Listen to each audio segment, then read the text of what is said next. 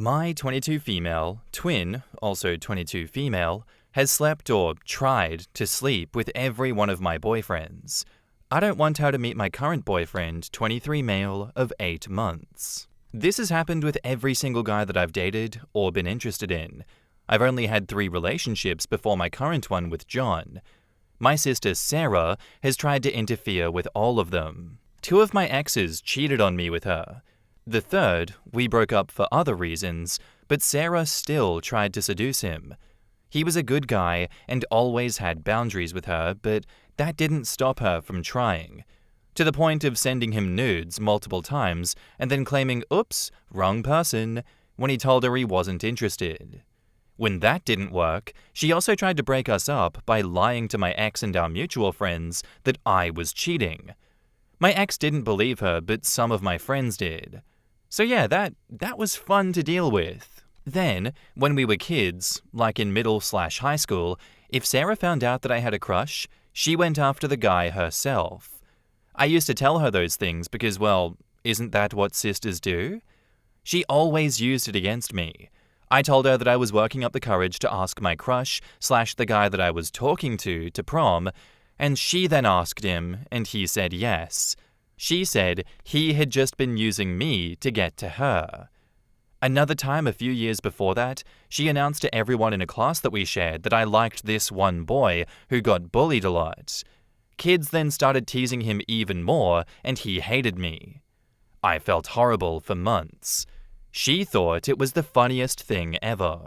She also once told a teacher whose class I was doing bad in that I was into him and was willing to do favors for better grades. That got reported, and I had to go through this whole counseling thing before it was finally cleared up. It was extremely embarrassing. My sister just blew it off as a prank. There's so many other situations like this. She either gets guys who are interested in me to sleep with her, or ruins my chances with them by making bullshit up to make me look bad. She's ruined some of my friendships lying about me too. She told my best friend in high school that I was gossiping meanly about her and went as far as faking text messages. I don't know if she even actually wants these people for herself.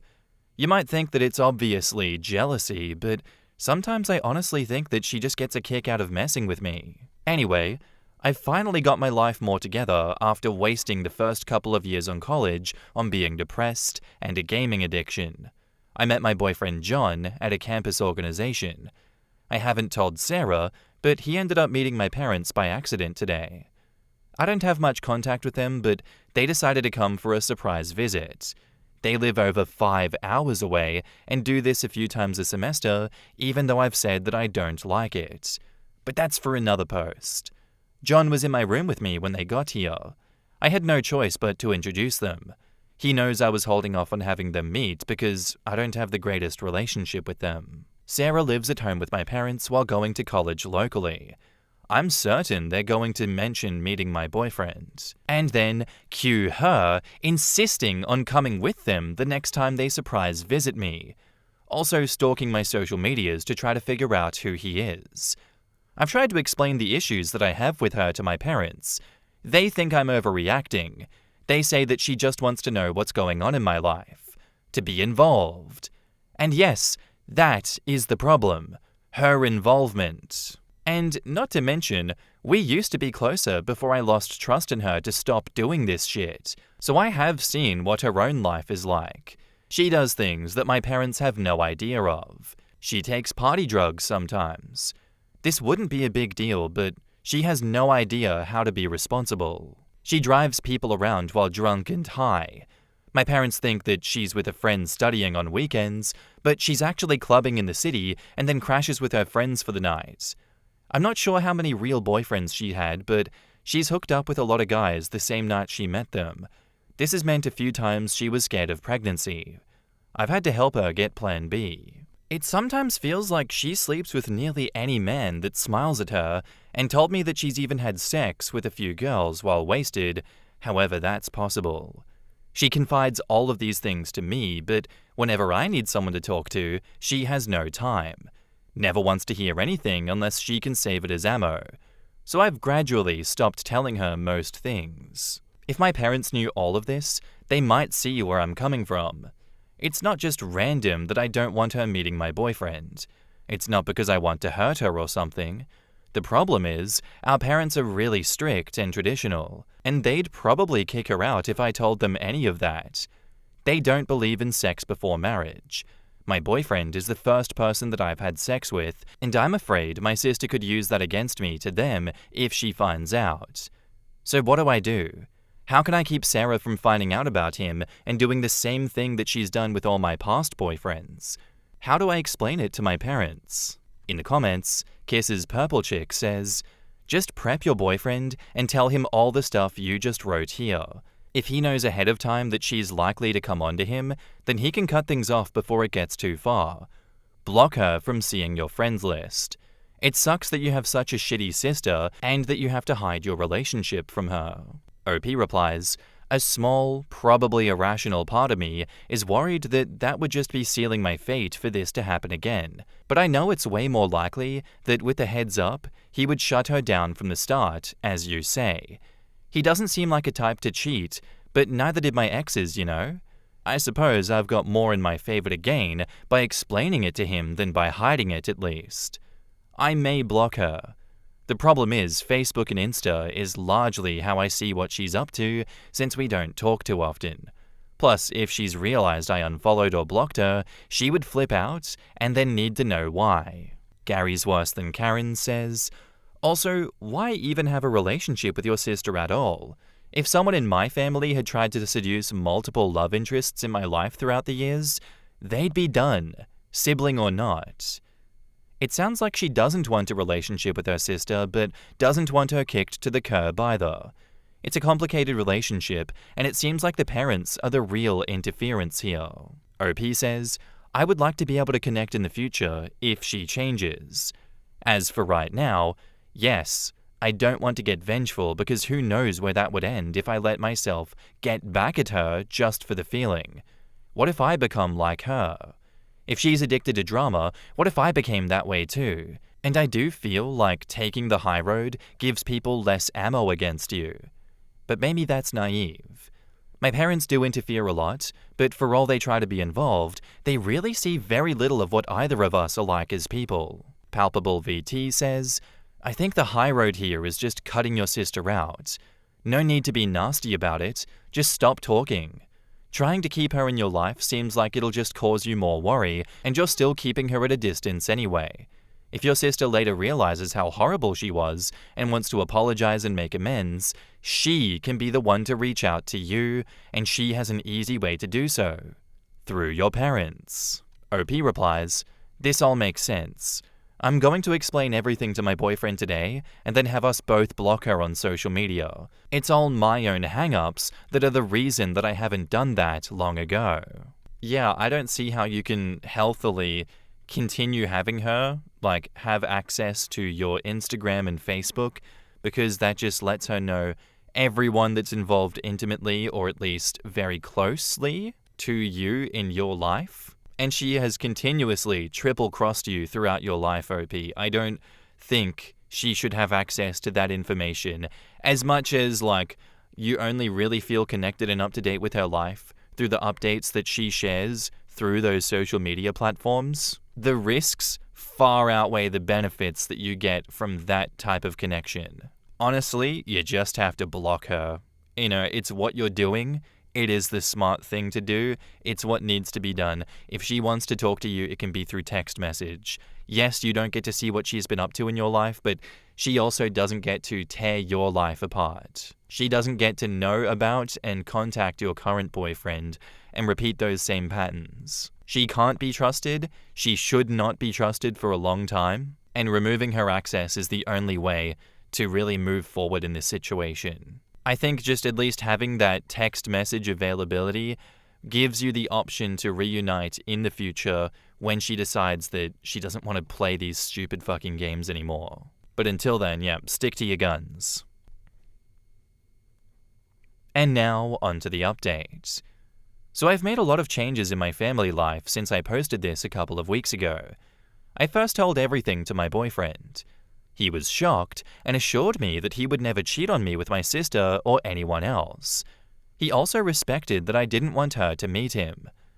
I decided to take the advice given and block her on social media. She immediately noticed, like within 10 minutes after I'd blocked her, and sent a text saying, "Did you block me on Instagram and Facebook?" So I didn't beat around the bush. I said yes because I didn't like how she's messed with my personal relationships. She tried to guilt trip me about how I hadn't told her about my boyfriend, which means that my parents must have told her about him like I knew they would. She exploded at me because according to her, she would never have tried to stalk him or anything. But I hadn't even gotten a chance to say that I was worried that she would do this. She said it first, so what does that say? I told her that I flat out didn't trust her to not try to take people from me. She called me a psycho and selfish, but whatever really. I can't reason with her. She just never sees the problem with anything that she has done. The way she thinks makes it like arguing with a young child almost. I blocked her number. I still feel kinda bad doing this because what if there was an emergency and she needed me, but we live hours apart. So I figure/hope that my parents would be who she contacted in that case. Then, as for me, I also got a call from my mum soon after I blocked my sister, who wanted to know what I was doing because she was upset. She'd already heard my sister's side, which was just that I'd blocked her out of nowhere, so I tried to tell her my side. I did not tell her my sister's personal business about drugs and having sex. Like I said in the first post, I'm not going to fall to petty revenge. I just want her to stop interfering in my life. So all I said was that in the past, she had been inappropriate with guys that I have dated and has spread rumors about me, and it made me unable to trust her. My mum then wanted to know what I meant by inappropriate. My parents are really conservative and don't believe in having sex before marriage. She also got my dad on the call at this point, and I told them that the details didn't matter. She kept trying to go back to this point, even wanting to know if I had been having premarital sex. It was really frustrating. I told them that the point I'm trying to make is that my sister has broken my trust. They began saying that I should forgive her because they care about our family and don't want to see us fighting. Well, I'm not exactly fighting. I'm simply not going to be in contact with her. To them, it's the same thing. Then they wanted me to come home for a weekend to discuss everything as a family. I said I wasn't going to do that. I had made my decision and have no time for a trip. They said they would come to me then. That brought up how they show up for random visits even when I've said that I don't like it. I told them I didn't want them doing that anymore, and if they did it again, I wouldn't let them in or talk with them. So they flipped out. That was fun. I got to hear all about how I'm constantly making problems and don't care about my family. I ended up having to block their numbers because they kept calling back, and blocking them on Facebook because they were sending messages going back and forth between begging to talk and accusing me of being a terrible daughter and sister. I don't know what the hell I'm going to do about them. They did threaten to stop paying for my college if I cut them out of my life. I unblocked them to say that I want to be in touch with them and do love them, but I can't do the unexpected visits or them prying into my personal life. I said if they stop doing that, then I'm happy to have a relationship with them. They had a million reasons why I'm in the wrong. I couldn't deal with it and re-blocked them yesterday. So I don't know what my tuition deal is going to be now. My boyfriend at least has been really supportive during this shift. He thinks my parents are way out of line and my sister is crazy. He's really helped me keep me as sane as I can be. Overall, I just feel really shitty. I wish any of them would ever listen to what I say, but if they won't, then what can I do besides put up with what you all pointed out was really controlling, or take more control back myself? It just sucks that it has to be so final, I guess. I wouldn't mind a middle ground like planning a visit with them once in a while, or talking with my sister about non-personal things, but they want way more than I do. In the comments, BG1952 says, I noticed they asked if you were having premarital relations and didn't focus at all on her doing inappropriate things with your boyfriends. Quite a leap. You did well to block your sister. She'll never stop trying to take things away from you as she's jealous that she's not the only daughter. OP says, well, they did, but the details of that wasn't really the point. I didn't want them to get sidetracked on a crusade about her having sex when my point was she's betrayed my trust. Then when I tried to redirect, they started asking about my own sex life. Their obsession with your sex life is gross. You're an adult, and it's none of their business. OP says, honestly, that's one reason I didn't want to straight up say that she's slept with them. If I give them one piece of information, then they'll want all of it. Sincerely? In addition to not saying anything personal to my sister the first time that she had cheated me, I would tell my parents all the dirty things about her when they confronted me about blocking her. Or at least she threatens that she was going to tell. Maybe it wouldn't even work, but there are times that they should say fuck it and screw up the lives of those that we don't like. Even more so if they like screwing up ours. I'm flabbergasted at what that girl has been willing to put up with. I love my brother, but if he tried to seduce my wife, I'd beat the shit out of him and then piss on him. Yeah, not to say that OP was a doormat in this situation, but her tolerance for everything that her sister had done to her throughout her life, and then continuing to protect her, it's interesting to see. I can see why she had done that. I don't particularly agree with her approach to this situation, though. If it were me in this situation, I would read her to filth to the parents, because why should I protect her in this case? What has she ever done to earn my goodwill? Maybe this is the slap in the face that she needs to become a better person. Or maybe that is the wrathful side of me, the side of me that wants revenge on others that do me wrong, speaking, and that is not the logical thing to do in this situation. Either way, the parents themselves don't care to actually hear OP out and listen to what she's saying. They're just like, what? Is she having premarital sex? It's like, no. Like, I don't want to talk about that. Can you just listen? She did me wrong. I don't like that she did me wrong. I'm not going to tell you how she did me wrong, but that's all this is about. And they're like, but what about you? Did you have premarital sex? It's actually like talking to a brick wall. And I haven't personally had to deal with a situation like this, so I don't know how frustrating that really is, but I like to consider myself an empath. And as an empath, that must suck. No, but like seriously. Big old rock and a hard place situation, this one. Because you can't just block them like you should. Because they will. It really does sound like they will cut off her tuition payments. So, I don't know the solution to this one, OP. Good luck going forward. I guess keep your sister blocked. Don't keep your parents blocked. Breadcrumb them and get your tuition sorted out. Then drop a truth nuke if you want to. Tough one. Very tough situation. Good luck.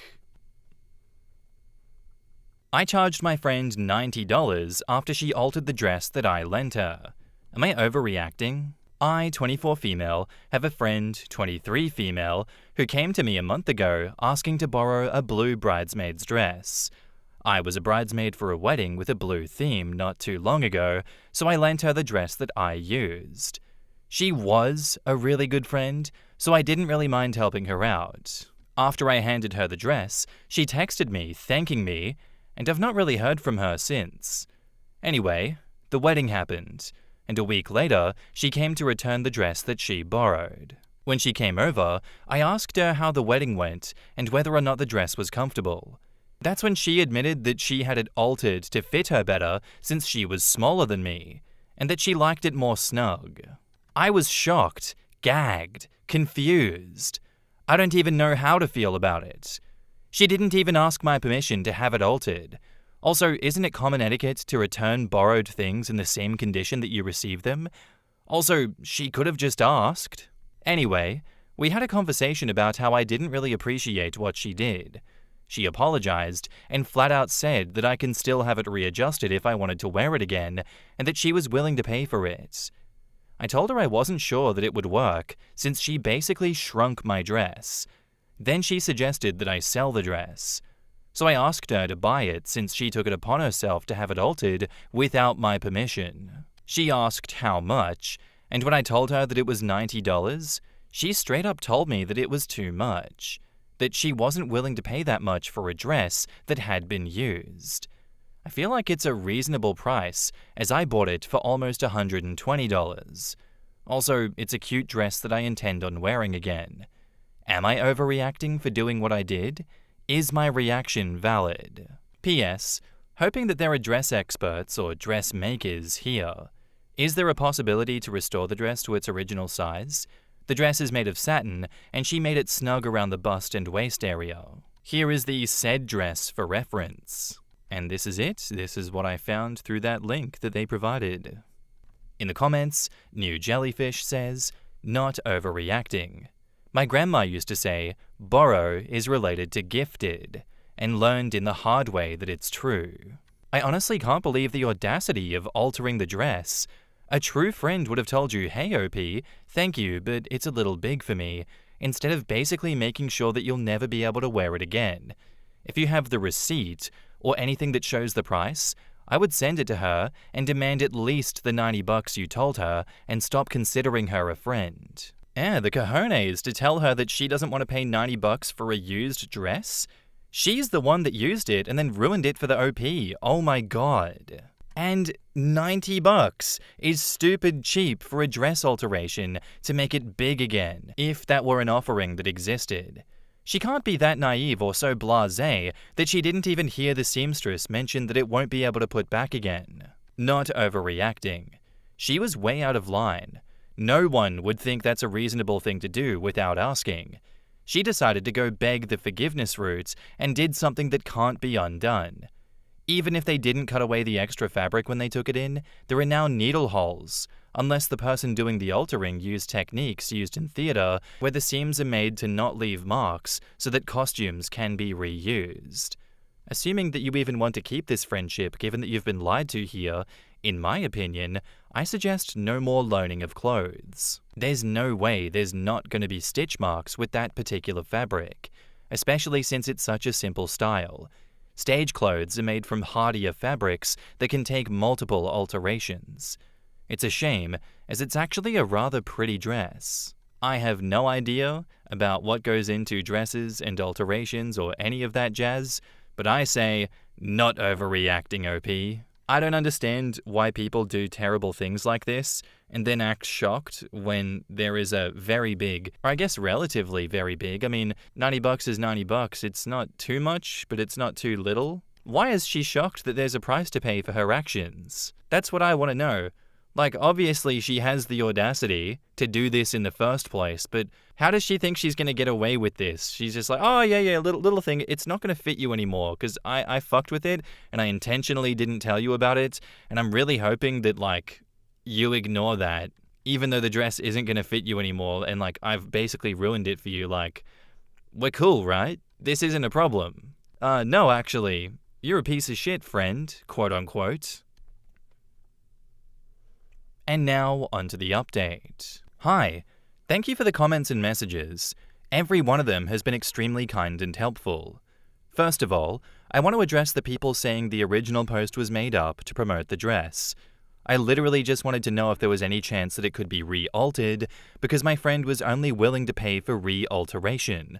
Promoting the dress would benefit me in no way whatsoever. Now, on that matter, I've spoken to dressmakers, tailors, dress experts, and they all said that the dress cannot be restored to its original size and form since it's made of satin.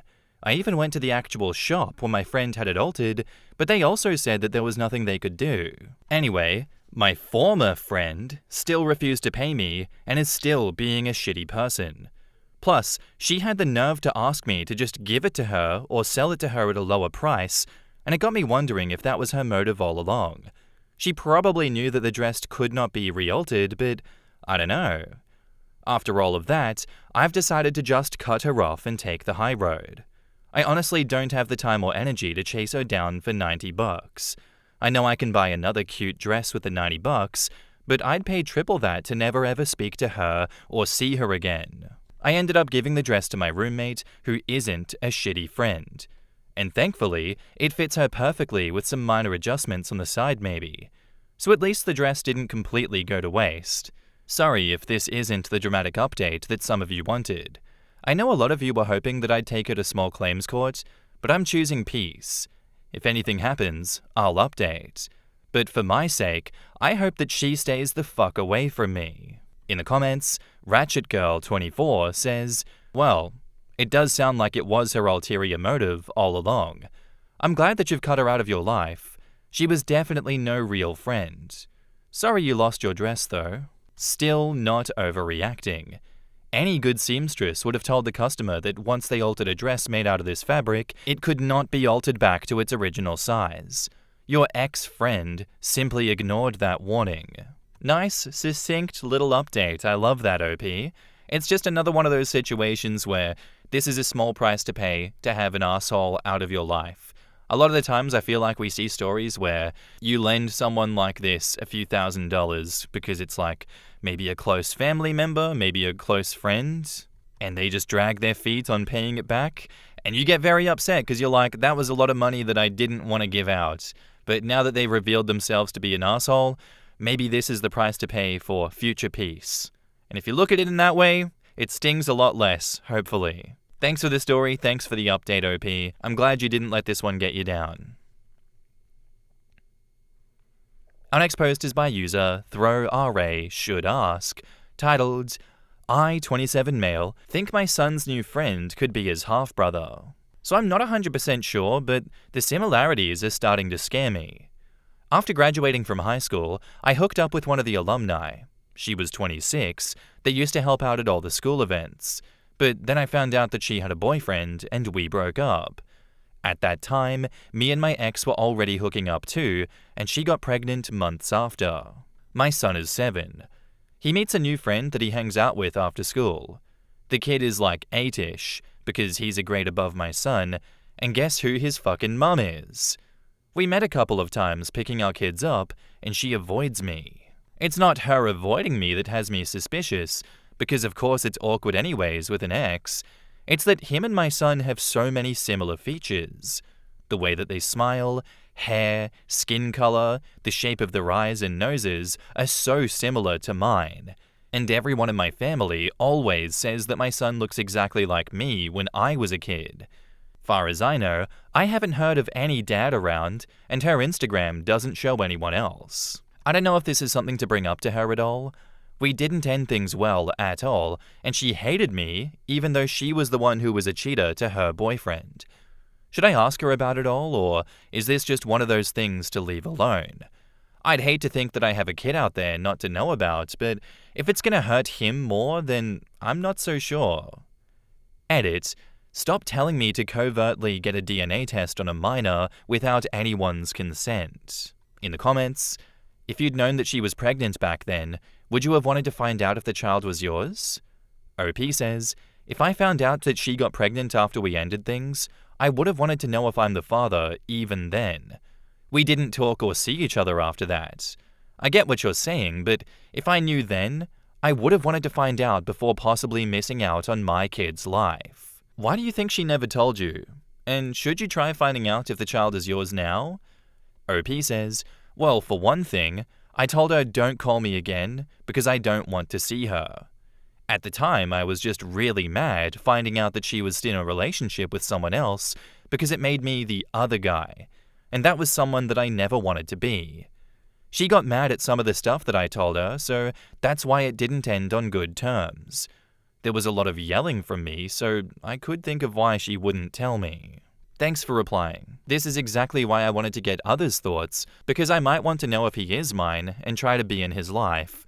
But this could bring a lot of changes for him and not in a good way. Are you prepared for the consequences if he is your son?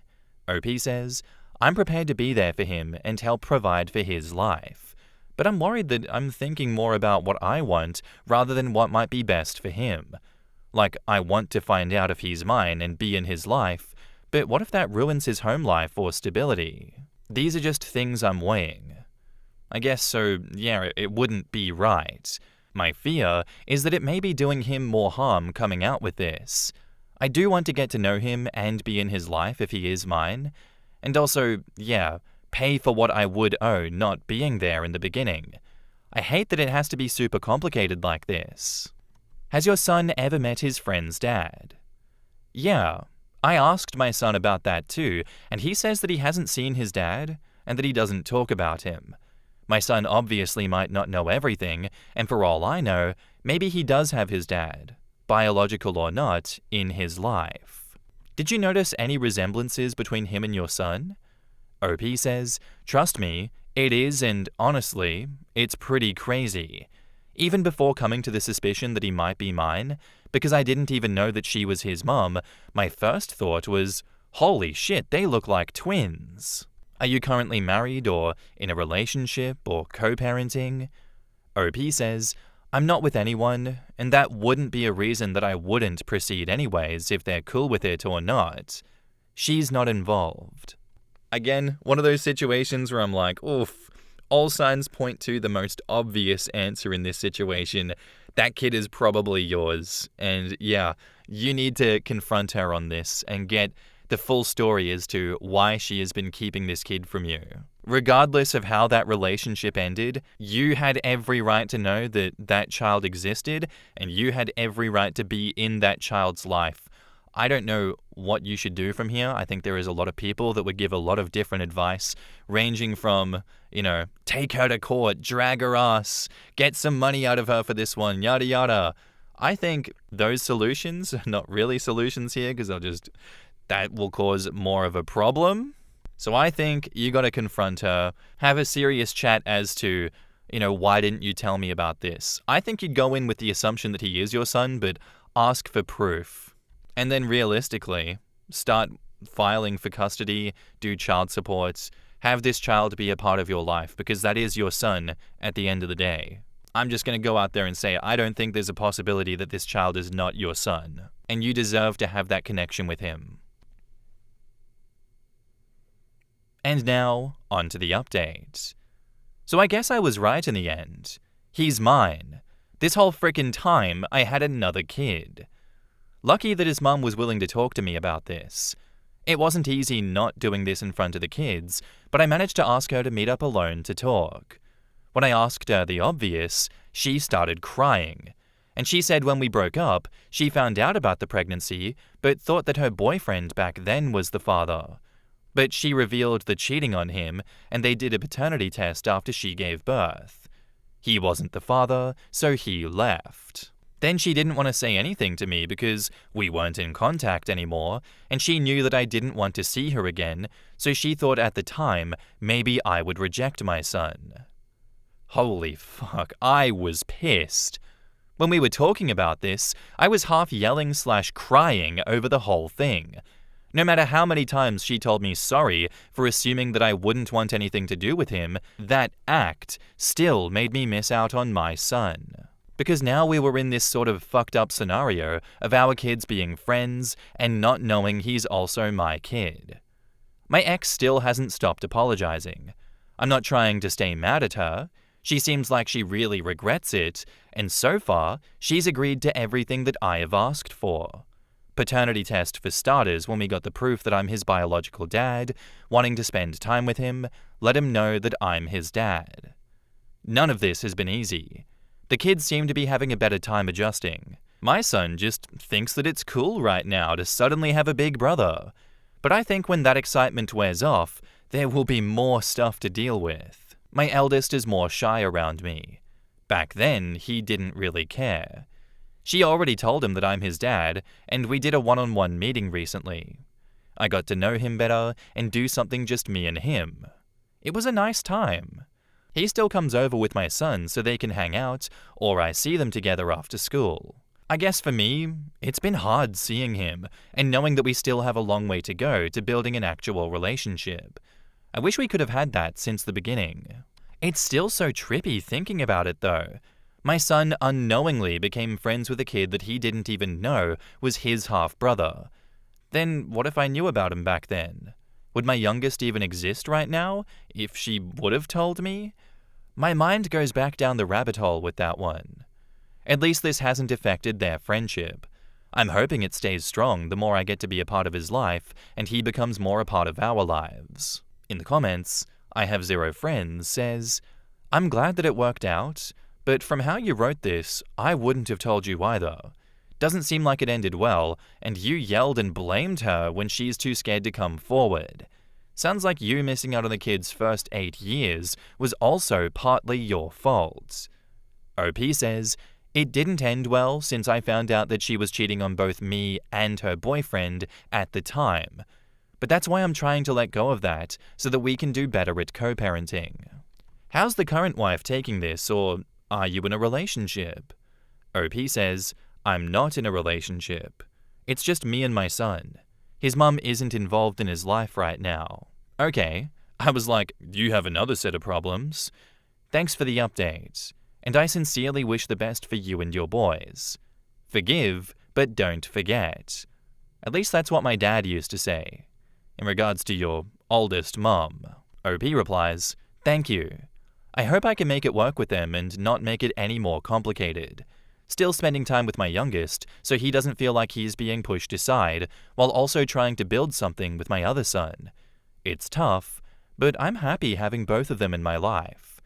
Not sure about forgive, but I'm trying to move past what she did for his sake. Well, it sounds like she knows that she made a selfish decision after plenty of other selfish choices. Hopefully now she is willing to co-parent. And OP says, I'm glad at least that she isn't making that an issue. Once I spend more time with him and we have a more established relationship, we plan to see a lawyer to find out about getting some type of custody with him. I just want him to know that his dad's not going anywhere. Wish I had listened says, wow, thanks for the update. Replace your regret with the joy of knowing that you have another son and his mother is not hostile towards you. You have some interesting waters to navigate. Wishing you the best. OP says, thanks. It'll be a ride for sure. I still need some time to process and try to move on from missing out on the beginning of his life. Soon, I know that we'll have our own memories, and that's the part that I'm looking forward to. Do feel joy knowing that I've got another kid. It's a feeling that I can't describe, but it just makes me smile. I've always had that mentality that every baby is a blessing, and in this case, I feel the same. That's awesome. One thing I would counsel, treat them exactly the same. It might be a really strong urge to try and make up for what was missed, but that will create a competitive dynamic between the boys. Just be a dad of two. OP says, I understand what you mean. And I don't want my son feeling like he's being replaced or suddenly he doesn't matter. We're trying to still have our own quality time. So yeah, I agree about treating them equally because I want them to still be close as brothers without any resentment. A 26-year-old who volunteered at her old high school started hooking up with a recent graduate after he turned 18. This was while she was in a relationship with another man. This lady made a lot of definite choices. I had no sympathy for her even without realizing that she's a teenage targeting creep. She made so many bad decisions, my god. Yeah, way too many people are focusing on the fact that OP yelled, and not enough on the fact that, when they first met, a 26-year-old who was volunteering as a mentor to her former high school groomed and preyed on an 18-year-old current high school student. This is pretty clear-cut. I'm a 26-year-old woman, coincidentally, and the idea of dating a high school student makes me want to throw up. I don't care that 18 is the legal age of a majority in the US. Someone my age preying on a teenager is fucking disgusting. OP's a victim of manipulation, and trying to paint his ex as the victim because he yelled at her is disingenuous and gross. Stop acting like men can't be abused. Anyone can be abused. I definitely skimmed over that part. I guess I didn't put two and two together because it's not something that happens here. In my experience, my high school did not have guys coming back in their mid-20s to mentor us. It was the grade 12s that were mentoring the rest of the school. That makes a whole lot more sense because I just assumed it was him at an appropriate age meeting her outside of school and the cheating happened. Oh my god. Yeah, she's a creep. I don't feel bad for her at all. Again, everything is me feeling bad for OP in this situation. So not only did she knowingly keep his child from him, she also groomed him. He preyed on a teenager. Yucky. We don't even know if he was 18 when this was happening. He could have been 17 or younger for all we know. That's just not good. How come OP is not making more of a deal of this? You know, he's kind of just burying that and not mentioning it at all. That's something that I would like to know from OP.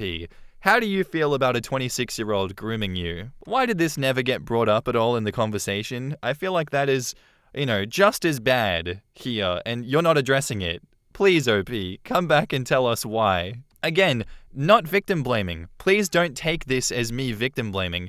I'm genuinely curious why OP didn't touch on that more and let us know his feelings about it. Because, you had me fooled this entire time that it wasn't a problem. Anyway, thanks for the story and thanks for the update, OP. Good luck in the future and I hope you get that custody agreement. My wife's ex-boyfriend is terminally ill and would like to use his Make-A-Wish to spend a day with her. I, 40 male, am torn on what to do. Hello Reddit. My wife, let's call her Susan, and I have been married for 8 years. I've known her even before we were together, during which she was dating someone named Ken, obviously not a real name. We were all part of a choral group in church. The three of us were actually quite good friends, and I genuinely thought Susan and Ken were going to get married and be together for a long time. It was a shock when Susan told me that they were no longer together. According to her, one day Ken just decided that he wanted to move interstate. When asked why, he didn't explain.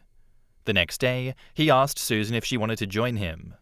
Confused, Susan said no since she thought that it was way too soon and she has work commitments. He then proceeded to break up with her, leaving Susan very depressed and confused. According to information from a friend several months after the breakup, Ken has planned this for a long time and that he was seeing someone else interstate. However, these were all allegations based on some texts, and until now, Susan never found out why he left or why he broke up with her. It was all very confusing. When asked by friends about why they were no longer together, she simply said, "I don't know. He just broke up with me because I don't want to move interstate with him." Years passed, and we all forgot about it. Susan started to open up to me more, and then we started dating, and the rest followed. Anyway, yesterday, Susan received a call from Ken's mum. She's a nice lady who semi-frequently watches our performances and volunteers during the Christmas Carol season. It was all very sudden because we only see her once or twice a year, and she has never called in the past. She told Susan that Ken is terminally ill and has been for the past couple months. He's in a local hospital interstate. The hospital has a mini Make-A-Wish foundation run by volunteers, and apparently Ken's request is to go to the national park for a picnic with her. It's all weird, right? I thought it was a bluff too, but it all seems legit. I talked to Ken's mum, and we both agreed that it is odd. Ken's mum said that Susan doesn't have to say yes, she's simply passing on what Ken said. The prognosis for Ken is grim, and we don't know how much time we have left. I suppose the sooner we decide, the better. Susan is obviously confused. She wants nothing to do with Ken after what he's done to her, and a lengthy period has passed since then. But she admitted that she would feel bad refusing his last wish, especially if his prognosis is that grim. She said, jokingly, "Well, you don't have to worry about me cheating. He's gonna die anyway." A bit dark, but I mean, she has a point. Personally, I'm torn too. I trust Susan, and I know that nothing romantic or anything will come from this if she chooses to see Ken, but why does he want to see her now? For closure? That's the only thing that I can think of. He will most likely have a hospital volunteer stick around when he goes to the outing, so it's not like he can do anything weird, but why her? Why not use his wish for something else? Reversing the situation, however, if I am terminally ill and obviously have an intention to meet someone, etc., and it gets rejected, I would be beyond depressed. I know how awful it must be for your last wish to be rejected. Am I looking too much into this? Should we honor his wish and let Susan spend the day with him, or should we just refuse it? Any input is appreciated. Edit, forgot to add that when going for the picnic, there will be a hospital volunteer tagging along to supervise Ken, so they won't be left alone. In the comments, Shihiki says, "Sounds like mortality has Ken reflecting on his life, and he wants a glimpse of what could have been, or revisit the mistakes that he has made. I imagine he's in a dark place and doesn't appreciate the burden that he's putting on the both of you. Be careful. The best case scenario is that he still holds a guilt for what he did to your wife and is seeking absolution. By contrast, he may be desperate to find any sort of legacy and hopes that his former love still holds a torch for him. That's just another incredible burden to put on someone and born of desperation. It's ultimately yours and your wife's choice to make, and it's a tough one, but perhaps a suitable compromise for all parties may be to exchange letters. If all Ken seeks is that absolution, then the letters may ultimately be enough. If he insists on a face-to-face meet following the letters, you may at least have a more informed view on his intentions to make a decision together. Best of luck. OP says, actually, I just raised the idea of a Skype call of some sort before the meeting. We are waiting to call his mom, and we'll raise this idea also. Who knows? Maybe all of this can be resolved via Skype instead. Shihiki replies, I would like to assume his best intentions, but it might be best for initial contact to be written so as to avoid an ambush. Emotions are likely super high on both sides, and it only takes a few words to leave a lasting mark. Throw it the fuck away says, you're going to get a lot of comments saying that you have absolutely no responsibility to this man. He made his bed, etc., etc., etc. Because Reddit has a hyper-individualistic slant and borders on parody at some times. But, on a purely emotional level, if I flat out denied a request like this, I probably wouldn't be able to look at myself in the mirror for a while, and it does look like a bit of that guilt is already starting to nag at your wife. The guy wasn't abusive, the trip is going to be supervised by medical professionals, and most importantly, your wife has stated that she no longer has feelings for him, so any potential emotional damage that he could do is limited. I honestly don't see the issue in going, and even if you don't want to do that, why not just give him a Skype call? None of us have any idea what he wants to say. This seems like it's going to help define this man's death, and at what cost to your wife? An awkward conversation? Small thing, that. I disagree with the, well, what can I get out of it approach to all the decision-making, but even if I did, the answer is clear. You get to avoid a potentially tremendous amount of guilt. The picnic seems like a bit much, but I would open up a line of communication. OP replies, thank you for your input.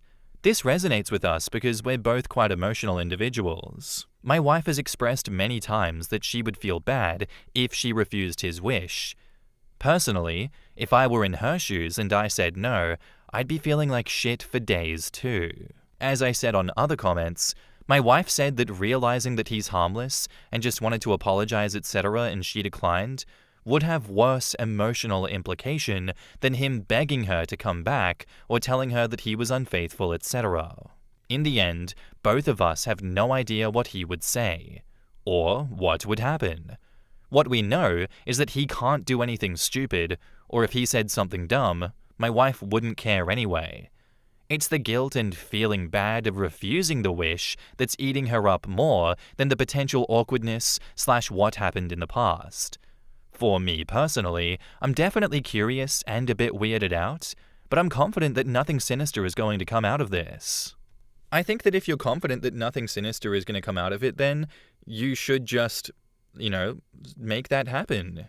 Maybe take it in baby steps, but rush it along a little bit because we don't know how much time he has left. It seems like putting it in writing first, and then a Skype call, and then the meeting to hash it all out if things go well. If he's not going to die before then, that seems like the best way to solve this one. We all know that Reddit has a hyper-individualistic slant when it comes to being you don't have to do shit because they don't owe you anything. You don't owe them anything. This, that, and the other. But if at the end of the day, you want to not have that guilt of saying no and not being crushed by this, then go ahead with it. I don't see the harm. Back up to the post, update 1. So my wife got a hold of Ken's mum, and we managed to ask more questions / clarifications. Thank you to those of you for your input on this one. Ken's mum only just heard about his plan to see Susan yesterday. No mention of it at all throughout his hospital stay. Ken's been reaching out to a lot of people recently, including his high school friends. She thinks that this could be a blanket attempt to reconcile with many people. When asked if she remembered anything, if Ken said anything in regards to the breakup with Susan actually asked this question herself. She said that she didn't even know both of them broke up until a couple of weeks after. An interesting thing she said is that Ken has always felt that there's nothing much for him to do in the state that he was originally from, the state that we are in, and that he wanted something different. He may have jumped the gun too quickly, landed a job too soon without consulting Susan, he didn't, and freaked when realizing Susan was not ready to move. Ken's mum thinks this is most likely the cause of the breakup, even though Ken never told her exactly why. They're not very close. Upon hearing this, Susan thinks that it makes sense. But she said what he did was still not very nice because he never told her that he was unhappy with their living arrangements at the time. Even though Ken did well in his new job, it was very stressful and he got into weed, alcohol, and heavy smoking. Those contribute to his current illness. It's been confirmed a medical volunteer will accompany him if he does choose to go outside hospital grounds. Since Ken is getting more unsteady on his feet, he will most likely be wheelchair-bound soon, according to her. When asked why meeting Susan in the park was his idea, Ken's mum simply had no idea. Ken is happy for me to accompany Susan to the park/venue, wherever it may be. He's also fine with us meeting in the hospital, but there's a strict 2-person-a-day visiting rule in place at the moment, so his mum may not be able to look after him if the both of us rock up at the same time. His mum would like to visit him daily to help with daily living and baths. Ken is reluctant with a Skype call or a phone call in general. Ken's mum stated that his speech is quite slurred at this stage, and he hasn't been eating and drinking much lately, so his mouth is dry most days, so it's uncomfortable for him to speak. Writing a letter is not something he can do these days due to him being drowsy from medications/sedated. Dictating would be hard too because, see point above. She's been helping him type emails to friends some days. There's a possibility of Ken to be transferred to his mum's home for his end of life if it gets to that stage. Ken's mum reiterates that Susan can decline the offer, and with everything going on in the world, she would understand if she can't make it. But she hopes that we would consider it for her son. With this update and the conversation with his mum, we are now more inclined to go instead of not going. Still would like some thoughts on what we may have missed, though I think it still covers everything now. We will be in regular contact with his mum until we know what's going on. Susan and I did a mini risk assessment, and we conclude that this is pretty harmless. She said she still feels apathetic towards him, but would still feel bad if she doesn't go to visit. So she would like to go with me, now that Ken and his mum said that it's okay for the both of us to go. Update 2. Thank you, Reddit, for all of your input. Susan and I just got back from doing shopping and chores, and we had some more time to talk about this. We actually reached out to a couple of friends in the choral group, and one of them actually knew Ken had been unwell. Just didn't know that he's that unwell. No one really talks about Ken in our group because Susan and I are still there. The fact that he's this unwell has been kept under wraps quite tightly. Susan said that it seems like she has the power to make Ken's end of life a bit easier, so she would like to visit him, along with me, and listen to what he has to say, if any, and that's the end of it. We don't know what the logistics will be / when this will happen, since obviously it would require a lot of planning from Ken's family as well, and himself, but I will post an update once we all meet him, since there seems to be a lot of interest in this. We've texted our choral group members to perhaps visit him together when the time is right and restrictions are lifted, and they were all keen to send him off with one last song, The Irish Blessing. We will be reading through the comments and replying the best we could. For those of you saying Make-A-Wish Foundation is for kids, we know this. This is the hospital's version of it, run completely by volunteers. It's only available in their end-of-life care facilities. I'm sure there's a proper name for this, and Ken's mum said Make-A-Wish because it explains what they do simply. Why at the park? No clue. But Ken must have said that to the organizer with his mum, and she simply relayed it. With him being that sick, I'm sure he didn't really care so much about location, as signified by his willingness for a change of venue and for me to join in too. And why did we decide to post this on Reddit? Well, because it's simply a very, very weird occurrence. It was a joke, actually.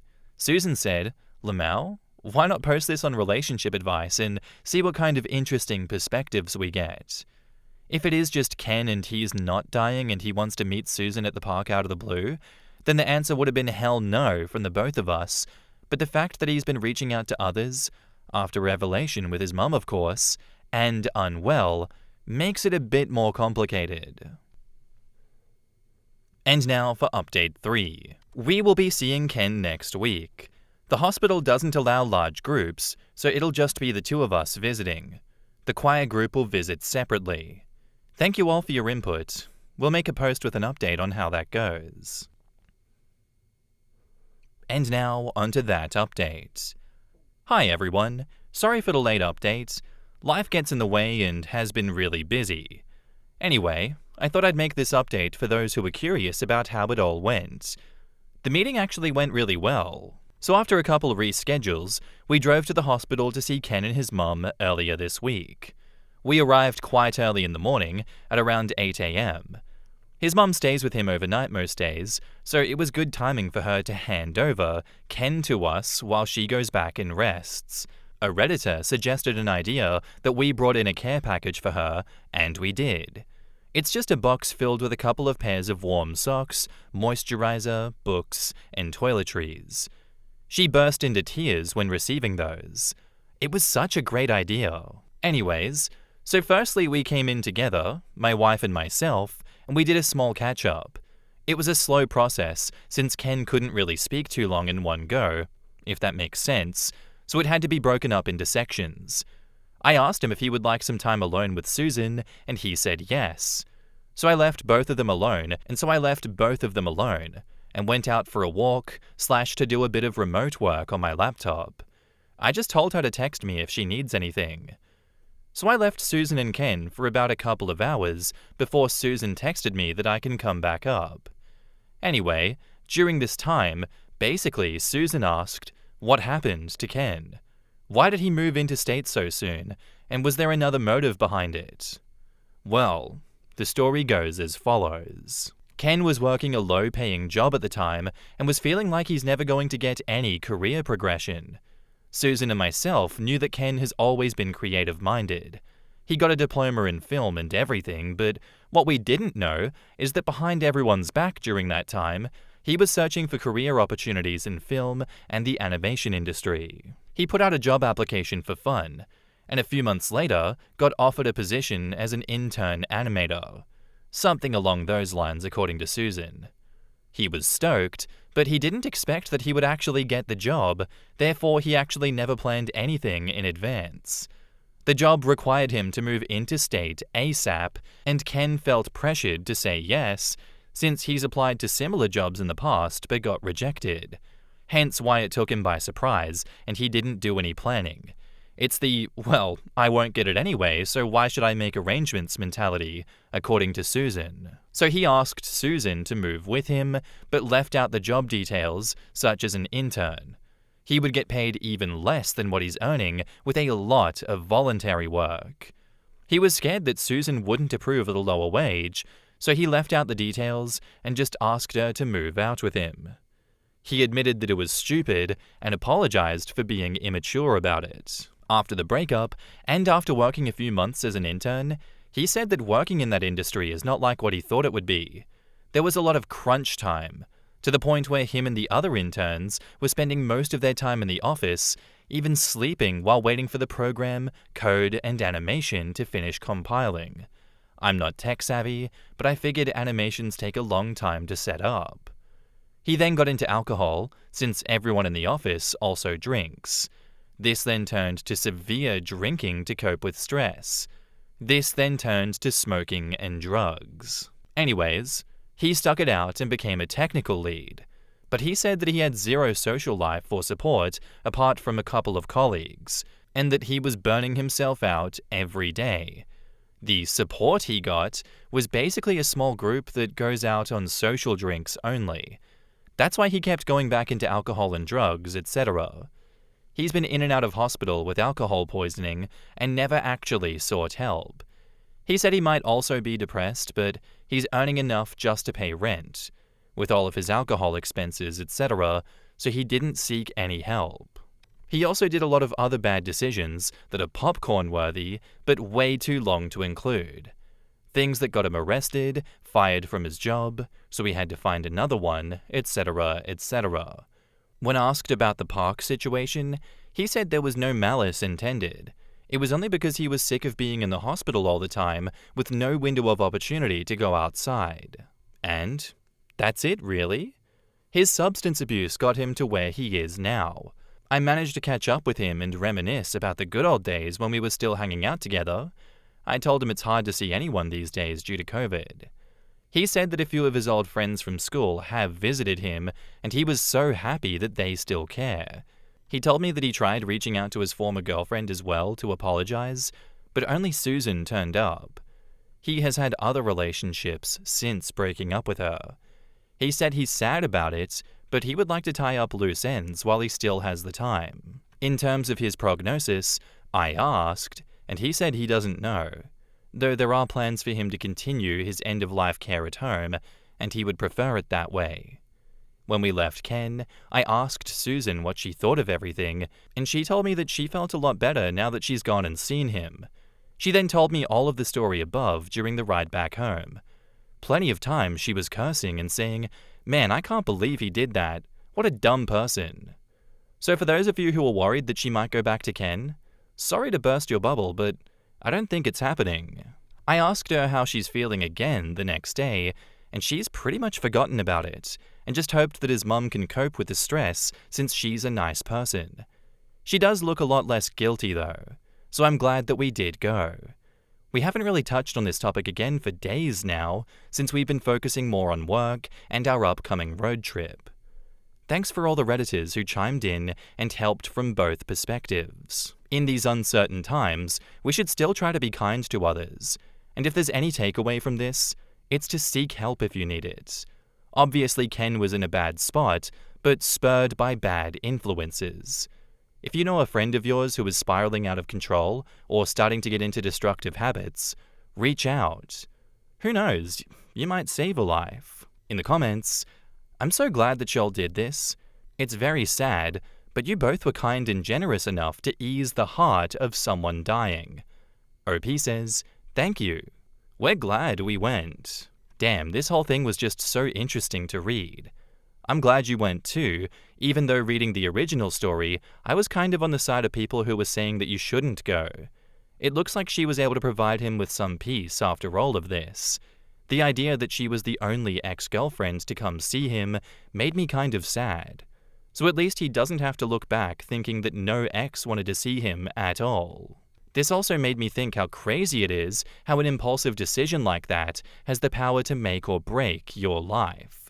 Like, there are probably plenty of people out there who would just say, "So it all started when I took this job, dropped everything and moved out here, and it was the best decision I ever made." But in Ken's story, it's literally the worst decision that he could have made. It reminds me how fickle life can be.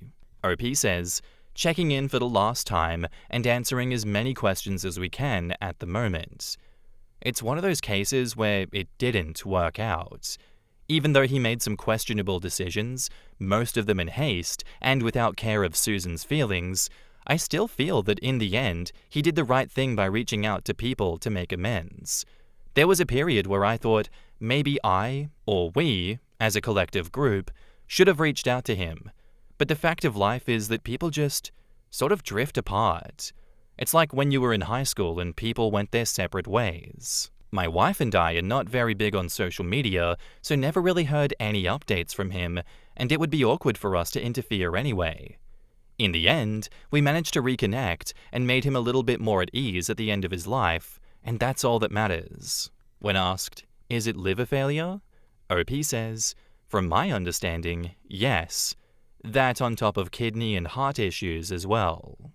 Oh well, I guess that's the end of the story for that one. As much as it sucks for Ken, I mean, those were choices that he made. He could have chosen to make other choices, but I guess he was following his dream and it didn't turn out the way that he expected it to go. I feel bad for Ken. I truly do. But, he had every opportunity to leave that life, come back to his home state, and start again without all of that. Without all the addiction, without all the drugs, without all the smoking. And I can only feel so bad for him here. It's not exactly like this came out of nowhere. And that's not to say that I have no empathy for him at all. I do feel bad for him. I truly do. But I can also see that there had to be a tipping point in which you realize, oh shit, life sucks. It's not going to get any better. I have options. I can escape this and start again, but he chose not to do that. So in that regard, there's also only so much empathy that I can extend to someone who chose to crash course their life to this point. And if other exes also don't want to reach out to you and, see you at the end of your life, that kind of maybe holds a mirror up to how you have treated other people throughout your life, Ken. So much so that, OP and OP's wife were very much not comfortable with coming until a bunch more information was put out there. It sucks that a lot of these revelations come at the end of your life, but hey, maybe that's telling us to do some introspection on our own lives before we get to that point so that, this doesn't happen. Those are just my thoughts on the situation. I'm glad that OP did actually go through with it and at least get to give Ken some peace of mind before his passing. Thank you for the story and thank you for the update. Am I the asshole here for refusing to break up with my white girlfriend after my mother and sister demanded it? I, 20 male, introduced my girlfriend, 19 female, to my Arab family last week, and it was a disaster. For context, I've never had a great relationship with my mum or sister, 24 female. My mum is a girl mum who treats my sister like her best friend, while I was always treated like a burden. Growing up, my sister and her friends bullied me until I hit a growth spurt. My mum treated my sister's boyfriend better than she ever treated me. She once told one of them that he was better than me and wished I could be more like him. My sister almost exclusively dated white guys in college, and my mum actively encouraged it.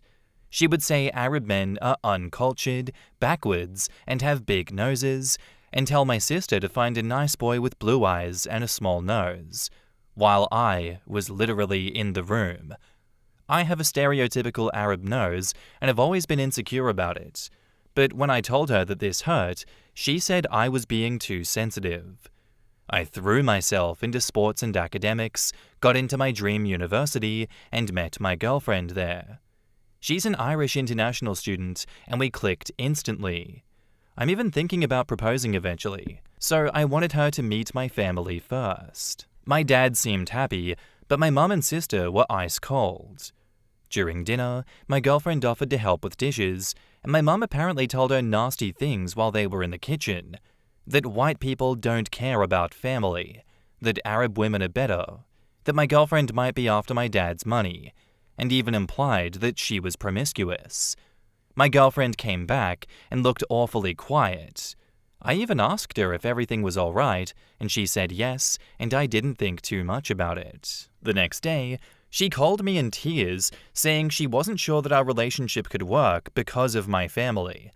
When I confronted my mum, she said that I need to consider the family's opinions and settle down with a nice Arab woman. When I protested, my sister started crying and yelling that I was hurting her feelings because Arab men hate their own kind. And now her little brother is no different. They both cornered me, demanding I break up with my girlfriend. My dad tried to help, but once my sister turned on the waterworks, he went to console her instead. I refused to end things with my girlfriend over this hypocrisy, but now my family is furious with me. Am I the asshole here? In the comments, not the asshole. And you can consider, then reject your family's, read your mum's, opinion on the grounds that she is openly racist. OP says, thank you. I am utterly confused here because this is the same woman who used to encourage my sister to only date white guys, and I even thought that in some fucked up racist way that she would be happy that I found a white girl. I don't even know why she's upset. My Mind Spoken says, Don't even worry about it. If you love your girlfriend enough to propose, then do it. I'm sure your sister and mother are just upset that you're about to have the life that your sister was supposed to get. I'll be shocked if you tell me that she had a boyfriend right now. OP says, she probably does, but again, I've been away at uni and I'm not up to speed with everything in her life. She's the type of girl who always had a guy around, so she probably does. Glad Violinist says, it's because your mum is insecure of herself and feels beneath white women. OP says, well, I've never actually considered that.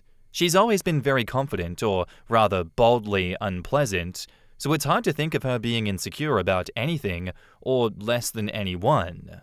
Stick with your girl, OP. She sounds great. Don't listen to your mum and sister. I see a double standard from your mum. Your sister is allowed to date white men, but you're not allowed to date white women. Not the arsehole. OP says, I will, but the double standard doesn't even make any sense to me. My girlfriend was hoping to have a great relationship with them, and it's such a shame that they won't let themselves find out what an amazing woman she is. Well, in that case, you don't need your family, OP. It sounds like you're pretty self-sufficient as you are. If this is the woman that you want to marry, you should be more than happy to cut your family off, because they are never going to be accepting of her. You know it, I know it, Reddit knows it. Just pull the plug. Just put them in timeout, and don't let them ever be close to you again. I mean, it is a pretty brutal thing to ask of you, of course, but if you were to look back on your deathbed and, you had listened to them and done what they had asked of you, would you not regret doing that? Would that not be a burning regret in the depths of your soul that you allowed their open racism, open double standards to cloud your judgment and force you into losing the love of your life? I'd regret that. I wouldn't let that happen personally. You're better off without them. So I hope you put yourself first and you put up boundaries, at least boundaries, between you, your girlfriend, and the rest of your family. And now, onto the update. Hey everyone, thanks for all the support on my original post. I wanted to give you all an update. After my showdown with my mum and sister, they still refused to back down. The whole house felt very ominous. There were attempts to guilt trip me, claims that she's manipulated me and has me wrapped around her finger, the usual BS. My dad finally did step up though. He told them to drop the issue and to not bother me about it since I won't be home for long and will soon go back to uni.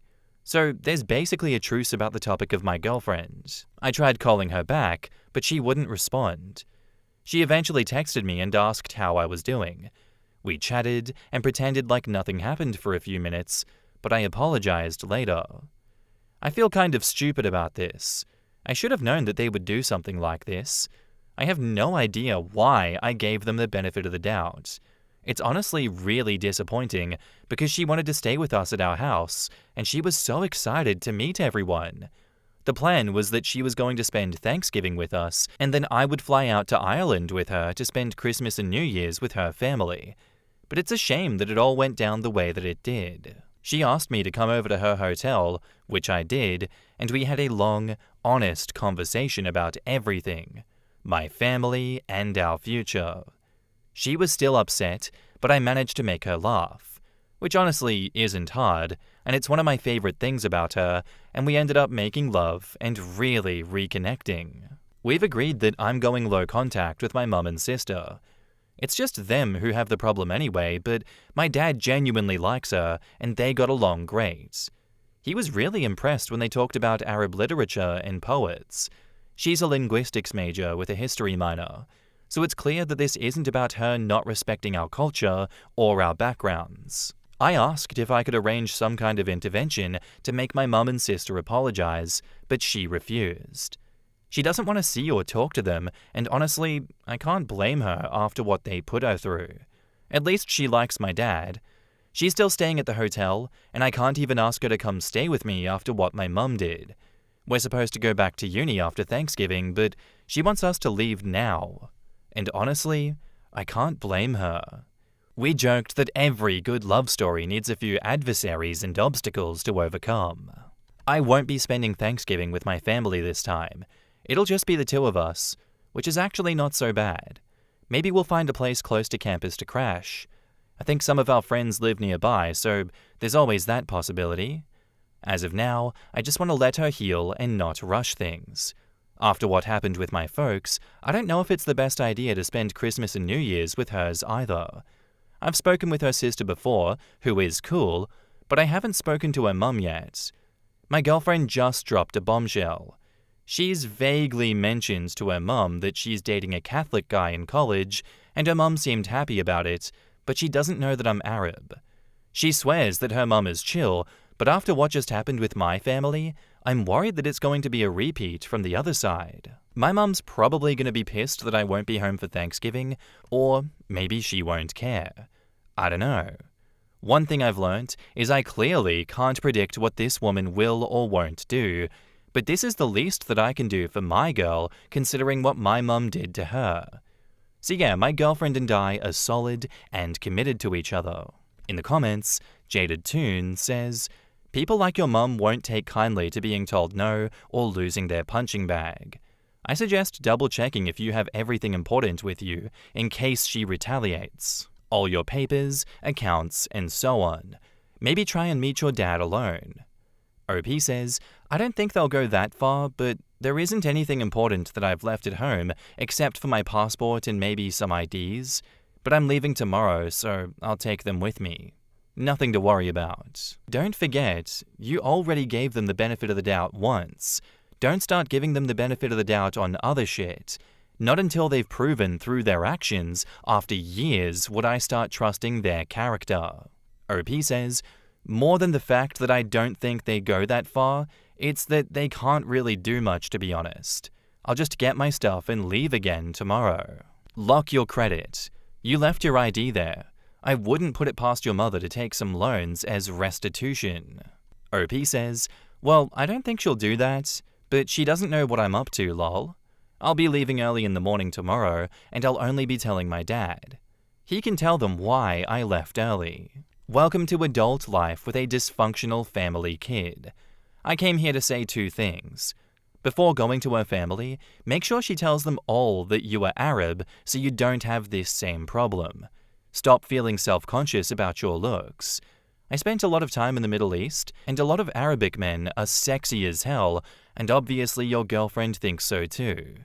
Good luck." OP says, "Well, her sister knows that I'm Arab. I don't think I'm ugly or anything, like, I get compliments all the time, and I've done well dating-wise. I'm tall, 6'5", and I'm pretty athletic. So I'm aware that I'm at least moderately attractive, but again, when you're a kid and your mum's telling your sister to find guys with blue eyes and small noses, it's just hard not to take it personally.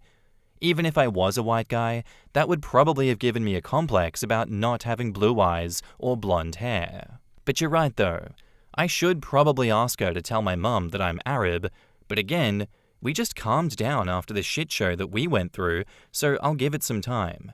Maybe a week or so before I bring this up again. I'm not so sure if I have that much time.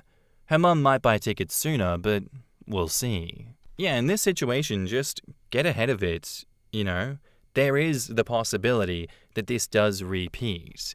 I don't think it will happen. I think the chances are low personally, and it's not worth worrying about.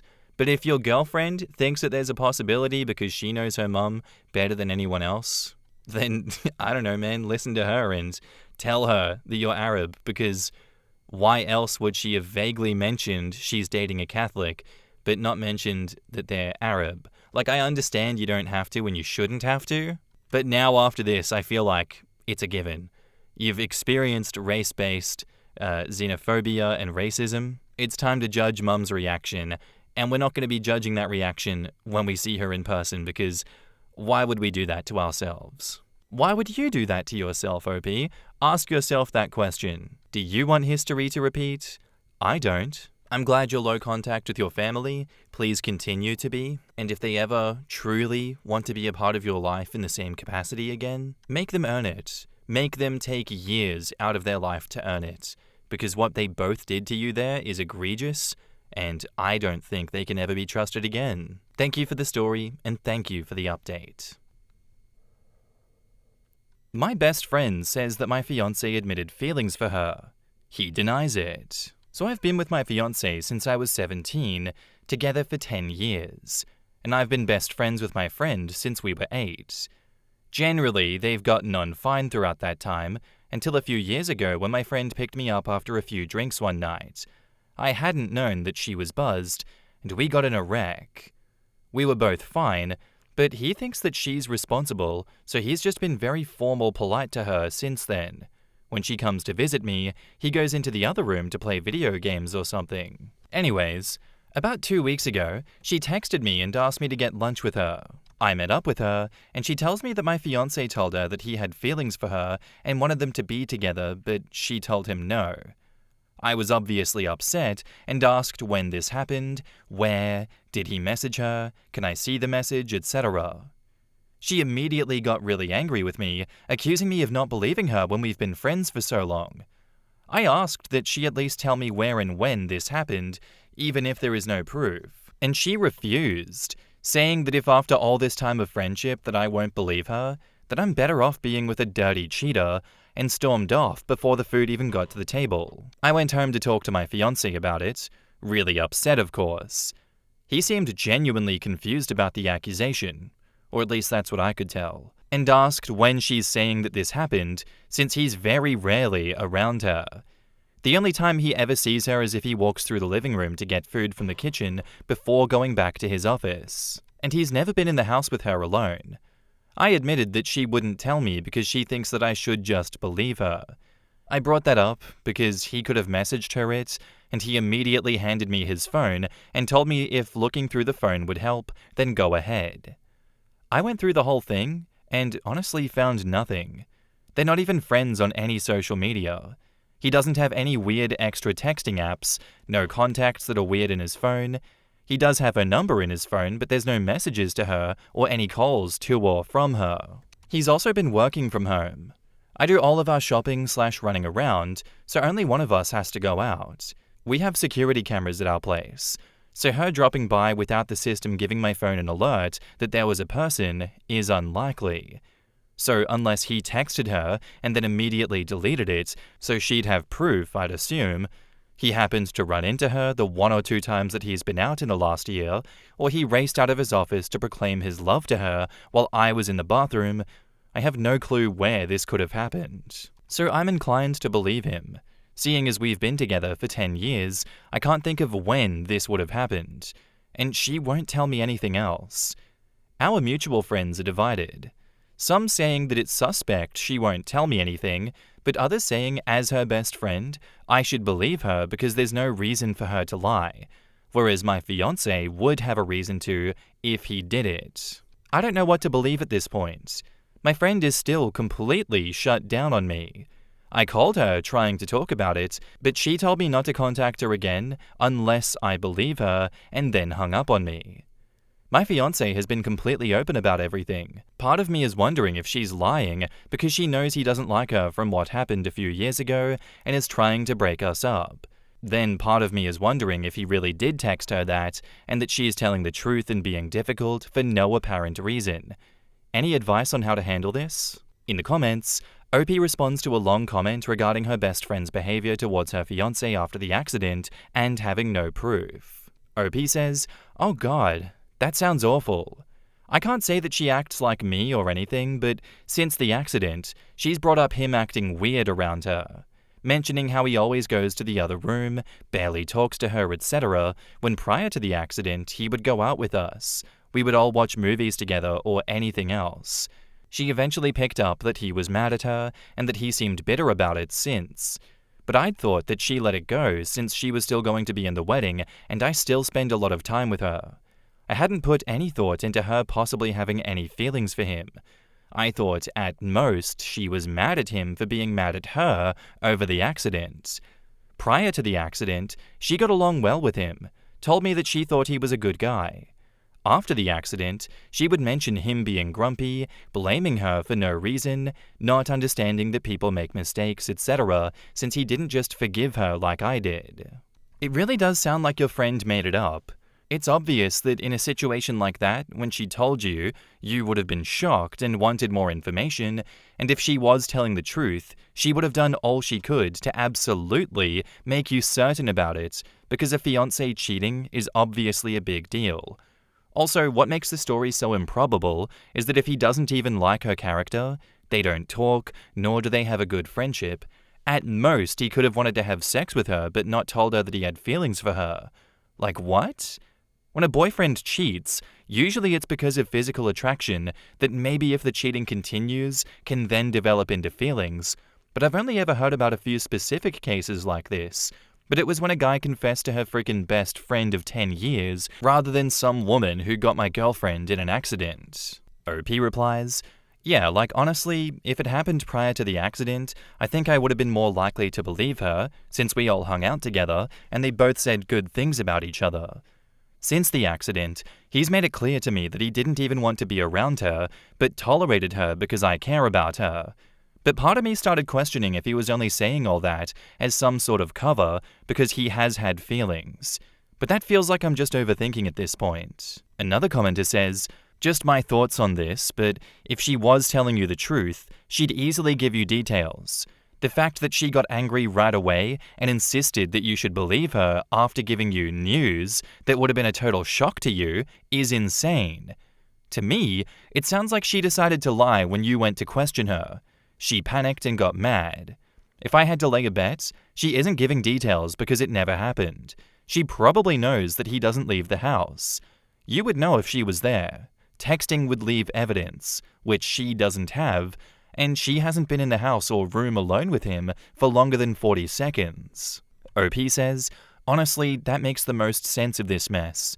I don't know why she would lie, really. Whether it's she had feelings for him that I never knew about, or is just mad at him for being mad at her, but I guess the reason why doesn't matter in how I should handle this.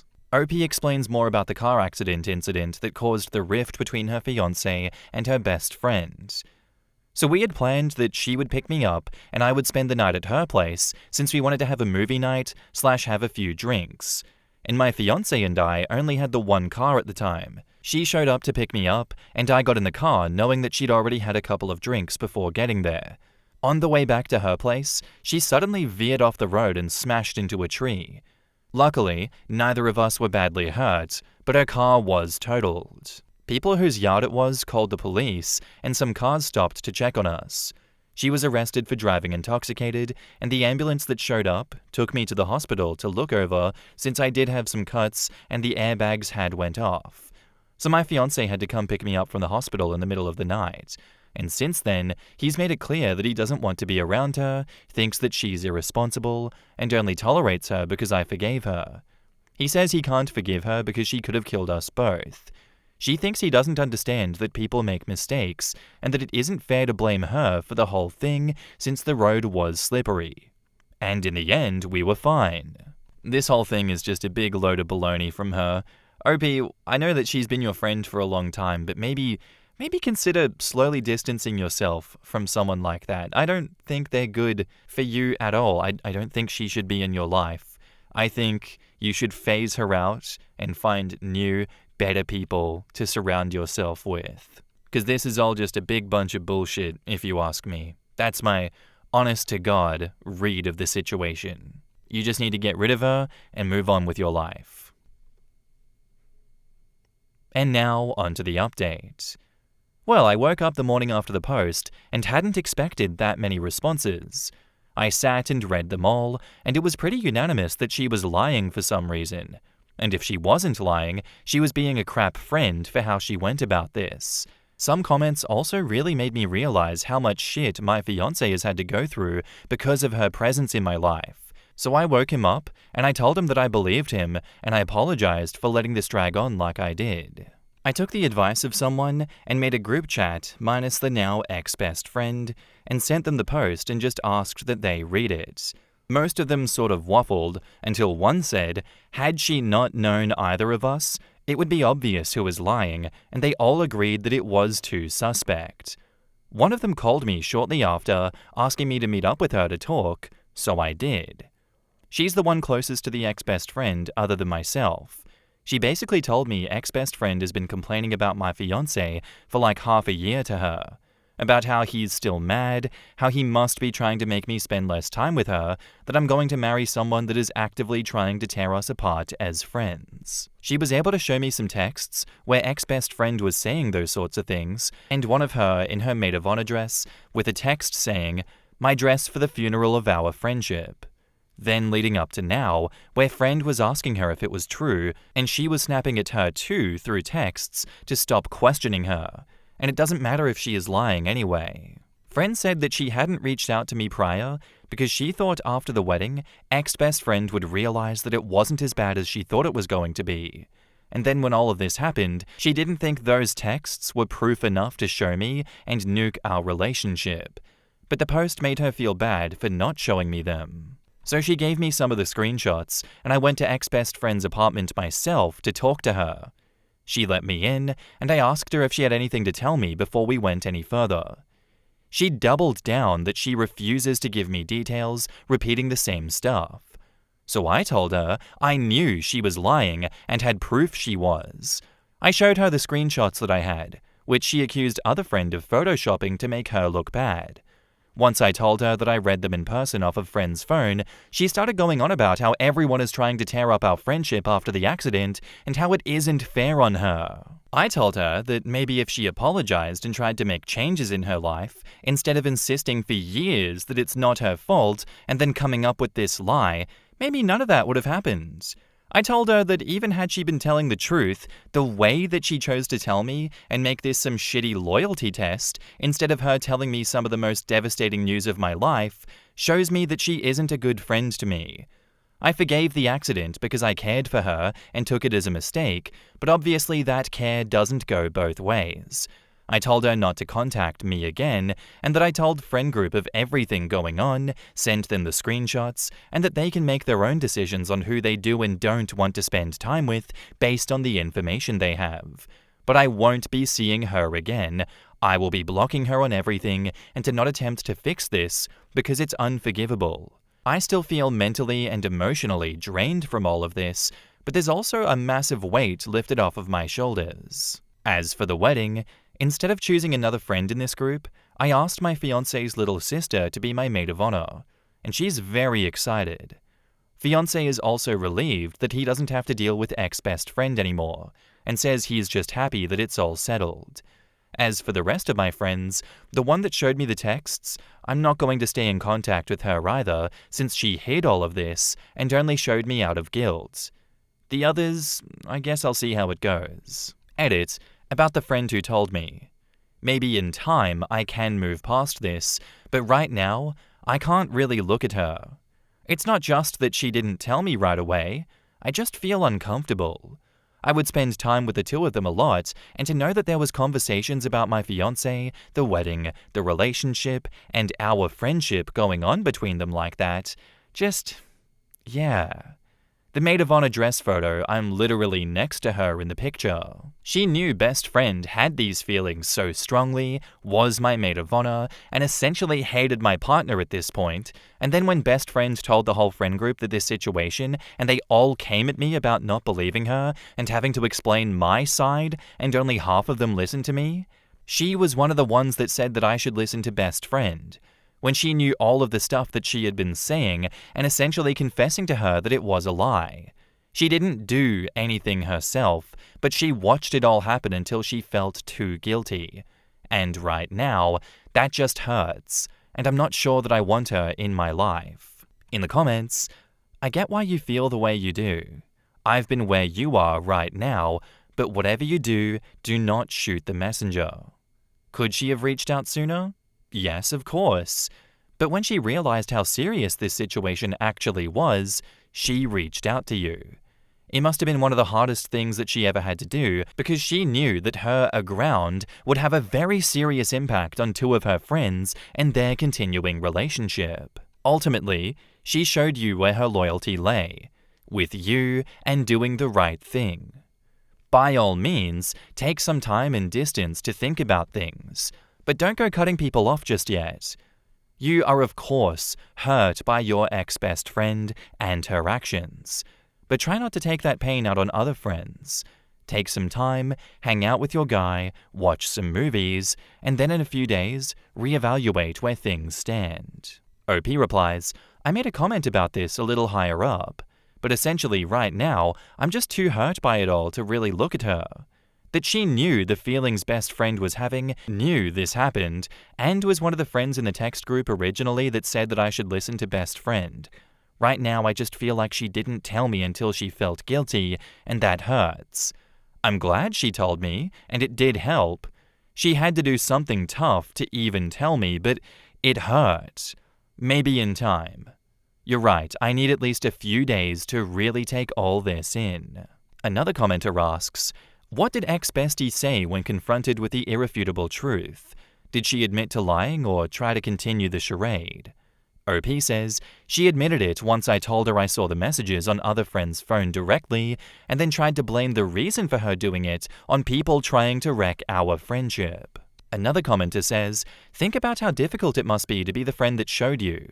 I mean, it happens often that doing the right thing can backfire, and it's a tough decision to make to end a friendship. Tough situation, I get it, but at the end of the day, she should have told you much earlier. I don't blame you for wanting to put distance between yourself and that friend, because what she did caused a lot of heartache by her inaction. She had the ability to cut this off way sooner. If she had a backbone, if she had a spine, she would have told you as soon as this quote-unquote best friend of yours started running her mouth like that. Definitely cut that ex-best friend out of your life completely and go very low contact with this messenger.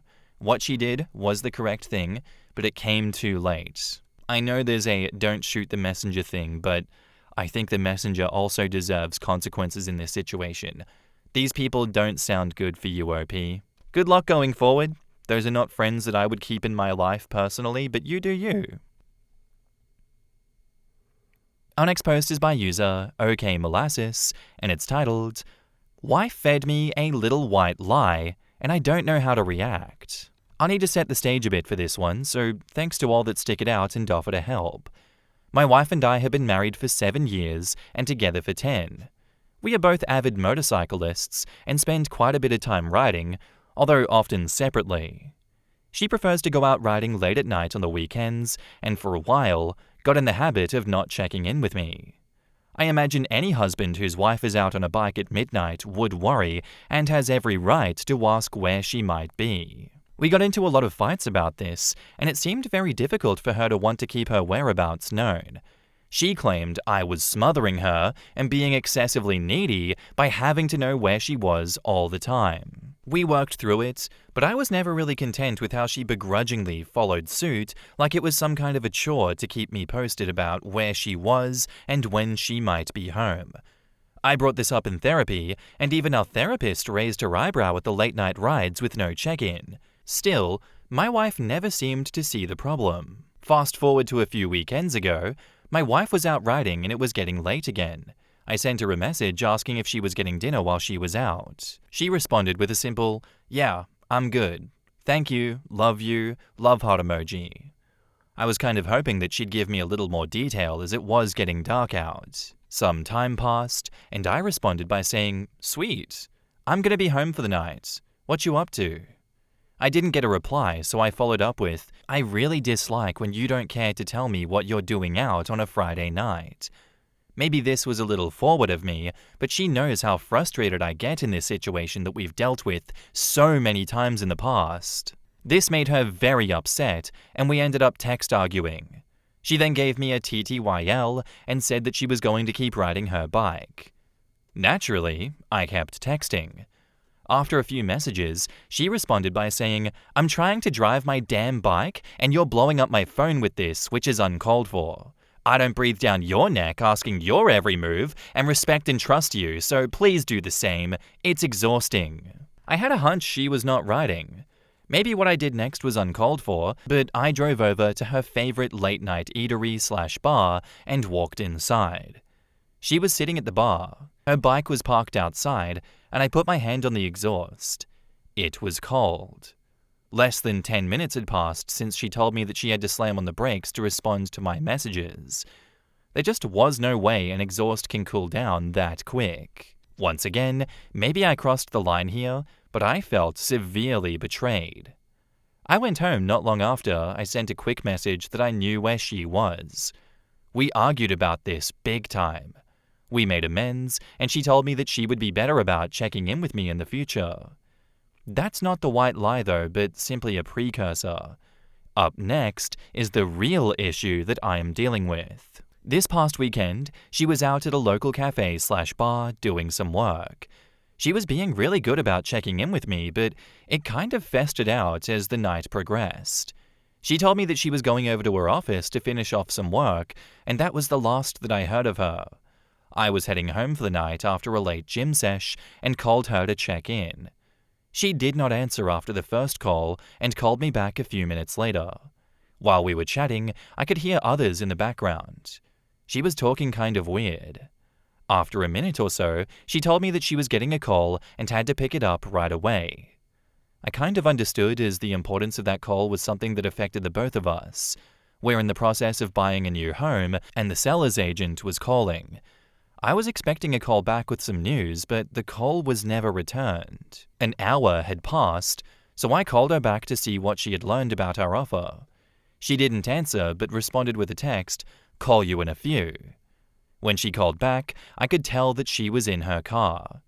She started telling me about all the stuff she had learned and how long of a conversation it was. How she also called our lender to check some numbers. It really didn't add up, and I was sensing some plot holes. I asked, "Where were you when I called?" She said, "Well, I'm driving now. I pulled over to talk to the seller's agent." I said, "If you pulled over to talk to him, why could I hear people in the background when I called you?" She didn't have an answer, and I let it slide. It felt so off. When I saw her later that night, I told her that I just want to be able to feel like she can tell me the truth. I was hoping that she would come clean, but it never happened. Now to today. I checked our phone records because I just couldn't shake the events that evening. Not at all to my surprise, she had lied to me. After my call to her, there were no other calls. She had pretended that someone was calling to get off the phone with me. When I confronted her, she said that she was hanging out with friends and just wanted to enjoy herself, and it was easier to just lie so that she wouldn't have to face my reaction. I was so hurt at this lie. She's not great with apologies and slapped together an "I'm sorry I lied to you." The problem I face is that there is always a follow-up. She told me that she feels the need to lie because I'm insecure. I also need to trust her more, and it always feels like I never give her room to breathe. I need to work on myself more and be more confident and trusting. It all seemed like justifying her lie. Like somehow it was my fault. It was not a great conversation, and neither of us was getting any point across. All I know is that I feel betrayed yet again, and I don't know how I can trust her. I also feel terrible that she couldn't simply admit that she was wrong and follow up by making it about my insecurities. Am I wrong here? I genuinely don't know what to do. We haven't talked since, and I could use some advice.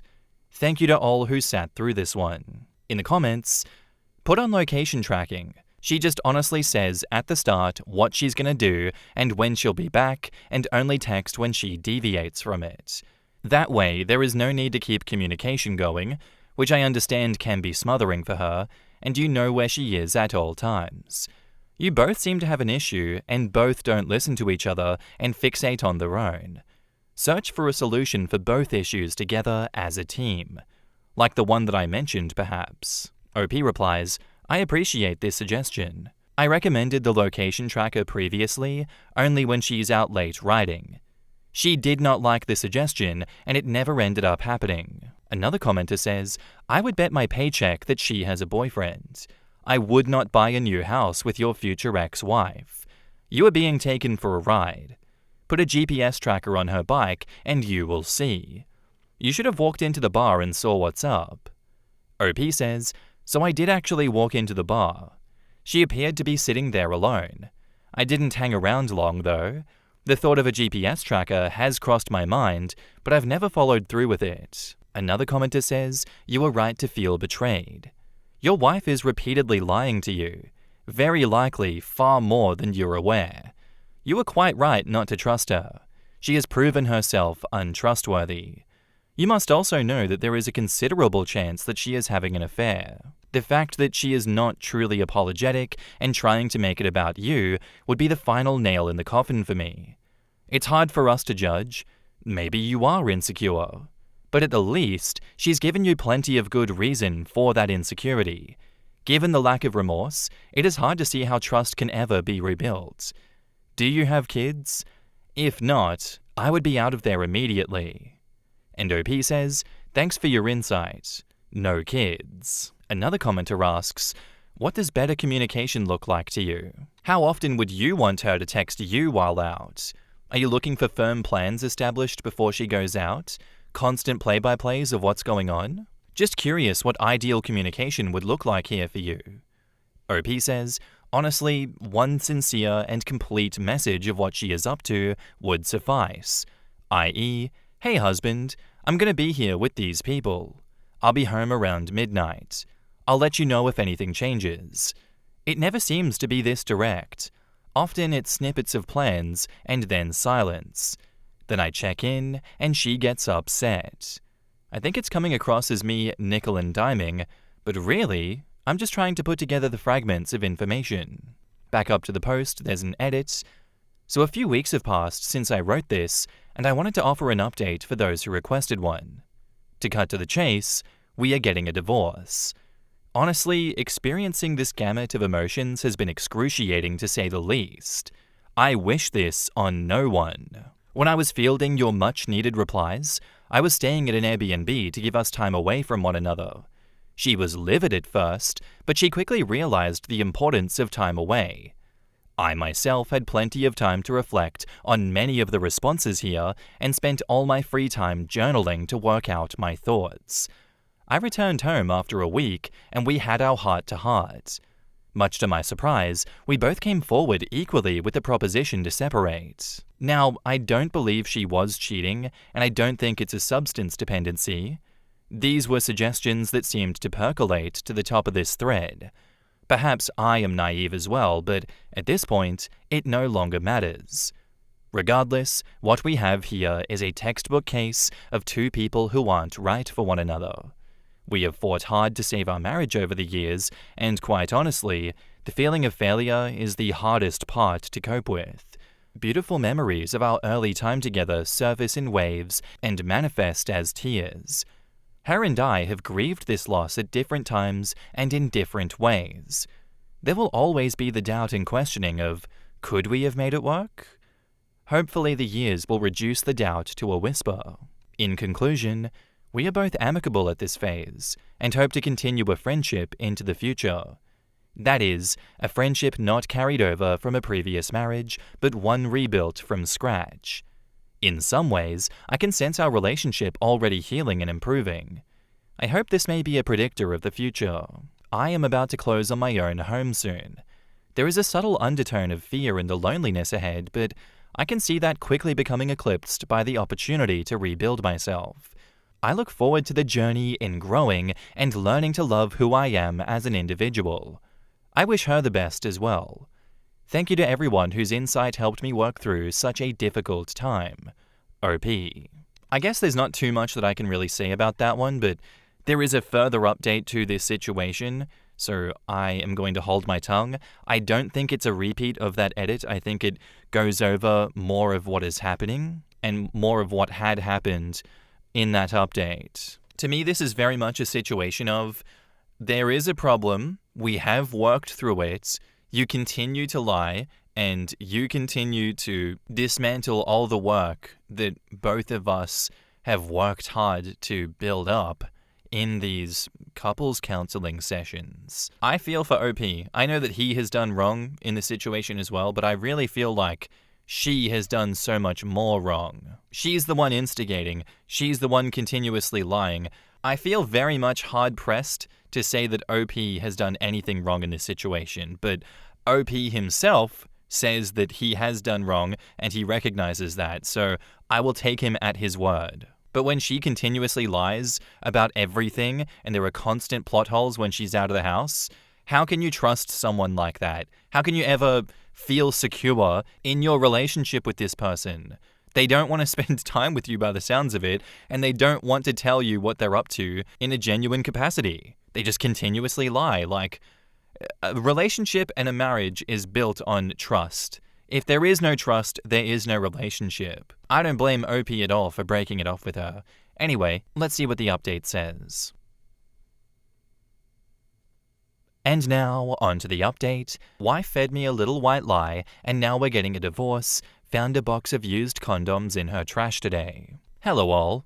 I wanted to offer one last update on this saga that is my failed marriage. We both amicably decided to separate, so I thought. Admittedly, it was a healthy choice for the both of us, and from what I just experienced, I'm only more confident moving forward and finding my peace. In short, I've always been the consistent income. Her industry is seasonally dependent, and as much as I wanted to just leave, I knew I couldn't just ditch her to figure out survival on her own. Initially, she had suggested that we separate but live under the same roof until next May. This would have given her the safety and confidence to push into her busy summer months. Of course, I said hell no, as I felt that was a crazy suggestion. For one, there is absolutely no way that wouldn't further poison our already toxic relationship. Second, I really saw the need to break away so that I could heal and rebuild my life, which had effectively been decimated. I decided to buy my own house, but I offered to stick around financially until she could earn the funds that she needed to start her new life. We had been cordial for the week or so that I finally closed and was settling in. Dare I say, becoming friends. My new house was barren, and I quite literally celebrated the purchase of a new couch. As a side, you really don't appreciate a comfortable place to sit after a long day of work until all you have is a wooden bar stool and a worn-out rug from your old home. We had continued to show each other little acts of good faith, but after a few days, communication went dark. To be expected, I guess. I was loving the serenity of my new home and was beginning to experience a love for myself that I haven't felt in years. Honestly, not having to talk with her brought a sense of relief. One item that I wanted to be sure was made right was a water heater leak at her house, my old house which I still own. I noticed when I moved out. I called a plumbing company to take care of it as I have a busy work schedule. Admittedly, it breaks my heart to even enter that home, and I was just as much avoiding that. Sadly, the plumbers cancelled twice, and I was getting impatient. I figured that I would just handle it. I let her know that I would be dropping in, and she was more than okay with it. I'm a decent plumber, and I knew that it would be quick work. I arrived on site and diagnosed a pinhole leak. I drained the lines, cut the damaged section, and whipped together the repair. Voila! Her trash can was in the garage, and naturally, I needed a place to toss the wreckage of my plumbing job. When I opened the lid, what do I see? A whole-ass box of used condoms. I was shocked, my heart sank. I had been out of that house barely a week, still legally married, and here I am fixing her house and offering the financial support that she needed to move on. I knew that in my gut that I no longer wanted to be a part of this. I needed to be free of this misery.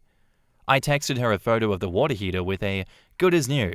If you wouldn't mind, just keep an eye on it for the next day or so." She eventually texted back a thank you. I told her to call me tomorrow so that we could chat. My heart was racing for hours. I had felt some insane lows this past month, but this was the absolute worst. I wasn't ready to talk to her. I needed food. I was spent. Well, she called. She has a real anxiety about call me kind of texts. In a way, I knew this, but I genuinely needed the night to sleep and collect myself. Phone rings, and guess we're doing this, I told myself.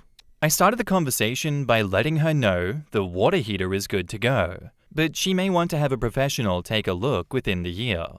Followed by, the next part of this conversation will be difficult. I did not directly tell her that I knew that she was already hooking up with someone new. I only saw my own destruction in making it my business or even thinking of it. All I said was, "I know you've moved on, and I know how you've chosen to do so." I then told her that I was removing myself from all shared accounts and she will need to figure it out from here.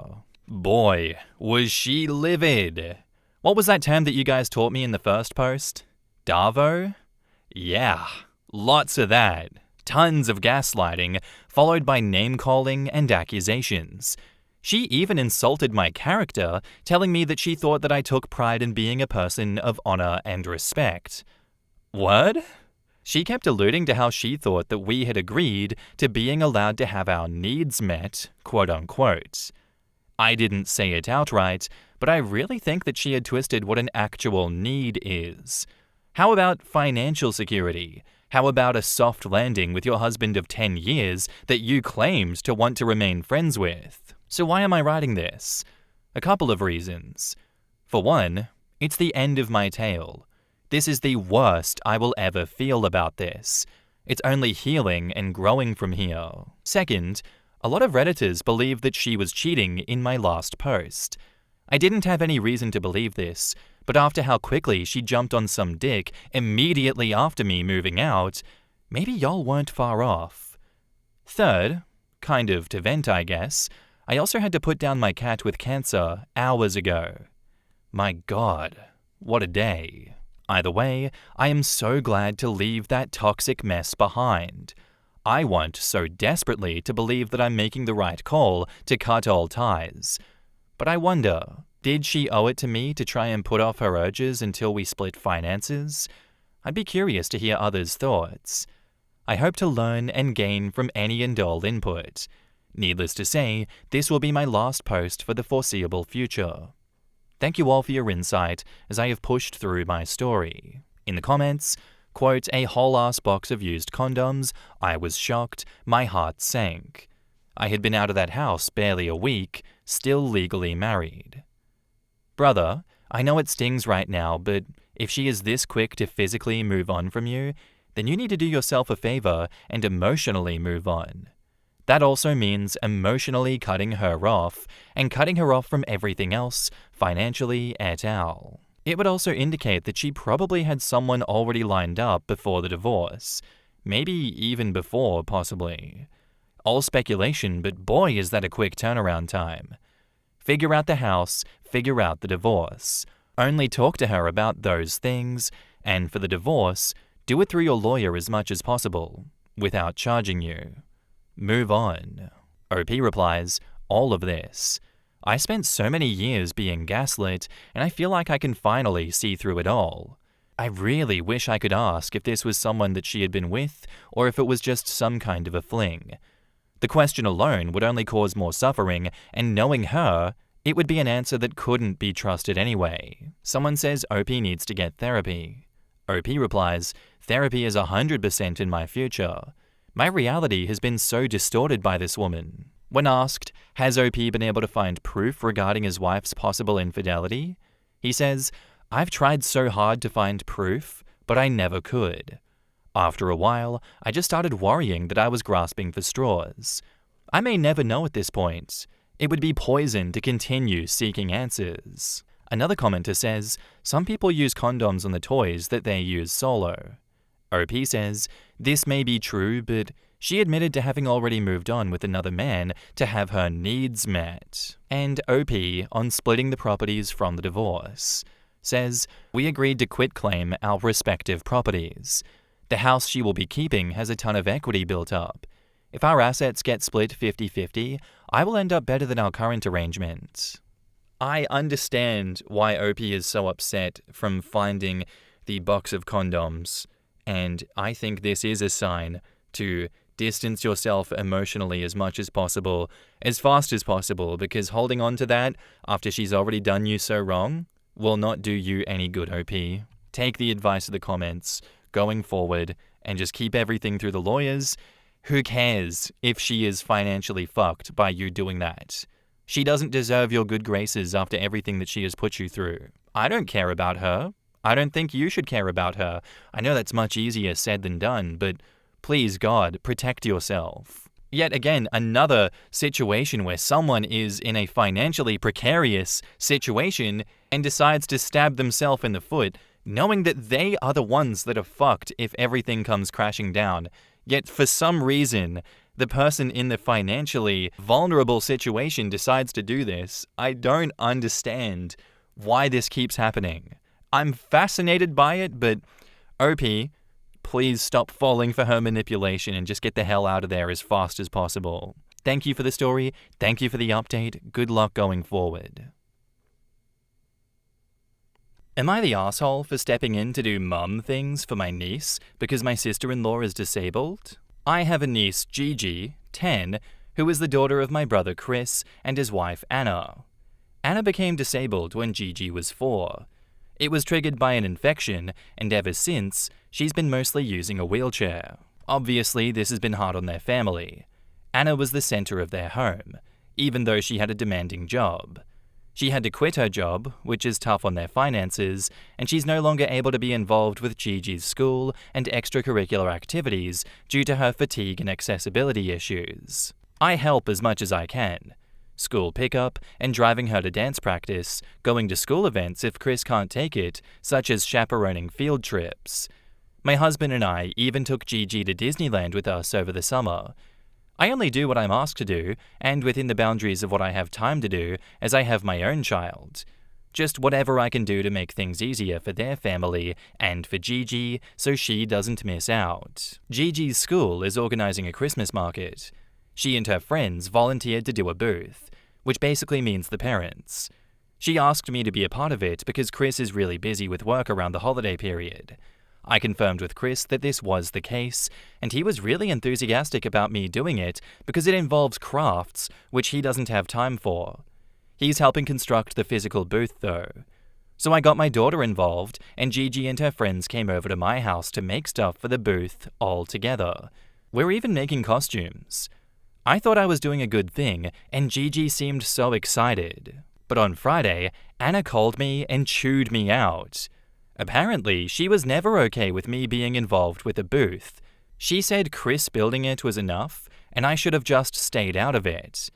I said that Gigi asked me because they needed adults to help out on the day, but Anna said that she was sick of me taking over all of the mum stuff, and that Gigi needed to learn that if her parents couldn't make it that day, then that's just the way that it is.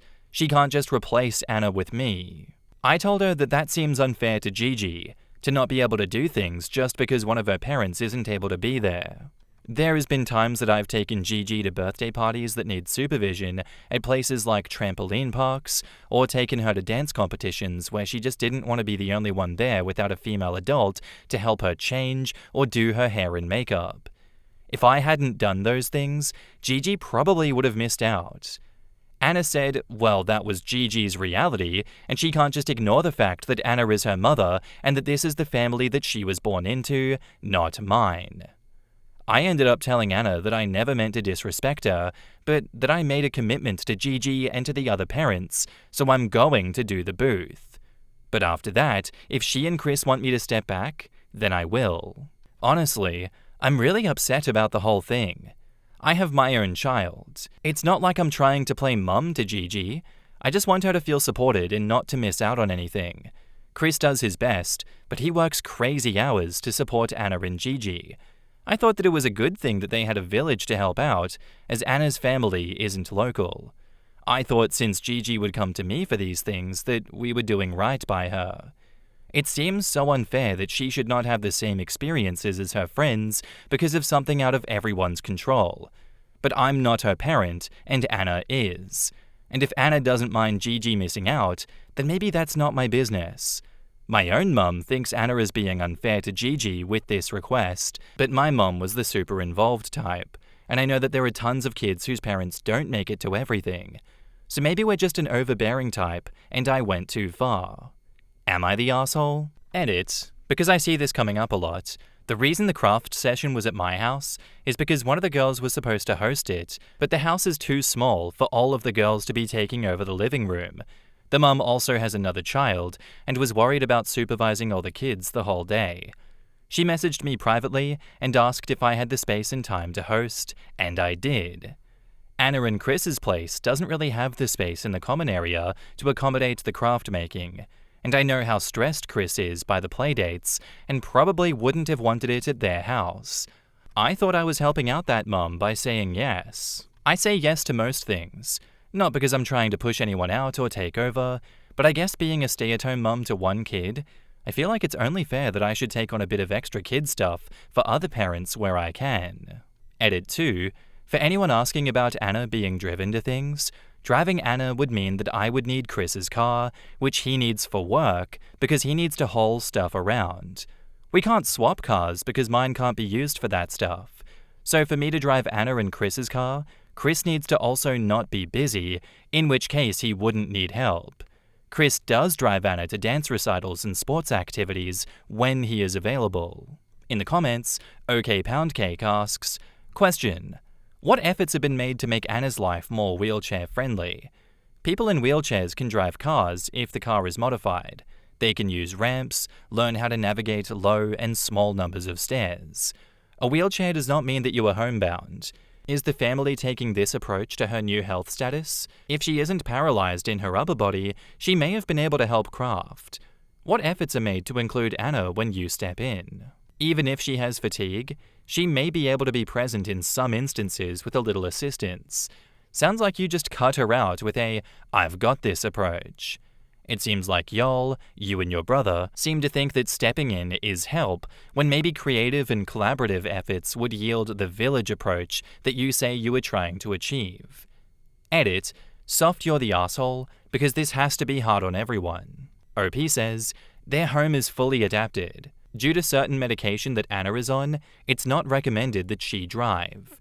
Most of the stepping in is driving, and like I said, chaperoning stuff like ice skating or trampoline parties, etc. When Chris calls normally, he just says, "Can you do X?" and I either can or can't. I look at it like I'm taking things off of his plate and making sure that Gigi is getting where she needs to go and not feeling left out. But from what Anna said, it seems like she'd rather none of that happened. Awkward Unicorn asks, why don't you drive Anna as well? Surely she can watch from the sidelines at ice skating.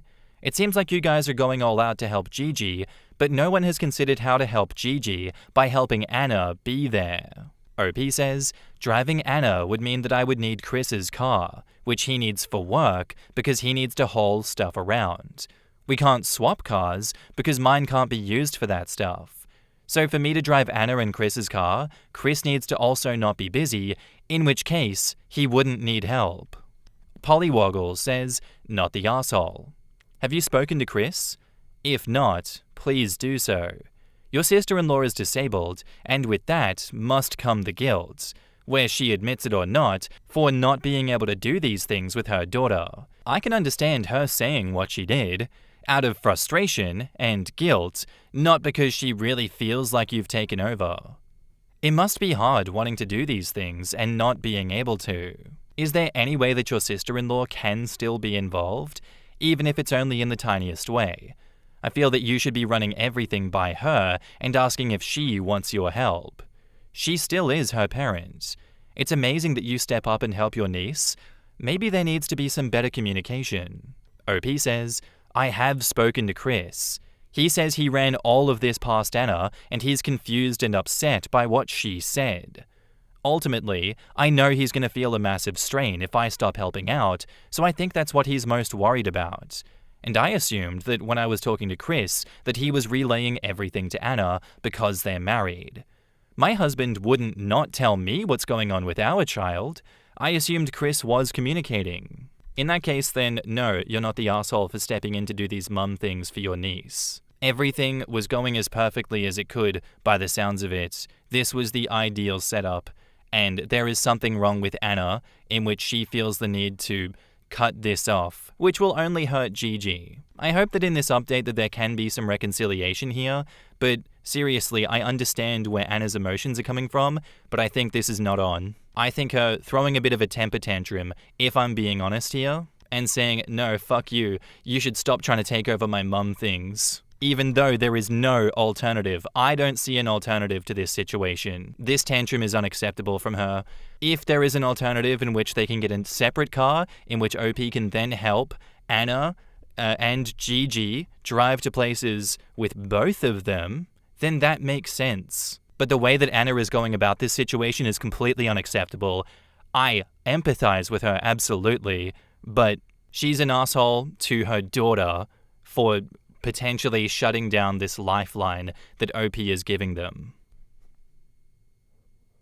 And now, onto the update. Hi. A lot of people asked for an update, and so many people were really kind and helpful, so I thought that I would provide one. Chris and Anna came over the weekend to discuss everything. Just for any avoidance of doubt, Chris always made Anna aware of what I was doing with Gigi, and Anna has confirmed this when we met. A lot of people thought maybe Chris was not relaying the information to her, but that is not the case. Obviously, the first topic was what prompted Anna to contact me. It turns out that there's a myriad of things that led to it. First, a few weeks ago, she read Gigi's journal while she was using her tablet and was hurt by what she read. I'm not going to be sharing what Gigi said out of respect for her privacy, but it's what you'd imagine a kid in her situation would say. Just obviously sucks for a parent to read. Anna says that she's been continuing to check Gigi's journal as a way to connect with her, because since the school year, Gigi has been busy with schoolwork and extracurriculars, and is not home/engaging a lot when she is. She knows this is wrong, and has stopped doing it now. But she and Chris agreed that they're going to make sure that Gigi's school counselor is aware that she might be struggling a bit more than she lets on. Second, Anna recently connected with a woman through an online community who said she doesn't let her kids participate in anything that is not completely accessible for her. Anna says she has tried to soft launch this concept with Chris, but Chris said he never understood the full scope of what she was suggesting, and Anna felt like he wasn't taking her seriously, which is why she decided to go straight to the source, aka me. The third part of this is that Anna has been wanting to move closer to her family. Chris has shut this down as they can't afford a move. It'll be tougher for him to find work out there, the education is not good statistically, Gigi is comfortable here, and Anna's home country, let's just say, doesn't offer a very diverse cultural or political experience. It's also very rural. Chris also cited a lack of support system there, because while Anna has family, they all have large families of their own and are not financially stable, and he worries about relying on them. This reasoning especially hurt Anna's feelings, which is what caused her to lash out at me, whom she saw as the main reason that Chris didn't want to move, although that's not the case. From the discussion, it seems that Anna and Chris are really at an impasse about the move, and Anna said that she's considered moving on her own. Anna went on to say that I'm not who she had picked for a female role model for her daughter, to which I said I'm not trying to be one. I'm just trying to make sure that Gigi doesn't miss out on important childhood experiences. But I reiterated that I'm not going to force my help on them if it's not a 2-yes situation, because I wouldn't want any of my in-laws to do that. Chris and Anna strongly disagree on this issue, and it was just evolving into an argument that I think they should have in private, so until they settle that, I've decided to help with driving only, no extra activities. And I'm also going to try and help with non-Gigi stuff, so that it might free Chris up a little to do more things. I'm going to take over grocery shopping and hopefully talk Chris into at least letting me out some money towards the cost, and I've asked an accountant of mine to get in contact with Chris so she can maybe do an audit of their finances and see where they can move things around to lighten the load. Maybe not, but it's worth a shot. My husband and I are thinking of getting Chris a gas card for Christmas to help with expenses. If anyone has any ideas of how to help without being overbearing, I'm open to suggestions. So for now, I think it's best that I do step back on extra activities with Gigi. I'm not here to cause issues in anyone's marriage, and I do think of parenting as a 2-yes, 1-no thing for the most part. Fundamentally, I think a lot of you are right. This has ended up being more about Chris and Anna's marriage than anything to do with me. There's more going on there that I won't share because it's not really relevant and is private between them, but they need to work it out. And I'm definitely not going to insert myself by going off Chris's preferences when I know one parent isn't okay with it. This is a very complex situation, and I really just want the best for everyone, contrary to some people's belief. So I'm just going to focus on the ways that I can make an impact. I feel bad that Gigi might be hurt that I'm less active in the new year, but I'm also hopeful that Chris and Anna will use the Christmas break to really talk and figure out a path forward. If I've missed anything, please let me know. But otherwise, thank you to everyone who commented, and especially to disabled parents who shared their perspective with me. Edit, just to be clear, I'm not totally stepping out of Gigi's life. I'm still going to do drop-offs and pickups from extracurriculars in school and friends' houses. When I say step back, I'm talking about not doing dance mom duty or hosting playdates. I'm hoping that easing Chris's burdens will free him up to take over that stuff so that Gigi isn't disadvantaged. In the comments, Spoonie on Wheels says, I'm a disabled mum, and I can't imagine restricting my daughter's activities to only ones that I can join in with. I do my best to join in with what I can, but I'm really grateful to the friends and family that we have that are able to take her to the things that I can't. You are probably right to take a step back with everything that's going on, but I feel so sad for Gigi, as she's the one who's going to be missing out. It's like a parent not letting the kids do extracurriculars because they're busy at work. Just because a parent isn't able to be with their child doesn't mean that they should prevent the child from having these experiences. If every mum that doesn't like sports told their kids, I don't like sports, so you can't play, most schools wouldn't have teams. This is a hard read for me. My mother is disabled, and it has changed what she can do, and what we can do as a family, but she would never put limits on me. I am an adult with my own grown-up kids now, or prevent me from having experiences just because she can't do things. I understand that Anna is sad and limited, and the world is not set up well for disabled people, and it's awful. I feel for her. But to limit your own child's life deliberately is so wrong. I applaud you for allowing Gigi to have other experiences, and honestly, it's normal for aunts and grandmas to do things with their family members when mothers can't. Let's face it, not everyone has the time nor the inclination to be a glitter crafting with a bunch of preteens. For me, hearing all of the explanations as to why this occurred only made Anna seem worse in my point of view. This all seems inherently selfish, if I'm going to be honest. I get that she really doesn't want to be in this position and wishes her life weren't the way that it was, and that she was closer to her family and that she had that support system there, but that's just not her reality. And she is choosing to inflict pain on OP and pain on Gigi as a result of the breakdown of her marriage. At this point, I'd say, Anna, go take a time out for a bit and work on yourself. Everything that you are wanting to do only serves to hurt Gigi and only serves to hurt everyone around you. Her child's wants and needs are more important than her wants. And with the way that she has been handling this, and the way that this sprung up in the first place with her reading through Gigi's private journals, continuously doing that, recognizing that it was wrong for her to do that, and still taking that negative emotion out on her husband and then taking it out on OP, when she knows damn well that she was in the wrong for doing this? No, that wasn't kind. That wasn't nice of her to do that. I hope she can resolve this one, OP, but yeah, I don't see this changing anytime soon. Your approach to this situation, stepping off the gas a bit, just helping out where you can to lighten the husband's load, that is admirable. I like that a lot. Please keep helping in any capacity that you can. This will always be about the well-being of Gigi, and she is not being put first by Anna, that's for sure.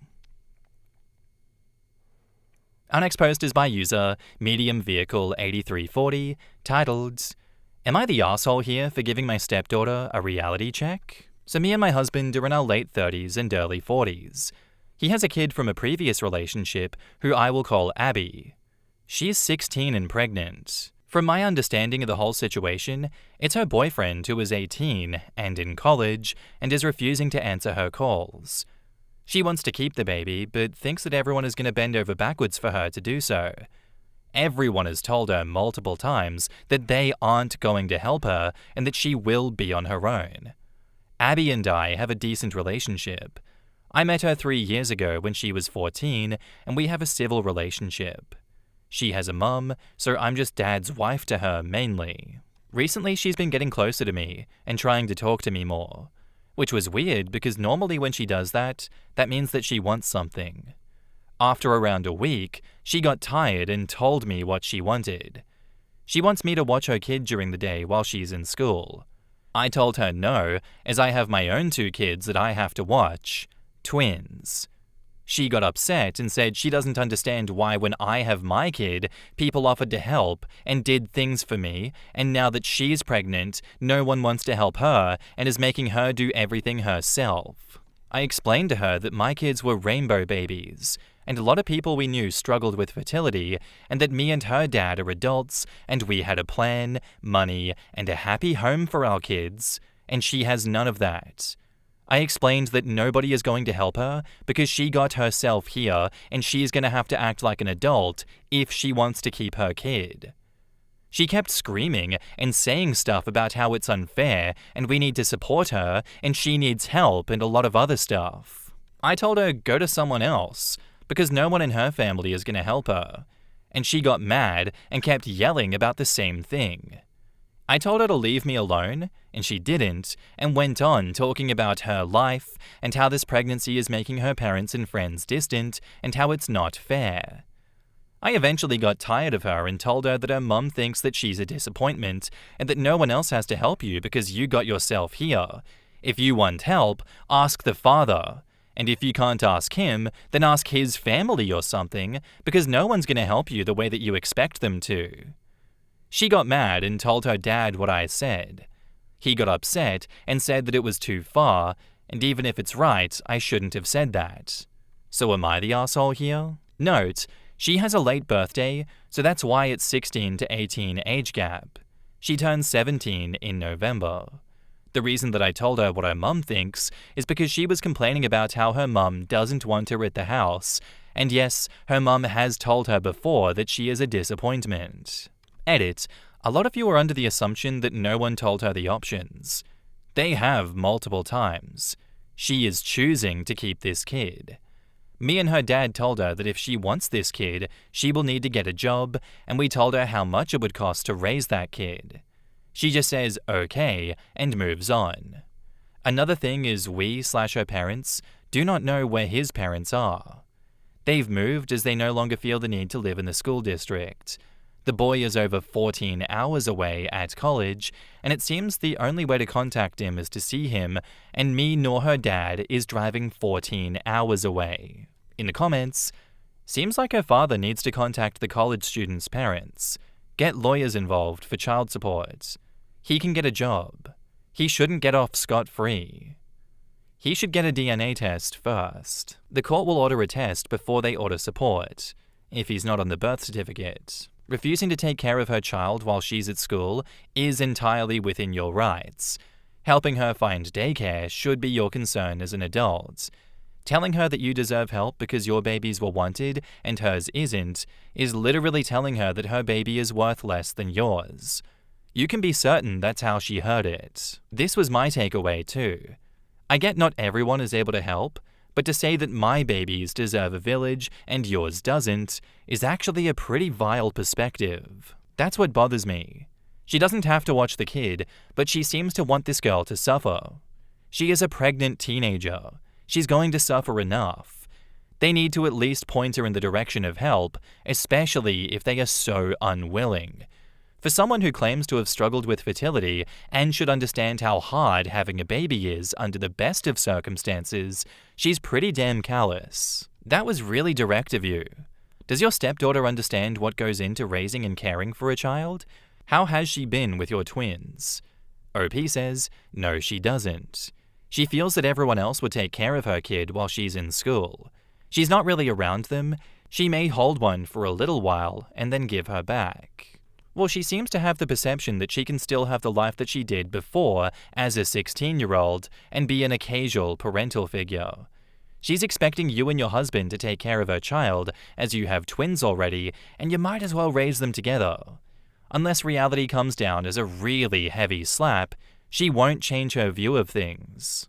Honestly, if this was my child and they were being this stubborn, I would tell them they're being a fucking idiot as well, and that they need a really heavy slap of reality to come down on them. Look, I also disagree with OP saying that your child doesn't deserve a village. The way she worded that was incorrect. Yes, That was wrong, OP. Screw you for saying that. Now, with that out of the way, that's the only thing I see that you've done wrong in this situation. You're an asshole for that. Whatever.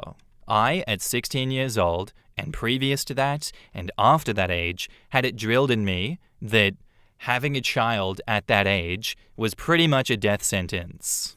If she is also raised in a first world country, she damn well should have had that drilled into her head as well, so she is knowingly bringing a child into this world, knowing that she has no support, knowing that she has no community, knowing all of these bad things are against her, and she still is like, well, you know what, I'm going to be able to have my 16-year-old life, I'm going to be able to climb the ladder of life like everyone else, even though the early warning signs are all there that this is nothing but bad news. If she refuses to acknowledge how difficult it's going to be, how many sacrifices she's going to have to make, the fact that she might have to drop out of school, get a job to be able to look after this child if you guys are unwilling to do that, while that is questionable to not want to, give her the assistance that she may need as a single mother, as parents, I completely understand. Not everyone can make those sacrifices. Tough situation all around. I don't think you're an asshole in this situation, OP. I think she's being obtuse. I think this is a terrible decision that she is making personally. And now, onto the update. Hello all. I'm back with an update, but I do want to apologize for this update being late. My twins and I got sick, so it's just been a lot. So after I posted this post, I took some advice from the post and talked with my husband. We had a long talk about what we were and weren't going to help her with, and what all she needed to do. So we sat down, and in summary, we told her that if she wanted to continue at a real school, then she would need to figure out childcare, as I won't keep her kid. We told her that she needs a job and to look for resources for her and her baby. My husband told her that she's financially cut off until she finds a job and that she will only get gas money. We have agreed to watch the kid on the weekends while she works. We've also told her that if she fails to take care of her baby as far as neglect, that we will call CPS on her. The last main thing that I can think we told her was as long as she tries, we will help her with the baby's necessities, and that we don't mind helping with that if she needs it. After we told her that, she mainly asked why I wouldn't watch her baby while she went to school, and I just explained that I'm not going to deal with 3 little kids every day, especially with one being a baby. She didn't understand and tried to argue with me about it. But we did tell her that if she stays in school, she may have to repeat a year or go to summer school, as the time that she would give birth, it would be finals, and she would have to go to summer school. I did apologize to her for telling her the comment that I made about her mother, and she also apologized to me. Right now, she still doesn't have a job, but she has an interview, so that's good. Her dad's just happy that she's trying. Note, I want to address a few comments. One main comment I saw was a lot of people thought that we would kick her out. No. She's still a kid and a minor, and even when she's 18, we can still keep her in the house. The next thing was the rainbow baby comment. She asked why I got help, and her version of help right now is stuff was bought for my babies, and that people came into town when they were born to quote-unquote help with them. So, I explained that they are rainbow babies. That's why we got so many people's clothes, and people came to see them because they were probably the only kids that I will ever have. And they probably won't do it for her, as they have more traditional values, and don't even support her or try to help her now, so I doubt that they will when a baby comes. I will try to answer any questions that I can. Edit, I had a typo that made people think that she was being made to continue regular school.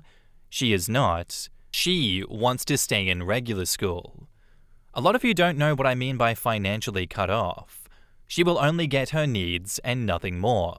If she wants to go out to lunch with friends, she will have to pay for that. He is no longer just handing her money to do what she wants. Again, she will still get anything she needs, just not once. Difficult situation all around, but they have a plan going forward. It is good that they are managing it this way. At least OP and her husband have their heads screwed on straight in this situation, and they are going to do right by the pregnant teenager in this situation and by the child. It is going to be hard. It is not going to be easy. She's not going to get the support that OP got. That definitely will lead to resentment, but that will lead to a lot of maturity and growing up on the teenagers side of things. So I hope that she does grow up. I hope that, this is the slap in the face that she needs to kickstart her life a lot faster than her peers. So good luck to her, I say. Thank you for the story and thank you for the update, OP. Am I the asshole here for not wanting my dad to walk me on my senior night since he won't let me move back in? Okay, so first off, I do feel bad about complaining about all of this. I'm just a middle-class American teenager. Like, I have a car, and both my parents are well off and own homes. I'm not living in Gaza or anything terrible like that. I get it. But I'm 18 female and a senior in high school. I have straight A's and a full ride to a university next year.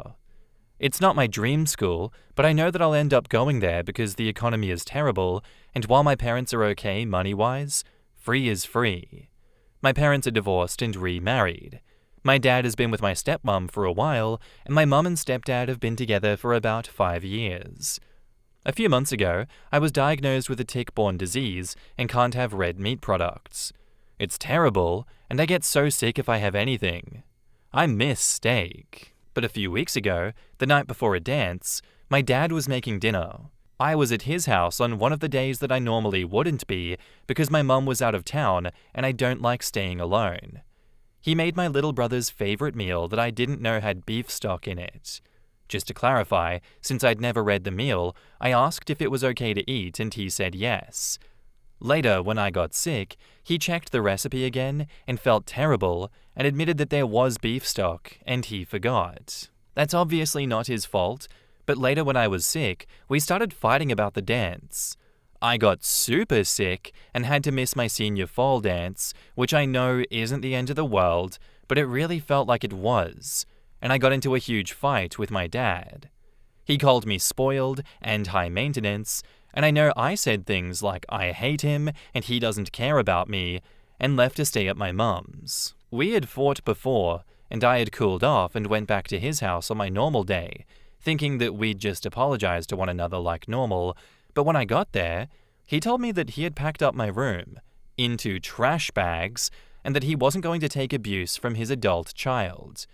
I thought he was joking, but he wasn't. I was crying a bunch, and my stepmom was yelling at my dad. She gave me one of her credit cards and told me to call her if I ever needed anything, and I've been staying at my mum's ever since. Which isn't great. She and her husband kind of do their own thing, and I just feel like I bother them. I recently broke up with my boyfriend too, and he's been kind of bothering me. And I asked my dad to tell him to stop, but he told me that I needed to deal with my own issues on my own. So I asked my stepdad, which was embarrassing, because I don't know him very well, and I don't know if he even fixed the situation, and seemed annoyed until my mum finally talked to my ex. He finally left me alone, but now his friends keep messing with me online and in person at school. My senior night for my team is this weekend. I wanted my dad there, and I told him that I'd buy him lunch this past weekend to talk. I told him that I knew that what I said was wrong, and I wasn't trying to make excuses, but I was feeling so bad and was so upset about the dance, and him calling me high maintenance and spoiled also hurt. He said that he knew that emotions were high, but I was an adult now, and actions had consequences. I get that, but if I was the first teenager to fight with her parents, I would understand. I'm a good kid. I have a scholarship and a job. And I know kids who have gotten, DUIs, and their parents still love them and let them live with them. He said he loved me, but that I needed to learn consequences, and that he'd still go to my senior night, but I told him don't bother. I had wanted all 4 of them to walk me, but now I just want to walk myself. I don't feel supported by any of them, and just paid and went to leave. He told me that if I didn't let him walk me at my senior night, then I could kiss goodbye to ever moving back in with him ever again. I told him that was fine. I was just so done trying to convince him that I was worthy of living in his house. If my parents weren't divorced, then it wouldn't even be a question if I'm allowed to live with my own dad. I'm fine with my decision. I have so many other things going on. My ex's friends are giving me problems. I'm playing like garbage anyways and will probably be benched soon, so it doesn't matter. But my grandparents and even my stepmom have called and asked me to answer my dad's calls and to talk to him, and have said that I've upset him. I'm not trying to upset them, but I'm just not in a good place to deal with all of this with him right now, and I don't want anyone there. There's a part of me that doesn't even want to walk that night. In the comments, Boxed Feetsies says, "Not the arsehole. Your dad made a very heated and drastic move. His actions have consequences too. If he truly wanted to make amends, then he'd find a proper way instead of guilt-tripping you through family members. Try to control your temper in the heat of the moment situations next time, and don't let people who don't make you feel supported and successful ruin your moments like your grad walk." OP replies, "It's not for graduation, it's for a senior night since I'm on a varsity team. I generally do control my temper. Everything is just so overwhelming right now, and I felt so sick. He just doesn't understand how bad the food makes me feel." A downvoted commenter replies to OP and says, "I don't get it. He said that he'd come with you, and you told him no. Why? You wanted him there, like why did you tell him no? Because he said you can't live with him?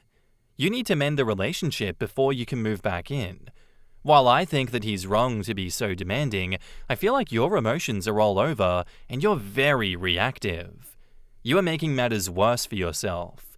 He's being a jerk, yes, but you definitely aren't helping yourself." OP replies, "Yes, that is why I invited him, apologized again, and even bought him lunch. But he said that he still wouldn't let me move back in and still won't help me with my ex harassing me, and I was just sitting there like, wait, why do I even want him there on my special night?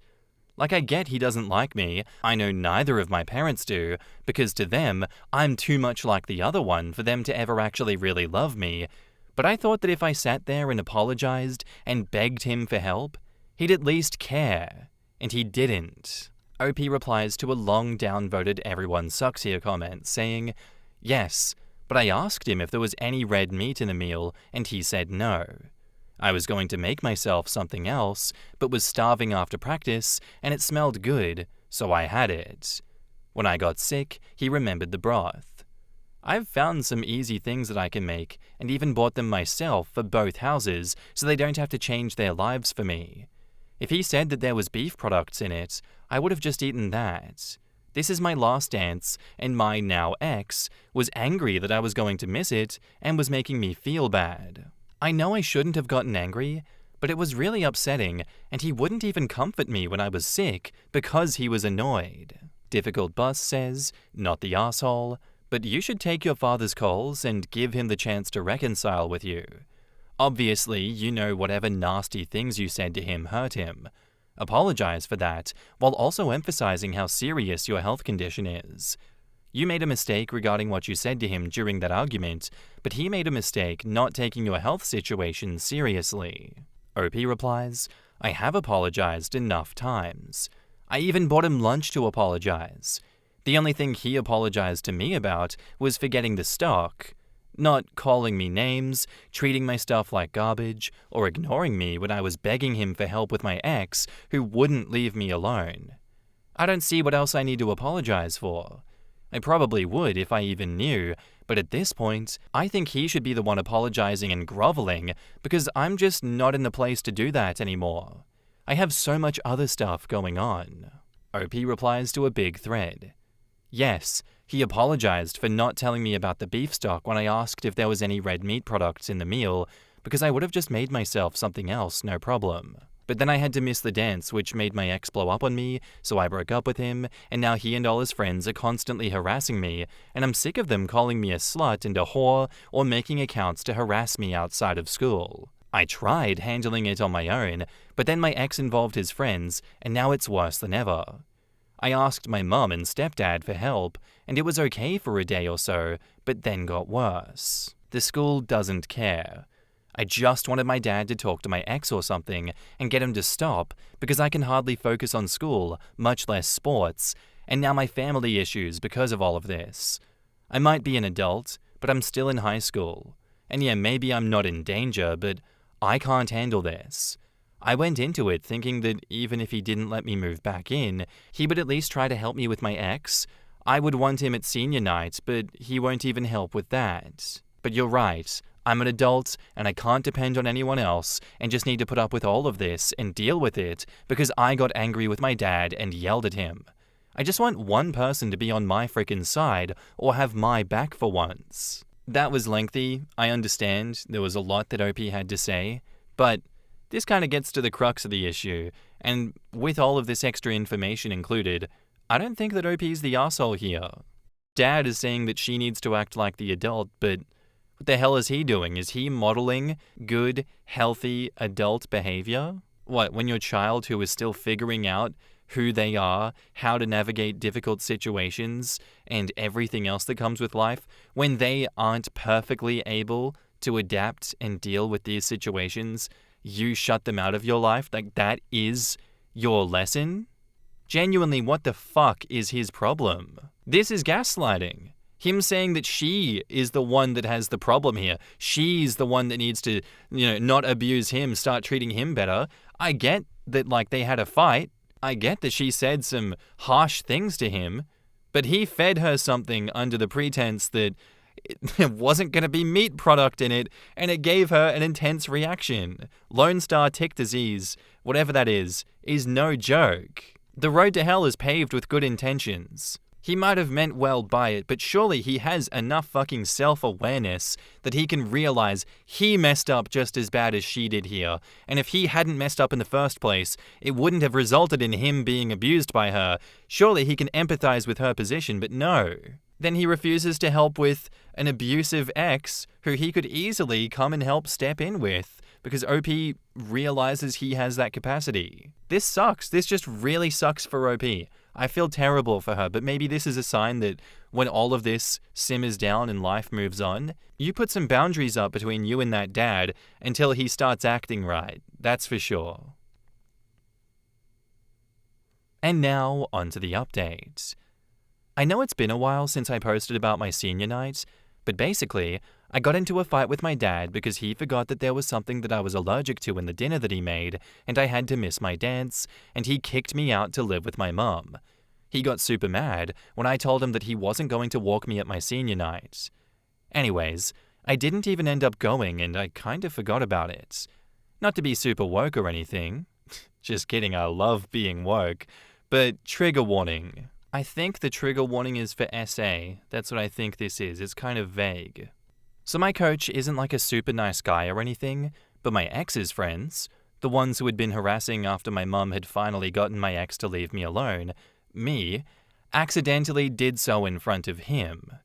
They were punished, and I was really hoping that that would be the end of it, but it wasn't, and a few days later when I wasn't at school, they did something bad. I don't want to elaborate, and they were arrested, and the ones whose parents could afford to have them out on bail, but I know 2 of them didn't get bailed out. My ex wasn't there, but he was charged with something else. He's over 18, but still got bail, and they ended up dropping the charges on him. It might be my fault. I know it's stupid, but before it happened, I had deleted all of his messages because it was really stressful having them on my phone. My mum keeps pushing for them to get a warrant for the deleted messages, but I don't think it's going to go anywhere. And honestly, I don't know if it would even matter. I have a restraining order for all of them though, which is good. There's a lady that I'll call Gail. I don't know if she's a social worker or actually a cop, but she's been really nice and helpful. She told me that if they don't take plea deals, there will be multiple trials, and I'd have to testify at all of them. I asked her when the trials would be because the school that I'm going to is far away, but she said not to worry about that. I just don't want to be at my new life and have to miss classes or something. I also really don't want to testify, and I do hope they take deals, even if it means they won't be punished as much.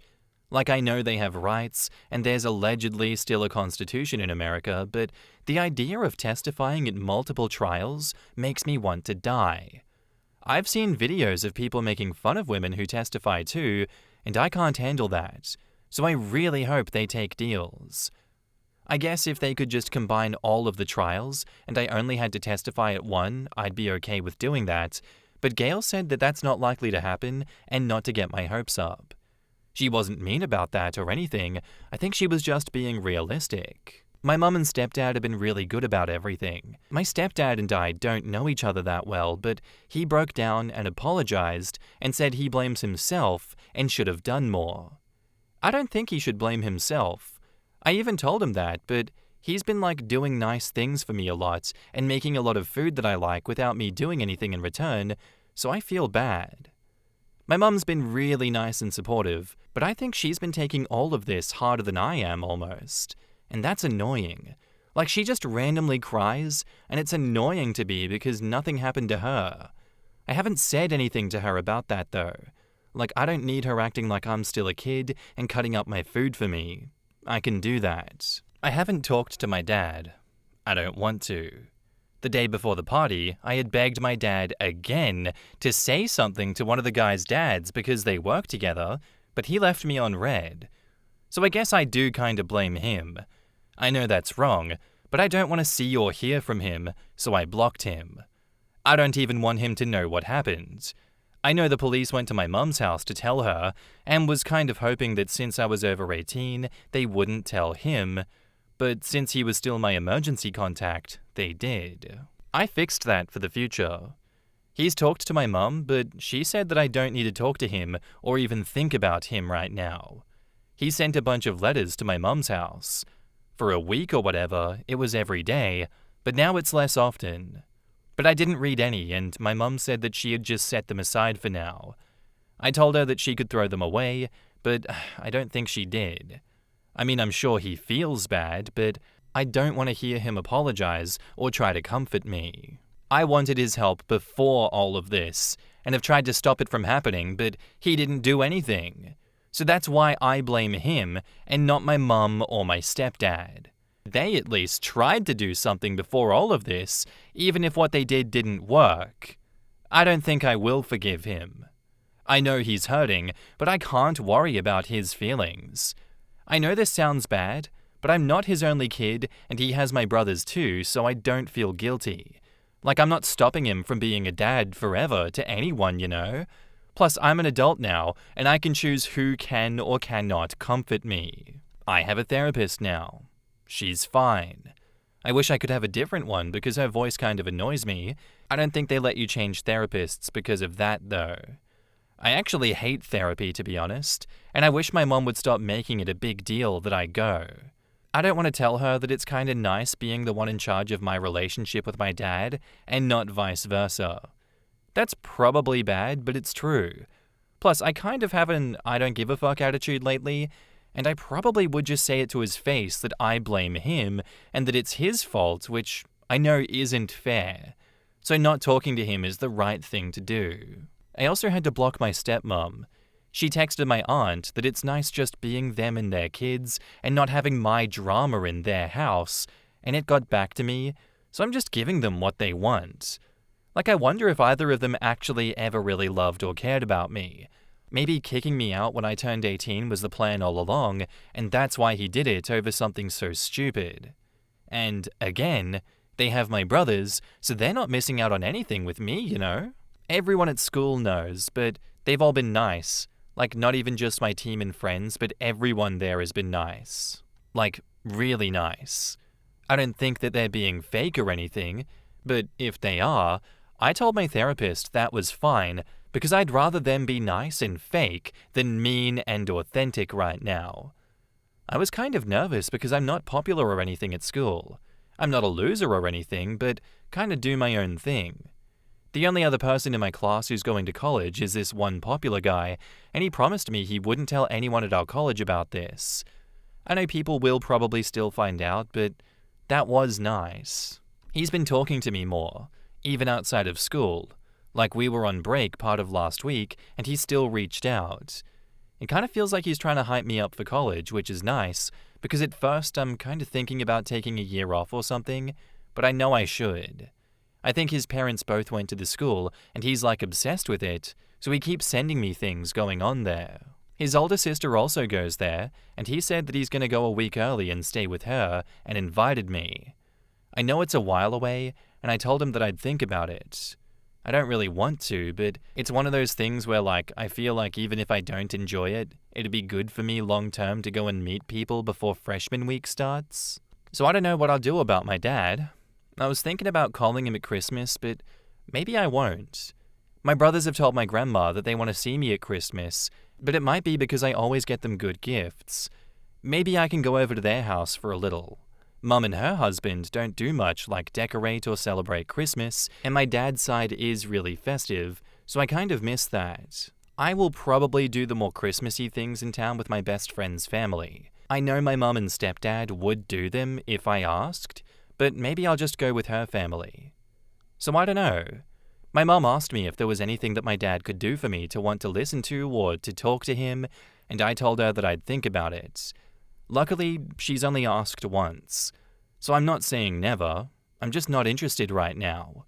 But I'm excited about the future and going to college, and think that I'll just focus on that. In the comments, OP replies to a big comment saying, I don't know if he knows. I doubt she knows that I know even. My cousin just saw the text on her mum's phone and told me. She might have just been venting or something, but I don't care. I don't know if they'll just let me see them without them there, but I can ask my grandma. I don't know if they'll let them know what's happened, and I won't tell them or anything, but maybe they don't want my brothers to be a part of it. I don't know. In response to a big downvoted comment, OP says, I don't think it's that though. I just feel like he could have stopped all of this, but didn't want to. And if he's like, oh, I'm sorry this happened, I'd be like, are you? I told him that they were bothering me for weeks, and he didn't do anything, and now wants to act like he cares because it looks bad that I won't talk to him or see him. I don't believe that he actually cares about me and what happens to me. That same person responds to OP. OP says, maybe that is what she is. I don't know. I feel bad because when I first met her, she definitely told me, but I wasn't really paying attention, and now it feels awkward to ask. She tells me not to worry about testifying now, but it's just looming over everything that I do, and I wish I could just get it over with, and they would take deals or something so I wouldn't have to. I mean, I want to help and all, but I feel like I haven't really helped at all so far. I sort of asked about remote testifying, and she kind of said that some of the judges in our area or whatever aren't so big on it, so we'll see. I'm not sure if it would be better or worse, to be honest. OP replying to a big thread says, I don't know. I didn't read the letters. He could still think that he did nothing wrong, and even if he did, it's not like he's sending them every day like he was before, so I feel like probably in a few months they'll just stop, and in time, he'll just forget about it all. He might already be starting to forget, and maybe that's for the best. My therapist had me write my dad a letter, but not send it. And it wasn't very nice, and that's how I know I probably shouldn't talk to him for a while. I feel like I blame him more than my ex and his friends for what happened. Yes, they are awful, but it's supposed to be my dad's job to take care of me and keep me safe, and instead, he threw me away like trash. And maybe he's just trying to connect with me because it looks bad that I won't talk to him. I don't know. I'm sure he'll get over it. This time next year, he probably won't even be thinking about it or me. Unfortunately, I doubt I will forget about it ever. Hellfire Chris says, so after one argument with his teenage daughter over something that was actually his fault, he decides to kick her out and then hold living with him over her head.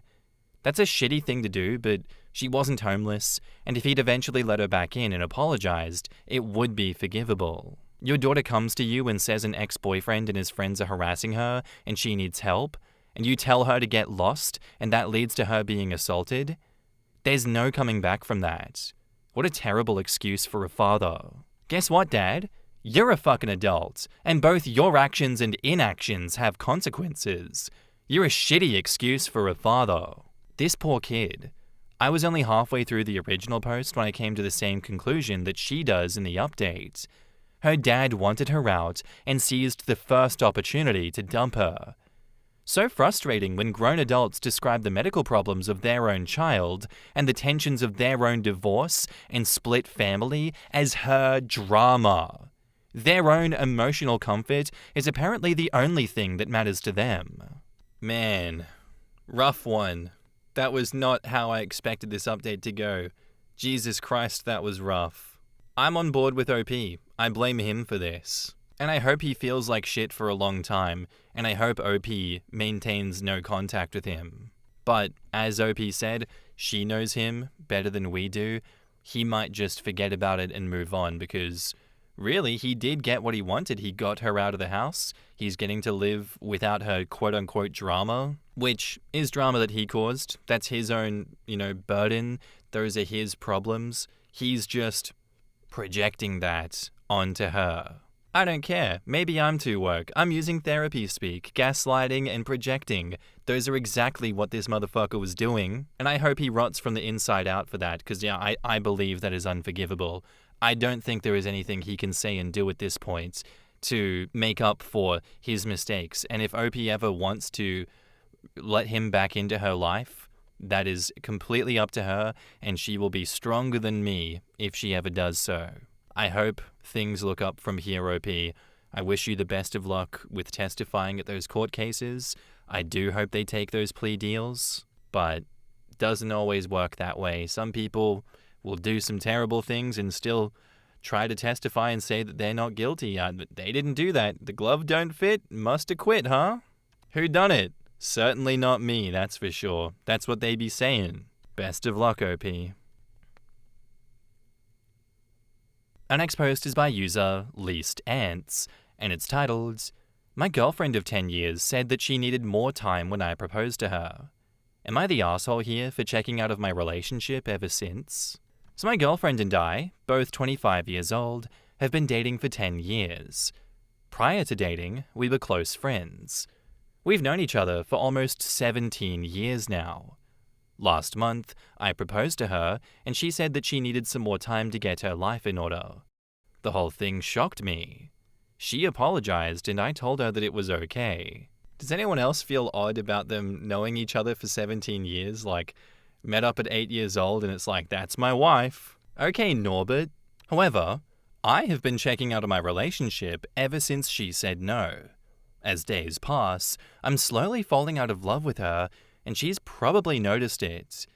I have stopped initiating date nights, sex, and she's been pretty much initiating everything. She's asked me many times about proposing, and she's said that she's ready now. But I told her that I need more time to think about it.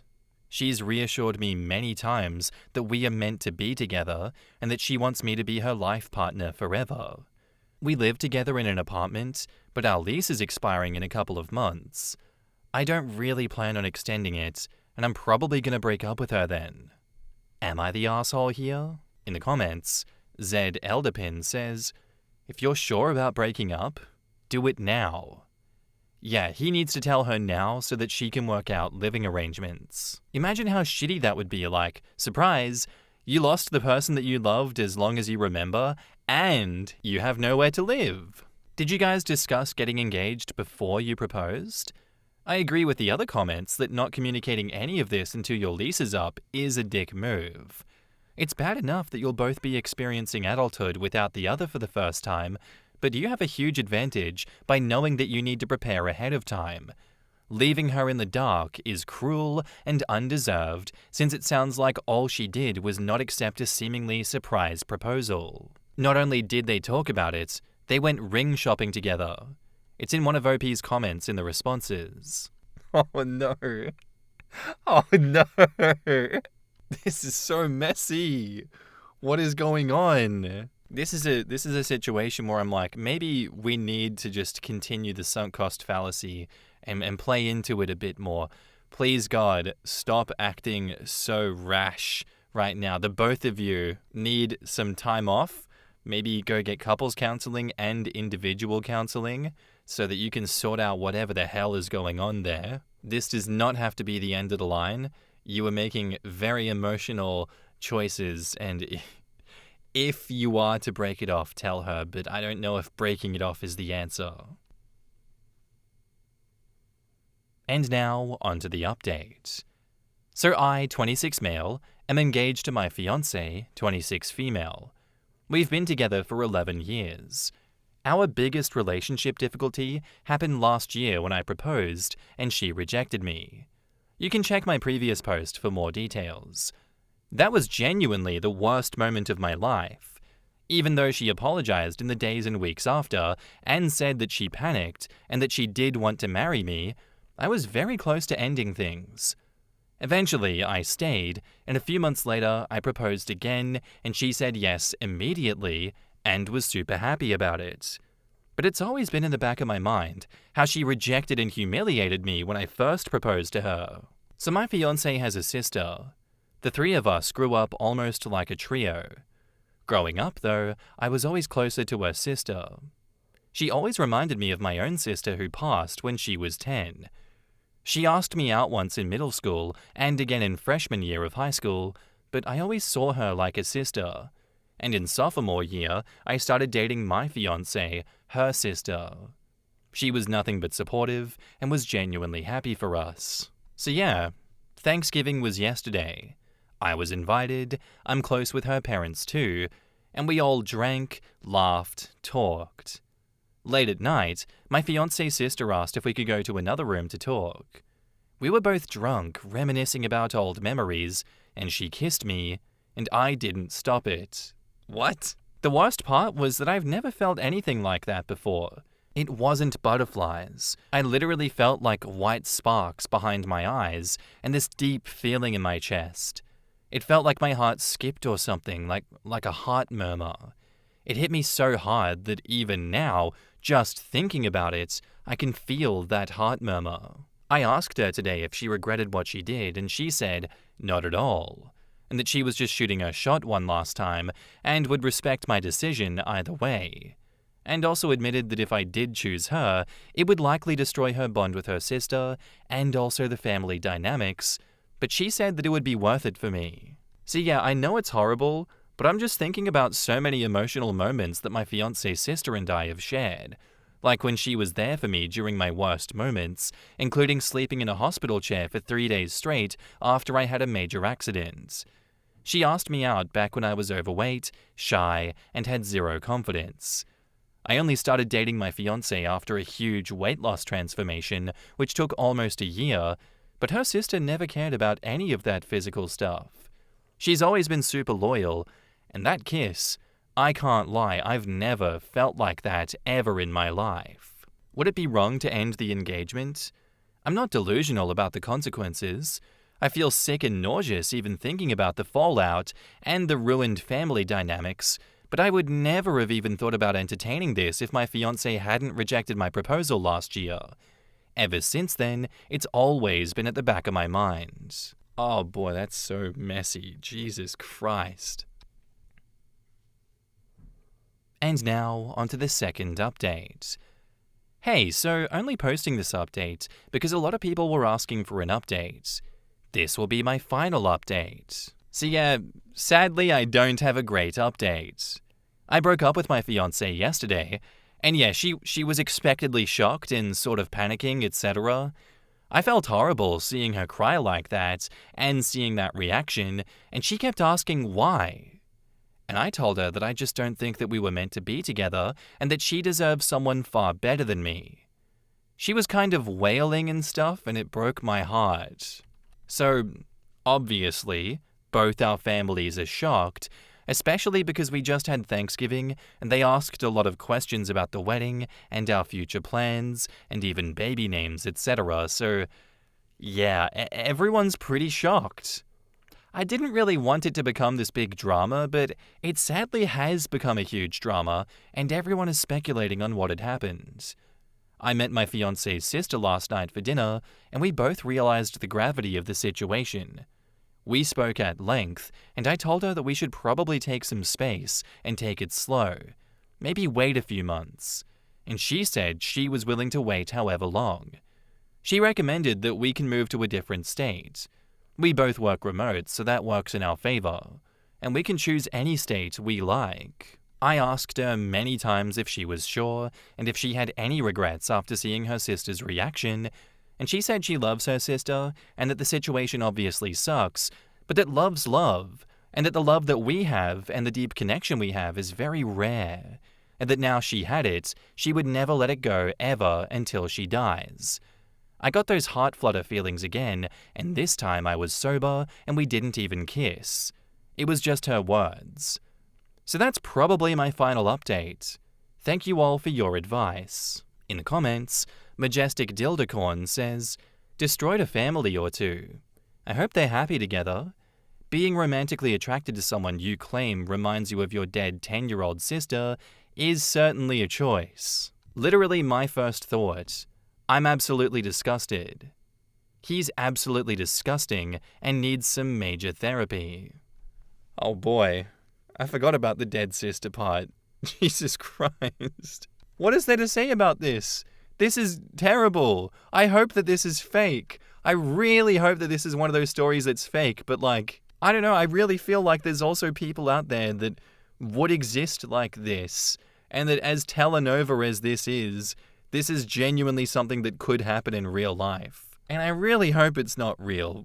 Please God, no one ever do anything like this. This is genuinely terrible stuff, and maybe it's on par with the couch story, you know? Couch story was terrible. That is my bar for how depraved can humans get? And this one, it's getting close. It's very much getting close to that one. I don't like this person, and I don't like this sister. And I wish none of this ever happens to ex-fiancé.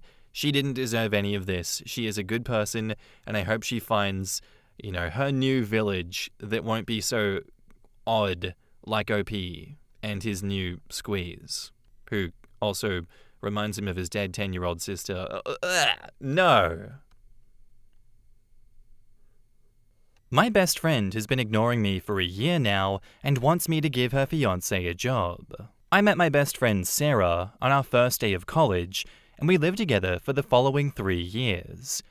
After college, I moved to LA to work in film, and she moved home with her parents to save up for grad school. I haven't seen her in person since graduation, but for the first year after college, we texted every day, spoke on the phone often, and Skyped almost weekly.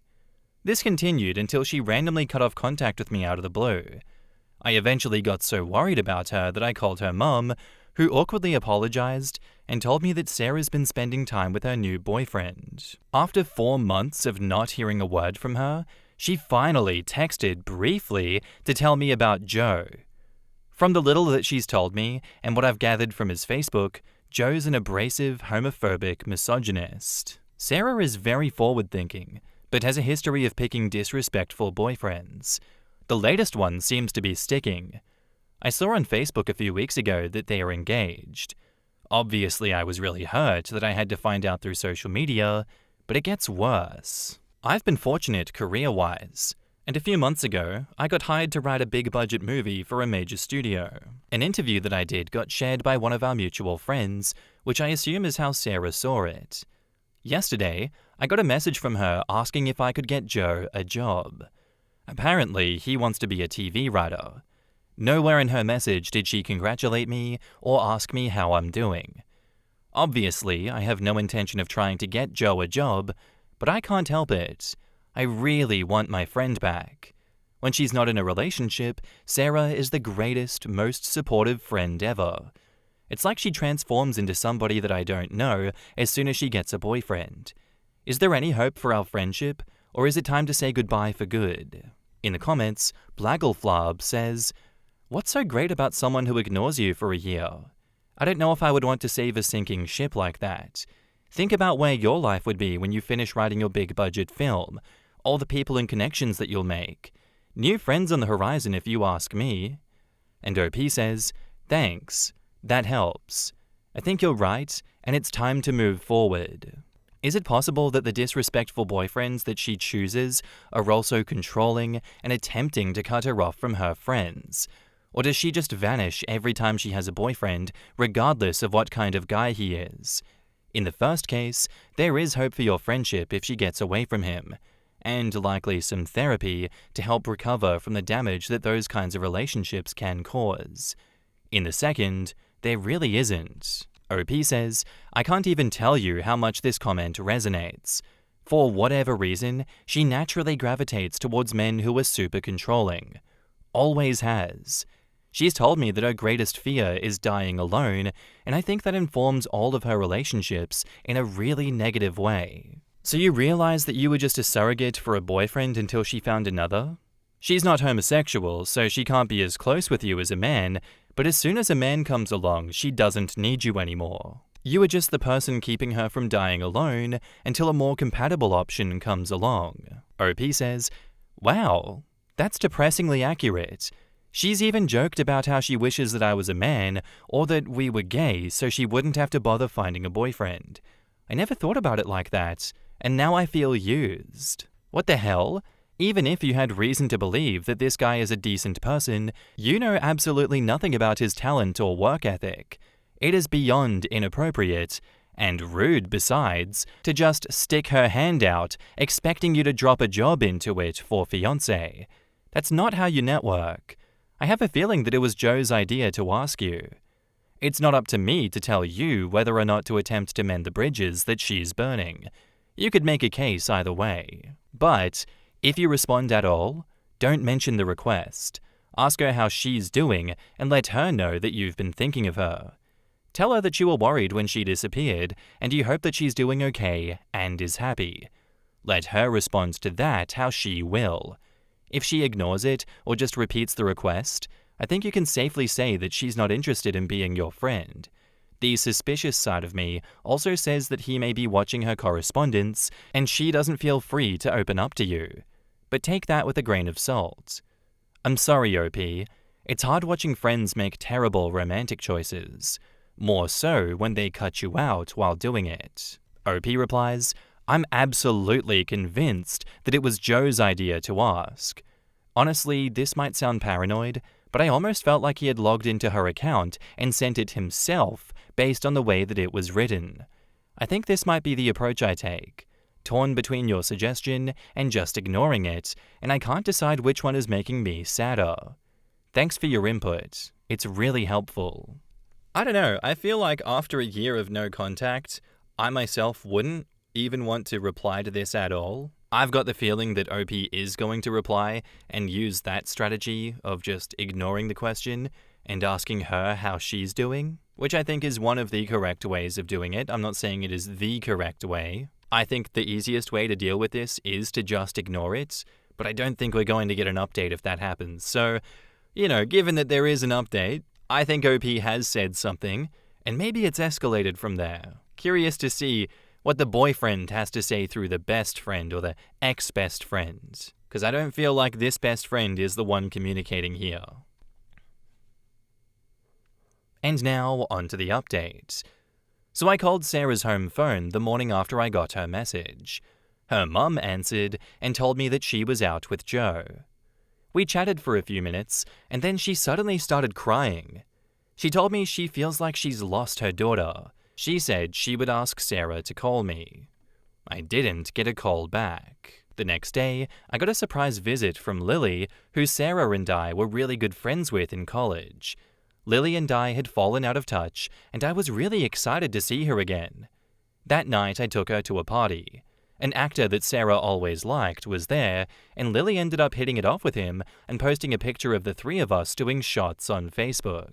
That night, I got a text from Sarah saying, "Since when do you hang out with actor?" I was extremely annoyed and I didn't respond. An hour later, she texted, "I guess you're too much of a celebrity to respond." I spent about an hour ranting to poor Lily, and then composed an email to Sarah. I think I kept it pretty unemotional. Basically, I told her that she had really hurt me by cutting me out of her life, and I didn't think that it was fair for her to suddenly reappear with no explanation or apology. I also said that I think her relationship with Joe is toxic, and that I hope that she overcomes her fear of being alone so that she can stop jumping into unhealthy relationships. Finally, I told her that both her mother and I were worried about her, but I don't have the time or emotional energy to keep trying anymore. If she wants to get in touch when she's fixed her personal issues, I'll be open to listening. But until then, we are not friends anymore. I'm upset, I'm tired, but mostly I'm done. I hope I made the right choice. In the comments, quote, "I guess you're too much of a celebrity to respond." Wow. Boy, was I wrong about her. If this is how she tries to get back into your life, and no, I don't think we can chalk this one up to Joe, she's truly no longer your friend. Unbelievably rude. I'm deeply sorry for her mother. It must be extremely painful to see your daughter lose herself so thoroughly, but I think you're justified in being done. That is about as disappointing an update as I could have imagined. I'm sorry, OP. OP replied to a big comment, saying, I didn't throw her under the bus in any way.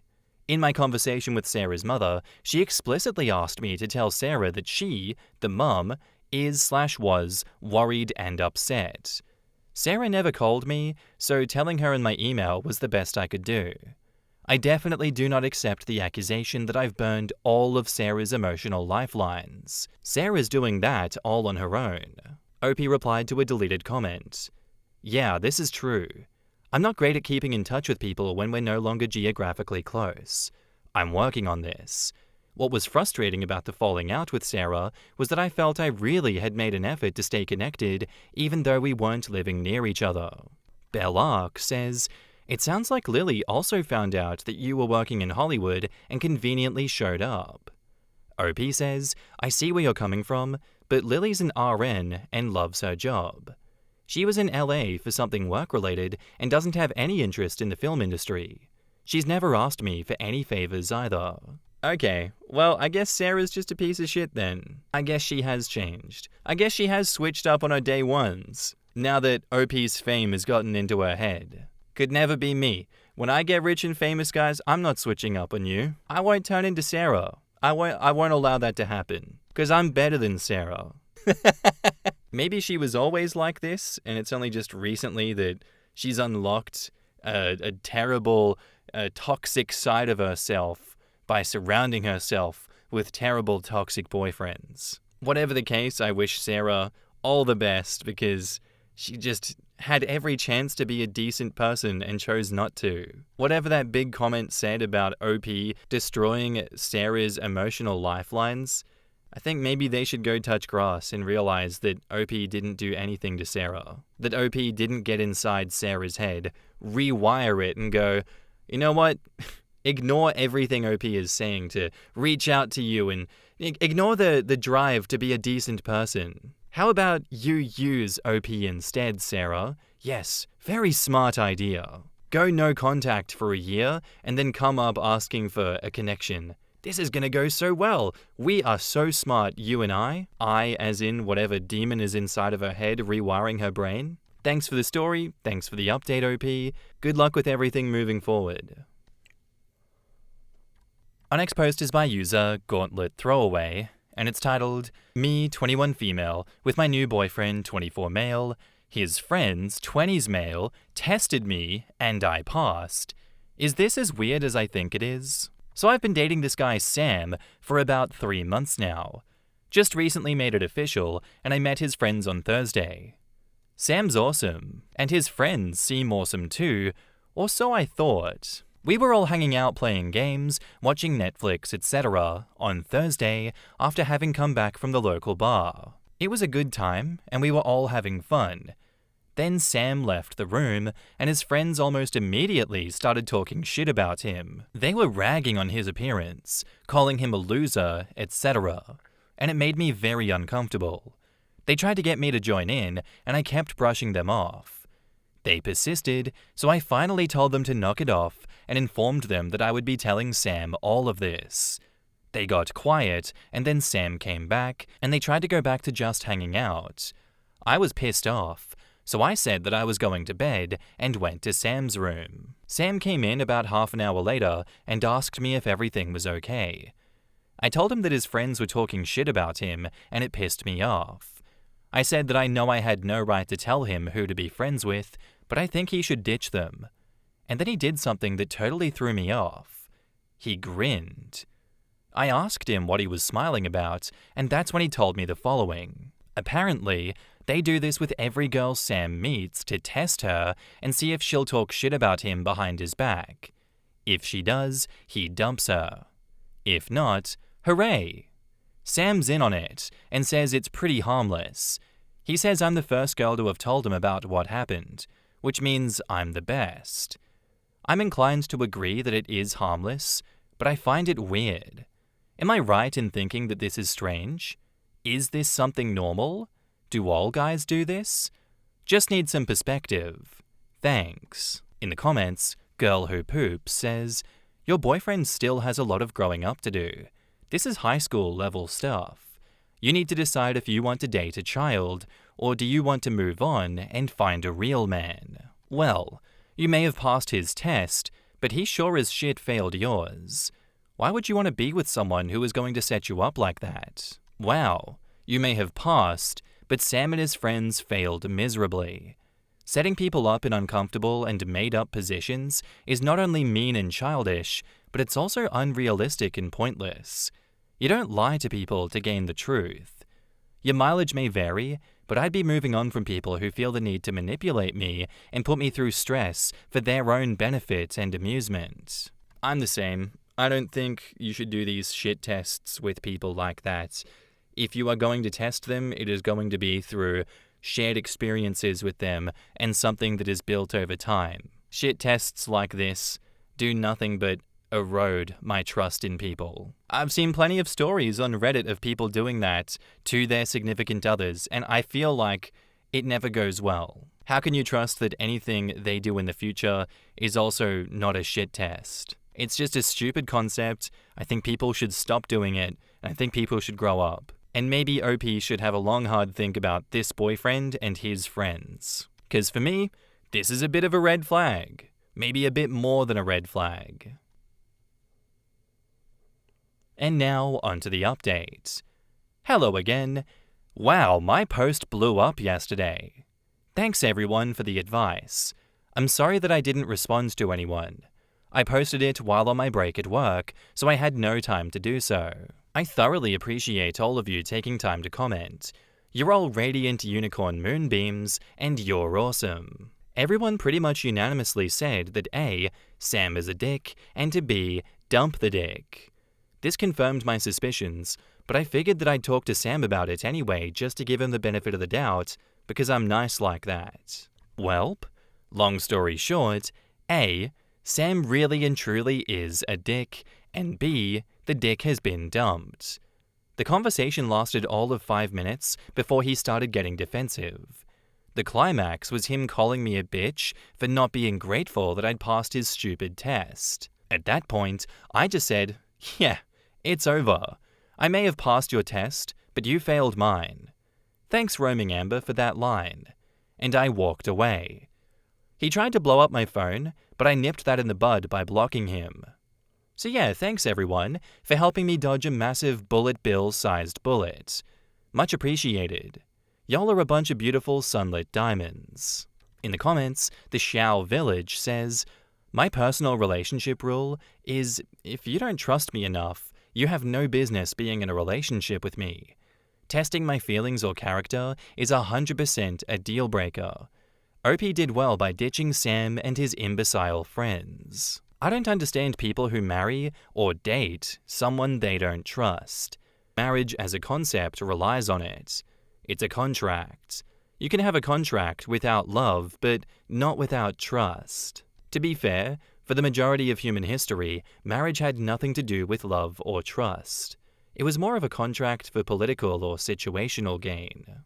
Well, I'm happy that the modern age has kind of redefined what marriage is, because in many ways we've kind of matured from those political or situational gains of the past. And in this instance, I don't know what Sam and his dickhead friends were thinking. Like, why do they think that this was going to go well? If he has broken up with so many girls and they've not passed these tests in the past, what makes you think that her passing it here is going to lead to a happy life? If it was a mutually beneficial thing, you'd think that he wouldn't have lost those relationships. Maybe Sam needs to do some internal thinking and work on himself. But hey, I doubt that's going to happen. Good stuff that you broke up with him, OP. Thank you for doing that. Hell yeah, good luck with the next one. Our next post is by user Angry, and it's titled, My 25 female, boyfriends 27 male, best friend 27 male, cheated on his girlfriend of 5 years numerous times. Today, I found out that my boyfriend knew about it and actually helped his friend cheat. My boyfriend Sammy and I have been dating for almost 2 years now and have a wonderful relationship. His best friend John is really nice too, and I get along great with him. John had been dating Lauren for the past 5 years, and because our significant others are lifelong best friends, her and I also developed a good friendship. About 2 weeks ago, Lauren discovered that John was cheating on her with multiple partners. There was a ton of evidence, and Lauren broke up with him immediately. I felt bad about the situation, because Lauren had become a friend to me too. I talked to my boyfriend about how I didn't like the fact that his friend is a cheater. I'm a big believer that the company that you keep says a lot about you. He said that the whole thing had caught him by surprise too, but insisted that he and John were friends because they had similar hobbies and a circle of friends, and that he loved me too much to ever hurt me like that. Fast forward to today, when I called Lauren to meet up and have lunch sometime with each other. This was the first time that I'd called her after the breakup, and I wanted her to know that there was no reason why our friendship had to end. Lauren was furious on the line, saying stuff like, "How dare you call me after you helped him cheat on me? I thought you were my friend. You should have told me." I got her to calm down and explained that I had no idea that John was cheating, and if I had known, I would have told her right away. That's when she told me that my boyfriend, Sammy, knew that John was cheating and had covered for John literally dozens of times. Stuff like, "Oh yeah, Lauren, John's at my house and we're hanging out. And John's at his nephew's baseball game. He said he'll be back at around 4. Just blatantly lying to cover for his best friend. Lauren sent me pictures and screenshots that proved without a doubt that my boyfriend had known about it for years and actively helped his friend cheat on his girlfriend. I am beyond furious. What the two of them did to Lauren is horrible. But I'm also scared, because if his best friend is a cheater and he helped his best friend cheat, what does that say about him? He literally saw Lauren every single week and referred to her as my little sister, and had no problem looking her in the eyes and lying. This all happened just today, and I'm seeing my boyfriend this weekend, and I'm literally angry to the point where I'm ready to break up with him. Am I wrong for getting mad at him over helping his best friend do something horrible? In the comments, damn, this is really bad. My first thought, if I were you, would be to wonder if John had ever covered for your boyfriend. This opens a huge can of worms. What else do they cover for each other? If I had a girlfriend cover like this for a friend, I would be disgusted. It sounds like he did it a ton too. I would break up. This says a lot about his character. I'm sure he'll give you the whole, "but I'm just looking out for my best friend" nonsense. I wouldn't hear it. This would be an ender. I wonder how many times John covered for Sammy cheating. Your boyfriend helped his friend cheat. Your boyfriend then said that he loved you too much to do anything like that to you, and then lied to you about knowing and helping his friend cheat. It makes me wonder how many times John has covered up for Sammy. I mean, it took Lauren 5 years to figure out John was a cheater. You could find out 3 years from now that Sammy is exactly like John. 1. Sammy approves of cheating and has no issue with it. 2. Sammy has no problem lying to you. Kick him to the curb and call Lauren up. She seems like the only person worth being around. I completely agree with that. It's another situation of the trust is gone. And especially the trust is gone when you found out that your boyfriend has been actively helping his best mate cheat for 5 years. That's the end of the line. That's a deal breaker. That's like, I'm out of here. I get the vibe that you're cheating on me too.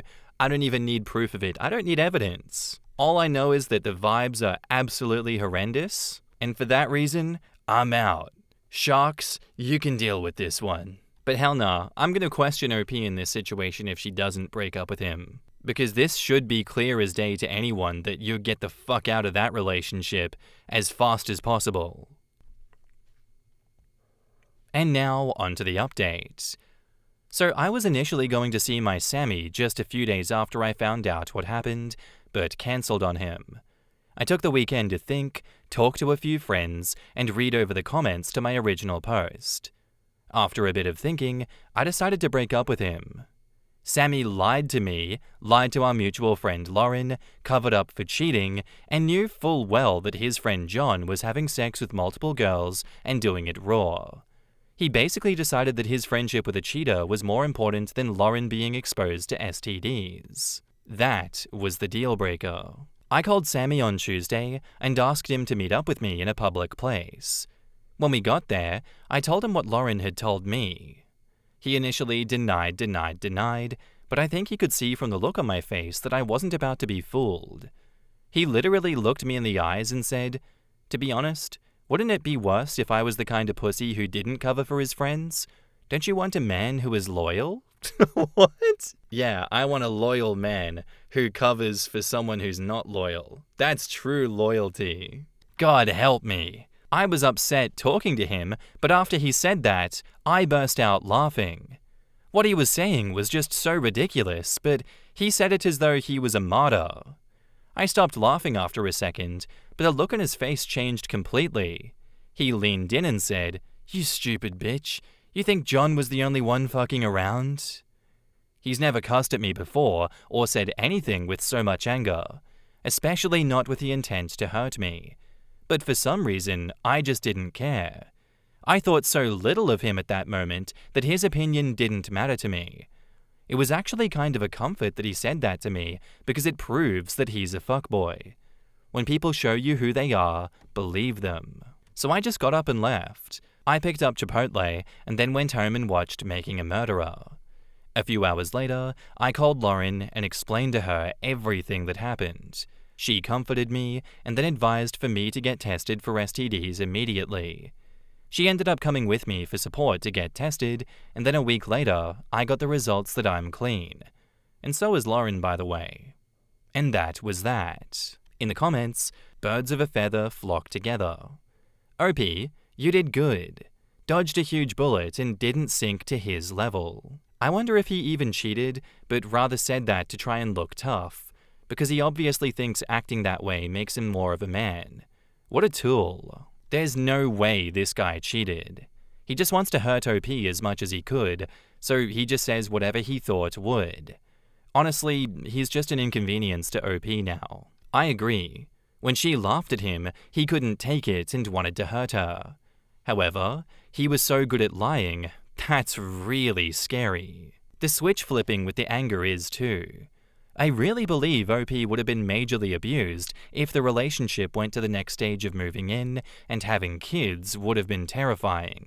And that's why we just repeat these stories, so that people can pick up on the pattern recognition of these abusive people. It's not always like incredibly obvious what they are doing that is sus, but once you see enough of this bullshit and you pick up on the patterns of behavior, the patterns of things they say that are sus, then you can be like, hey, maybe I should leave this relationship, or hey, best friend, your boyfriend's kind of fucked up and that is a bad pattern of behavior. Maybe don't move in with him. Maybe don't say yes when he proposes. Maybe don't have kids with him. Here is why. I don't know. I hope that this amount of experience that everyone has shared of their trauma, their abuse online, I hope it has helped a lot of other people to escape abusive relationships, or help them out with their friends to get them out of abusive relationships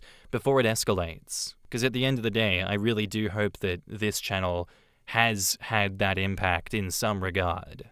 And for OP, I'm glad that she came to the comments, listened to what everyone had to say, and acted on it, and broke up with his ass. He was stupid enough to say it to her face this time. I bet he won't for the next one, and that's a scary thought. But hopefully, whoever is next picks up on the abusive signs that he is giving off. Thank you for the story, and thank you for the update, OP. Am I the asshole here for refusing to babysit after realizing my sister was using me as leverage in her relationship? My sister has a child with her boyfriend. They argue often, and she constantly uses her daughter as proof that she deserves more attention or sympathy. Whenever they fight, she drops the child with me so that she can leave and make her boyfriend chase her. Last week, she asked me to babysit again. I said I had work early the next day and could not. She immediately launched into a speech about how I never support her and how she's a struggling mother and I should be grateful I can help her. Later, I found out that she had told her boyfriend that I agreed to watch the child so that she could go out with her friends. She had already made plans while lying about it to the both of us. When her boyfriend found out the truth, he confronted her, and she told him that I bailed at the last second. She tried to use me as the villain in their argument. I confronted her, and she said that I made everything worse by not cooperating. In the comments, Alejandro Mendoza says, "Yeah, seriously, that line was wild, and it sounds like the sister is digging her own hole here. It sounds more like the boyfriend is going to be a single dad. It sounds like the sister only wants the child for attention and not because it's her child. Not the arsehole. I hate people that weaponize their children. It's just absolutely hideous and disgusting. You were never the arsehole for trying to do the right thing for a child." Posts like this make me glad that I and my siblings are currently all child-free, with my younger sister being the only one of us who is likely to ever have kids, and she's an upstanding person who would never treat us like this. God, I should tell my siblings how much I appreciate them. Be right back. Thanks, OP, for giving me some healthy perspective on other people's relationships with their family. Yeah, I'm in agreement with them there. I don't see that relationship lasting long at all. Unfortunately, in reality, if you make plans with your friends and your babysitter that you petitioned to look after the child can't look after the child, that means you cancel plans with your friends and you go and look after your child. I mean, you brought a kid into this world. You no longer have the freedoms that you once had when you were single. That's just how it is. OP knows that they're not the asshole here for this one, so, bit of a weird question, asking if they are. I don't know what prompted them to think that they were an asshole here at all. But regardless, there's your validation, OP, not the asshole, buddy. And now, onto the update. So after the whole situation where my sister lied to both me and her boyfriend, things got even more chaotic. Her boyfriend eventually reached out to me directly. He apologized for the argument and said that he just wanted to know what actually happened because my sister's story didn't make sense. I told him the truth calmly and that I said no because I had to work early, and that she still made plans behind everyone's back. He wasn't even surprised. Apparently, she's done variations of this before, just not as blatantly. He ended up confronting her again, and this time, he told her that he wasn't going to argue if she was going to drag other people into their issues. She immediately called me angry, saying that I should have covered for her so she wouldn't look bad. According to her, I made everything 10 times worse by being honest. I told her flat out that I'm not going to lie for her or be used as a prop in her relationship drama. That set her off even more. She accused me of not supporting her as a single mom, even though she's in a relationship, and only decides that she's single when they are fighting. Since then, I've put some boundaries in place. I told her that I will not babysit unless she asks in advance, and it's for an honest reason. No more last-minute drama, no more guilt trips, and absolutely no using me as a scapegoat. She's been giving me the silent treatment ever since, which honestly has been peaceful. Her boyfriend, on the other hand, thanked me again for clearing things up and said he'll handle their issues without dragging anyone else in. So yeah, not the dramatic explosion that I expected, but at least the truth is out, and I'm no longer the family default babysitter/excuse generator. In the comments, Society No says, "I went through something similar a few years ago. My sister always used me as a scapegoat when she went out. She even went so far as to say that she was at my house while she was hanging out with her boyfriend. She was leaving for several days, leaving her baby at my grandmother's house, and she lied, saying that I needed help with important things, and since I have children, she had supposedly asked me not to bring her baby because it bothered me. When I found out, I went to my grandmother to tell her the truth. You are right to set limits. After that, my sister never used me as cover again. She was angry for a while, but it was also peaceful. Over time, things were fixed. After setting limits, little by little, she changed, and even became a little responsible." And lovely Nora replies, "Reading your comments honestly made me feel seen. It's crazy how similar our situations were, down to being used as the excuse while they go off and do whatever. It really does take hitting a breaking point before you realize you're allowed to set boundaries. I'm glad things got better for you after you spoke up. Hearing that gives me hope that things will calm down on my end too. Thanks for sharing this. It genuinely made me feel less alone in all of it. Yeah, thank God putting some limits on her actually fixed the situation. Kinda sad that so many people like her just have the audacity to pull bullshit like this, but it doesn't surprise me. It's so sad that she just refuses to take responsibility for her actions at all. Just, oh, how dare you expose me? You made it 10 times worse by being honest? What? My actions reflect badly on me, and that's your fault. It's your fault that I'm being judged for my actions. How dare you, OP? You know how much of an asshole you are? That's just what she sounds like, and that's terrible. I don't think any reasonable person should associate themselves with someone as broken as that. I know I won't, so thank you for reiterating that concept for me, OP. Thank you. Our next post is by user NYC Trip Mum Throwaway, titled, "Am I the asshole for not allowing my daughter to go on an 8th grade school trip? This happened 3 years ago, and my daughter Mallory still resents us for this. I'm asking now because my son is going to be starting the 8th grade next school year, permitting that schools will reopen again and this event isn't cancelled. At my kid's school, there's a big annual spring break trip to New York City and Washington, D.C. It's something that most of the kids, including my own, were looking forward to. When Mallory started the 6th grade, she talked about wanting to go on the trip.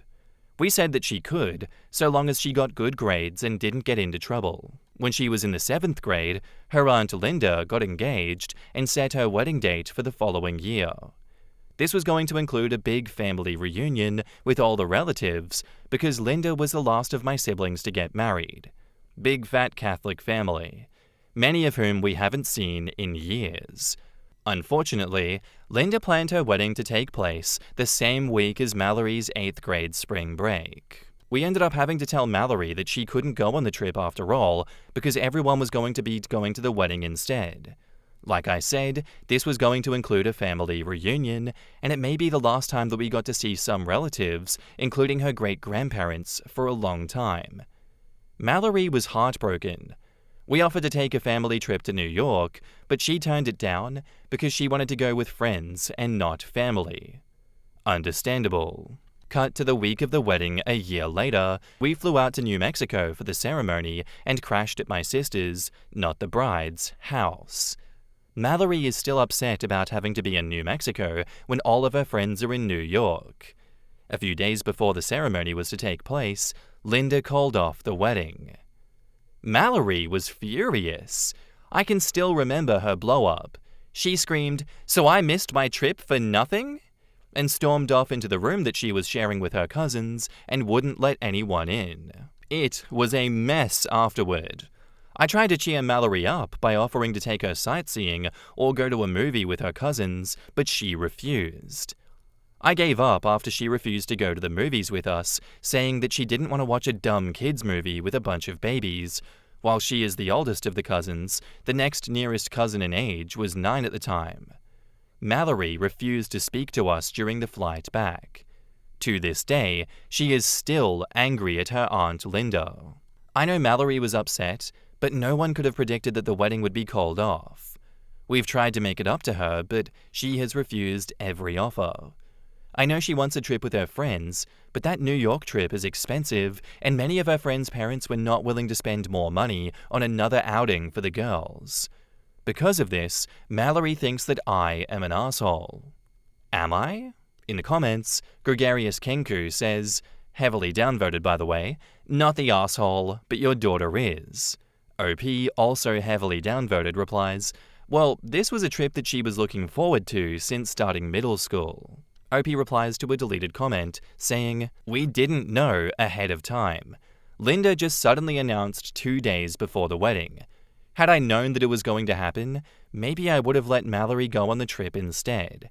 At the same time, we live in a different part of the country, and the kids rarely see their grandparents and other extended family.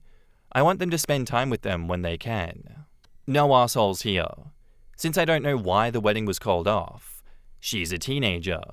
This would have been a very bitter moment, but she will let it go. Since it's been a few years, maybe another trip could be organized with her friends? OP says, Linda's fiancé was cheating on her. I feel like the only way to fix this would be to put together a girls' trip for Mallory and her friends. I don't know when that will happen due to current events. My husband suggested that we let her go on a school trip for spring break in high school. She's in a club that does overseas trips, but I'm not comfortable with her traveling overseas. Peculiar Al replies, unless you want this resentment to drag on, you really need to find a way to get comfortable with it. High school overseas trips happen all the time, and the students are well protected. Being overprotective is going to make an already unfortunate situation even worse. You owe it to her at this point. OP replies, I don't know if it will happen now. I remember going over the prices with my husband, and it cost twice as much for the high school overseas trip than the New York one. It wasn't something that we could afford at the time. You're the asshole.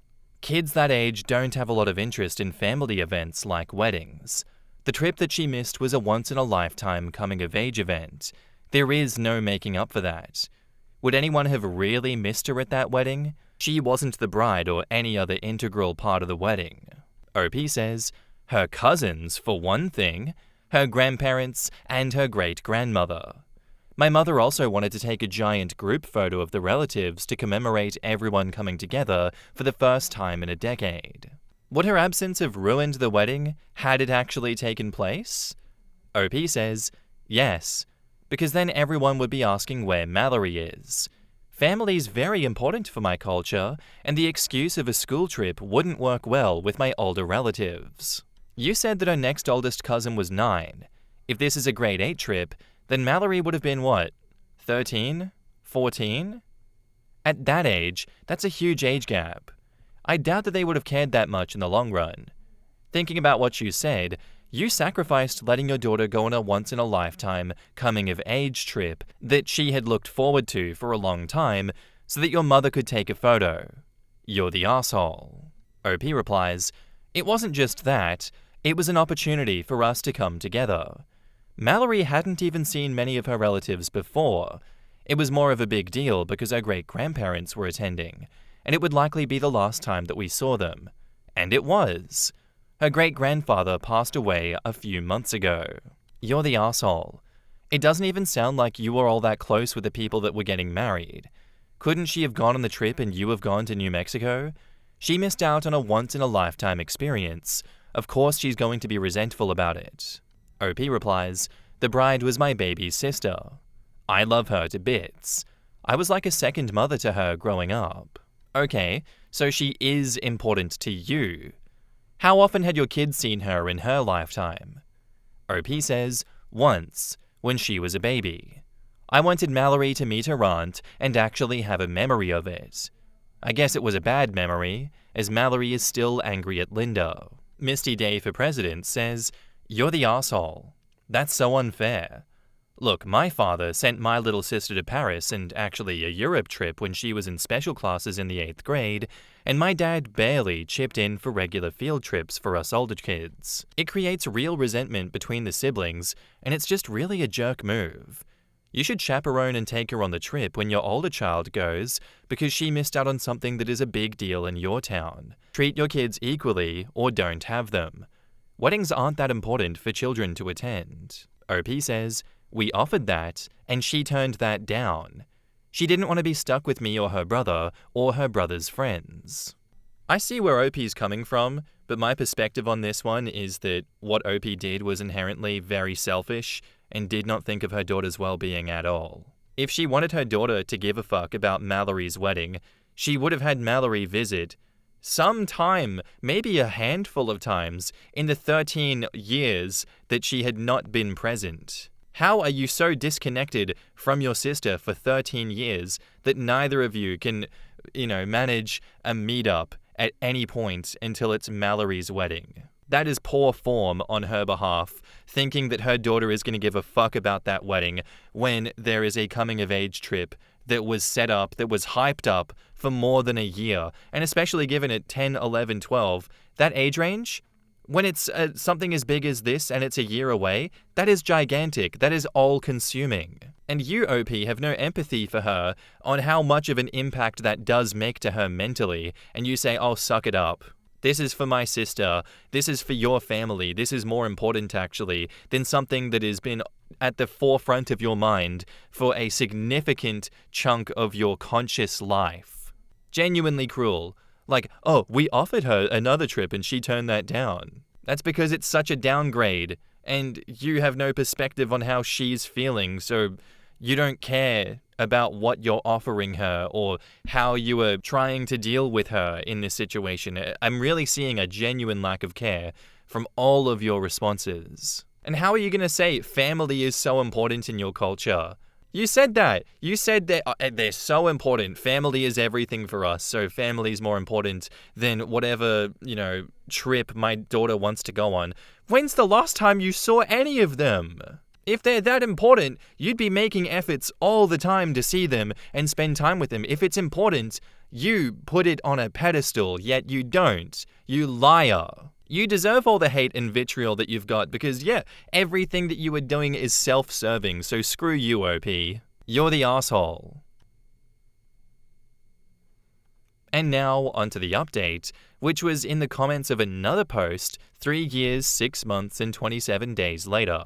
That post was titled, "Am I the asshole for not allowing my daughter to go on an 8th grade school trip?" So, OP responded to an Am I the Arsehole post by describing her relationship with her daughter. This is why she included the judgment that she originally gave the OP of this post. OP says, "You are not the arsehole. Take it from someone who made this mistake with her own daughter 7 years ago. I made my daughter miss her 8th grade trip so that we could attend a family reunion/wedding, which would then go on to be cancelled. Mallory resented me for years afterwards. She always brought up how much she hated the trip that we took her on and how much she felt left out of a bonding experience that her friends shared. She was never close with my side of the family, the ones that we were visiting, and doesn't want to have anything to do with them now. She found ways to exclude me from other milestones to make me feel how she felt. She didn't want me there when she picked up her prom dress and took her dad with her when they got the pictures taken. Even now, our relationship is distant. Her father and I got a divorce years ago. Mallory chose to spend her senior year at her dad's and has made no effort to reach out to me since she went to college. Show your husband this post and tell him that this is his future if he makes his daughter visit his family. My daughter hates me and won't have anything to do with me anymore."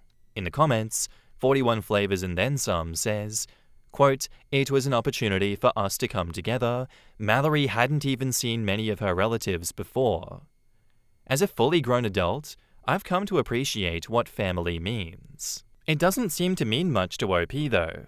Mallory would have been 13 to 14, so OP hadn't seen her sister in all that time, since Mallory hadn't seen her Aunt Linda since Mallory was a baby, and the rest are people that she didn't or barely knew?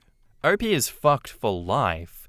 She thinks that Mallory is doing things now, so OP knows how she felt. I think the relationship is broken beyond repair. I suspect that the trip is the straw that broke the camel's back for Mallory in a long line of unequal treatment and broken promises. Even if it was a one-off, it is still weeks/months of mum having it fixed in her head that it is so important for extended family to meet her daughter that she, the daughter, literally has no relationship with. So important that her daughter has to miss a trip that she, daughter, has planned for 2 frickin' years. Weeks/months of trying to convince her mum that these people literally do not know her, and her mum ignoring that fact because mum can't deal with someone maybe noticing one of her kids didn't come. Can't think of a way to tell people that your daughter is on a school trip?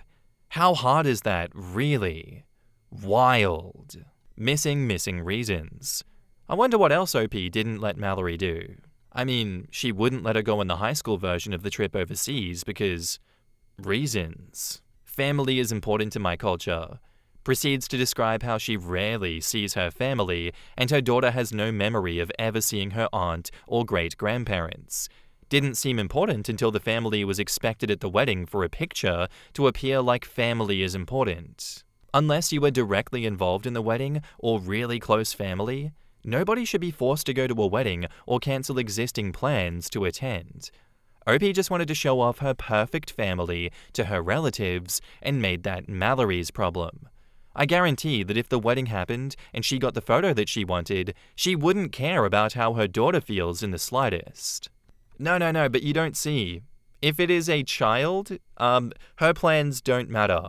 Any plans that my child makes are actually inconsequential and can be and will be cancelled if I believe that there are more important plans that I want to do. And because I planned them as OP, they are always going to be more important than whatever my child daughter wants. Silly Reddit comments, you guys have no idea what you're talking about. Children don't get to have autonomy or opinions. And then like that story yesterday, as soon as they hit 18, they're actually adults, and anything that I do to them that personally affects them, well, they are adults now and they need to act like it. And much like that father in that story, if she doesn't play ball, I'm kicking her out of my house because she can't control her emotions. Yes, no matter what happens, I always win. I'm sure this is going to go well for me as the OP, having a relationship with my daughter in the future. I just can't get over how stupid and self-serving a lot of these parents are. Genuinely at that point, why do they even have kids? What is the point? Having kids is just another version of self-serving. I'm convinced, after seeing the ways that they carry themselves, the way that they act towards their children and other people, it can't be anything besides a selfish, picturesque, family kind of warped reality that they want to exist, but that does not exist. Just they're keeping up with the Joneses while their own internal family life crumbles and they have no relationship with their daughter whatsoever. Sucks to suck, but hey, glad that it's not my life. Thank you for the story and thank you for the update, OP. Am I overreacting for being upset that my fiancé let me go hungry? I'm just gonna hop right into the story. Basically, my fiancé and I just moved into a new apartment today and have not had time to go grocery shopping. Also, sadly enough for me, my purse was stolen while I was in a graduate class yesterday evening, so I currently do not have access to my funds. I paid for the deposit as well as next month's rent for the apartment and also have been responsible for purchasing the living room furniture. My fiancé bought our bedroom furniture. Well, this evening, he asked what we should have for dinner, and I suggested a local Chinese takeout spot as it's cheap and quick. He responded with, "Okay, go get it." To which I asked if he was paying for it, because again, card stolen. He said, "Nope, looks like you'll have to find something else." I just went and continued unpacking my closet. About 30 minutes later, he told me that he'd be back and quickly left the apartment. When he returned, he had gotten himself takeout from a different place and also grabbed a frozen meal from a convenience store. I was immediately frustrated because he didn't mention food when he left, but I didn't say anything. Then when he put the frozen meal away, he turned and said, "That's not your dinner, it's my lunch tomorrow," which just caught me off guard. I got pretty upset and asked what he expected me to eat because we literally have no food in the apartment yet, and I won't have access to any type of money until I can get to my bank tomorrow. He literally just shrugged at me and then took his meal into our bedroom where he ate while unpacking. I won't lie, I cried and called my best friend asking if she would please bring me snacks or something to get me through the night because the last time that I ate was at 7 a.m. My fiancé said that I was dramatic and that I'd be fine until I could go to the bank tomorrow to get cash. My feelings are so hurt because I do not understand how he could let me go hungry even for just a night. Am I overreacting? In the comments, Giddy Gabby says, "Not overreacting. You're not reacting enough. Why would you be moving in or engaged to someone who treats you this way? The whole point of being in a relationship is to care for one another and to ease the burdens of things. What's the point of a relationship where it's fend for yourself? You can do that for yourself already. I've been married for almost 44 years. My husband would starve before he let me go without. Your boyfriend is a selfish prick. Dump him. Yep, I would literally starve before she would. It's not that hard to understand. She's my world. Totally jump in front of a bus for her, no questions. Not overreacting. I wouldn't marry such an inconsiderate person. I'd look into breaking the lease and getting the hell out of that relationship/situation. He has shown you who he is. Believe him and don't take any of his crap. If she's the one who's financially making the apartment happen, why not make him leave? That would make more sense. I really hope this is fake. Not only does your fiancé not like you, but he legit hates you. And OP says, I wish that it were fake too. I'm so embarrassed reading the comments because I've been so blind. Don't be embarrassed. It's really difficult to see when you're in the thick of it and constantly reminding yourself of the person that you fell in love with. The important part to remember is that the wonderful, sweet, loving, and caring person is part of the abuse. It's a character that they use to trap you in the cycle. When you have your wake-up call, it's really easy to look back at yourself and feel silly or confused at what you tolerated, but give yourself grace. I'm sorry that you've experienced a relationship like this. I wouldn't wish it on my worst enemy. Yeah, I would break up with him. Not overreacting at all. You are severely underreacting in this situation. Especially being engaged, in my honest opinion, that's still a bit of a honeymoon period. Like, you're still on your best behavior. You haven't fully settled in to the security that a full, set-in-stone marriage is. You still have to be on your best behavior because you haven't gotten married yet. Not to say that anyone should ever do what this guy is doing, but for me this is a form of complacency, because if this had happened before, I'm sure OP would have mentioned that, and yet she doesn't. This is a new behavior of his. He is happy now to let the mask slip because he is convinced that she is fine with it. She has been conditioned to accept this behavior. What a piece of shit. Just, oh, no, this frozen food that I went and picked up, while I know that you have no access to money, that's mine. Don't you dare touch that. That's my lunch. Oh, you should just not eat for 24 hours, but I should eat because I'm hungry. It's different for you because people say, like, why wouldn't you just kick him out? I think breaking the lease and just getting the fuck away from him as fast as possible is probably the better option, if I'm honest. Like, you can control that situation. You don't have a psycho that's potentially going to tear the house apart and make it more difficult than it needs to be when you break up with them. This is breakup worthy. Get rid of him, OP. And now, on to the update. Hi everyone. First and foremost, I want to say thank you to everyone who left reassuring comments and advice. I truly appreciate it all. Second, I was able to have someone bring me food, so my stomach was full. Third, the apartment is mine, and my name is the only one on the lease. Once everything went down and I read some comments that opened my eyes to the abuse I was facing, I called my mum in Florida. She and two of my cousins started the drive up immediately, and they made it here earlier today. I'm happy to report that they helped get my ex-fiancé and all of his belongings out of my apartment. He was not happy at all, of course.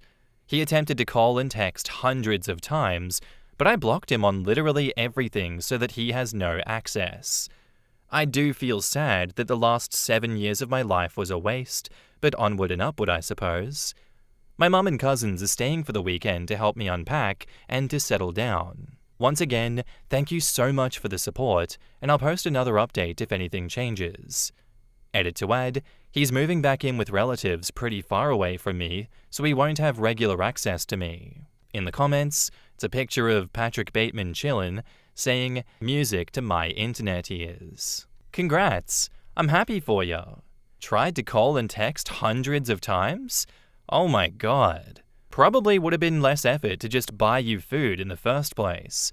I hope the next person is an angel and spoils you with your favorite foods randomly all the time. OP says, aw, yay. I'm so glad you caught my update. Thank you for all your support on the last post. And yes, I know, right? Literally 173 messages. Yeah, I immediately recognized the post. Good for you. 173 is literally more than the number of things on the Cessna plane pre-flight checklist. I'm in flight school. I don't want to make you keep thinking about it, but I admit I'm curious about some of those messages. OP, I am delighted to hear this.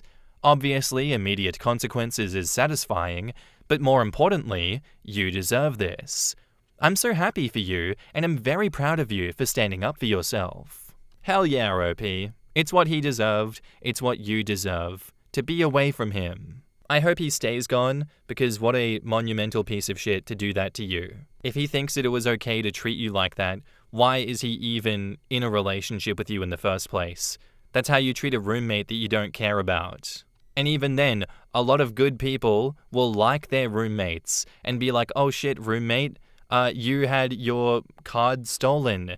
Let me get you something, I got you. I know you're a good person and you'd do the same for me. This whole situation speaks a lot about his character, and I hope he changes for the better, but there's no guarantee of that. Some of these people never learn. Like, I'm still shocked at how many people exist out in the world that are like, your reaction to my actions is wrong, and you're the problem here, not me. You're making me feel bad for blowing my actions out of proportion, when, to me, my actions are normal and I'm not the problem. It's just so much delusion. Keep those people away from me, please God. Thank you, OP, for the story and for the update. Our next post is by user Work Partner Woes, titled, Me, 25 male, with my girlfriend, 24 female. I recently met my work partner's wife, and the differences in their personalities is making me jealous about what kind of relationship I could have. I've been with my girlfriend for 6 years, and recently, I've been wondering if she really is the one. I didn't doubt that she was until I recently started a new career and got a new partner at work, 29 male. He's been married for a year and has been with his wife, 28 female, for 7 years. We, him and I, spend over 40 hours a week together and have become fairly close. We've been talking about double dating so our significant others can meet, and when I brought it up to my girlfriend, I'll call her Sarah, she was really against the idea. In all honesty, she's been against this new career change in general, even though I make more money and get many more benefits, because she doesn't like the hours, and she says everyone in my profession cheats. When I brought it up, she became very distant and said something along the lines of, I don't remember the exact words, but why would I want to spend time with these people and give him, my partner, the idea that he's so close to me / can never know me better than she does? What does that even mean? It didn't really make sense, but after talking about it, it seemed like she felt she was being replaced by my partner because we have to spend so much time together, and I only get to see her 2 or 3 times a week with my schedule, her part-time job, and she's going to uni full-time. I assured her that she was my number one, and he was just a cool guy that I'm forced to be with due to circumstances. We didn't talk about it again for a couple weeks. Then a few weeks ago, I was at the bar with my cousin. My partner was invited, but she doesn't like my cousin because she finds him too boisterous and candid. And I ended up bumping into my work partner and his wife. This was my first time meeting her. His wife is very unlike my girlfriend, much more extroverted. She immediately got very excited when my partner told her who I was and told me about all the funny stories that she'd heard about me. I was kind of thrown off about how open and friendly she was, since my girlfriend sort of convinced me that her feelings of not wanting to meet and associate with them were normal. And like every girl would feel that way, I guess. I don't know. But his wife immediately launched into how we all have to get together finally, and watching the two of them together was just so opposite of how my girlfriend and I act. They animate each other like a 2-person comedy act, and I found myself becoming a bit jealous. I did get a little tipsy and admitted to his wife that my girlfriend was worried about the cheating that people associate with my field, and she sort of laughed and said that people say the same thing to her, but that she trusts my work partner and she just laughs it off when people say things. At work the next day, my partner ended up telling me that my cousin that I was with at the bar was talking to his wife and confessed to his wife that he doesn't even like Sarah, news to me, and that the things my cousin told her, he didn't specify, worried her, because she was really looking forward to hanging out together and she was now afraid that my girlfriend wouldn't like her. I pressed him for more details, but he either didn't know or didn't want to say. That night, I mentioned to Sarah casually that I bumped into them, and his wife really wanted to meet her. She didn't like this, and again told me that she was too busy and had no interest in pretending to be best friends with people who think that they are so close to me. I dropped it because it was late, but it started to get on my nerves how opposite these two women are and how they react to things. Then yesterday happened. My work partner and I had a really early meeting in a city about an hour and a half away, and the night prior we weren't getting out of work until 10 p.m. My work partner offered to let me stay at his house because we had to be up at 4:30 a.m. and he lives an hour closer. I was stressing out because I didn't have time to iron a suit, and I called Sarah and asked if she would go to my apartment. We don't live together, but she has a key, and set a suit up for me. It's crucial that we look put together at work, and I knew that she wasn't doing anything that night. She got really angry. First, that I was staying over at my partner's house, then that I was treating her like a slave. I have never in my life asked her to do anything like this, but I'm still very new in my position, and I'm stressed out. She said she had too much work to do, and refused. I ran home after work, grabbed my stuff, and drove to my partner's house. I guess I was visibly agitated because his wife asked me what was wrong the minute I arrived, and I just spilled about how stressed and exhausted I was, nervous for tomorrow, and how Sarah had snapped at me and wouldn't help me. His wife just said, "Okay, we'll have to get back to that Sarah thing at another time, but go relax and I will get your suit ready." I tried to argue because I felt really bad, but she wasn't having any of it and started to flat out ignore my protests while she got the iron set up. It just showed me again how different they are and what a supportive partner actually looks like. I got off really early today, and I've barely talked to Sarah all day. Now I'm just drinking beers in my apartment alone, something I rarely do, and wondering if this relationship is even worth it anymore. I don't have a crush on my partner's wife or anything like that, but she seems to possess all of the qualities that I feel like I want, and I'm finding myself getting really jealous and annoyed. But after 6 years, I really don't want to throw everything away if this is something that we can work through. In the comments, a deleted account says, "The extroversion doesn't matter. And remember, you're only seeing the side of this woman that she presents to the world / her husband's workmates. Your girlfriend, however, sounds very unsupportive, cynical, negative, and insecure. Those are all valid reasons to question a future with her. Have you asked her why her attitudes are so negative?" And Feeling Fascination says, "Although your girlfriend doesn't sound great, I think there's a lot to this that you're ignoring. You're working 40-plus hour weeks, spending almost no time with her, comparing her negatively to other women, and bad-mouthing her to your partner's wife / allowing her to be bad-mouthed by your cousin. Acting surprised that after her feeling jealous, lonely, and as though she's being shuffled out of your life, that she isn't thrilled to get a text back from you asking her to iron your suit. I mean, seriously, what response did you expect? 'Honey, it's so great that we make time to see each other as I hand over a nicely ironed suit for you.' I'm also wondering what you see as a supportive relationship. You only talk about what she should do for you and nothing at all about supporting her or what you can do for her. It feels like you want someone to back you up in the way that a wife should, but without you having to do any of the pesky building bits, like listening to the unhappiness that she's flat up telling you about or supporting her back. It sounds like you're unhappy, and she's pushing you away and ruining this as well through her poor communication skills. The good news is that you're still young. There's plenty of time for you to have a serious relationship if Sarah is wrong for you, as it sounds like she might be. The biggest obstacle is the working hours, which it sounds like she's not prepared to accept on an ongoing basis, but which are essential to your career. It might be that now, in your new career, is the time to transition out of your old relationship. Back up to the post, there's an edit. I see I'm getting a lot of reoccurring questions, so instead of answering each of them, I'll just leave this here. We don't live together because, prior to this new job, I didn't make as much, and my apartment is very small and not meant for 2 people.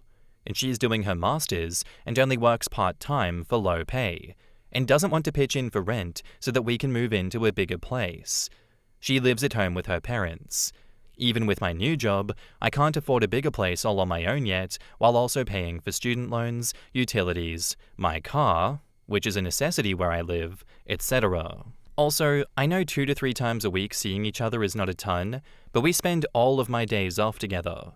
We didn't see each other more than this prior, either, because my old job was still 40+ hours, and I was also going to school. People think it's strange that I mentioned her being introverted as if it were a bad thing. It's not. I used to think that I was happy not seeing our friends often, but my job is social in nature, and I find that I enjoy being more outgoing than I used to be. This doesn't mean that I go out every night. I see my friend/cousin maybe once every 1 to 2 months, or that I want to go to bars and clubs, but it does bug me that anytime I suggest doing anything, she makes an excuse like she doesn't like the person, has no interest in meeting new people, doesn't feel like seeing her friends, doesn't feel like getting dressed up, she's tired, etc. I want us to do new things together. Additionally, I've been asked a lot about what I have done to support her and why I expect support. Let me make it clear first that I've never asked her to run an errand or do anything for me before.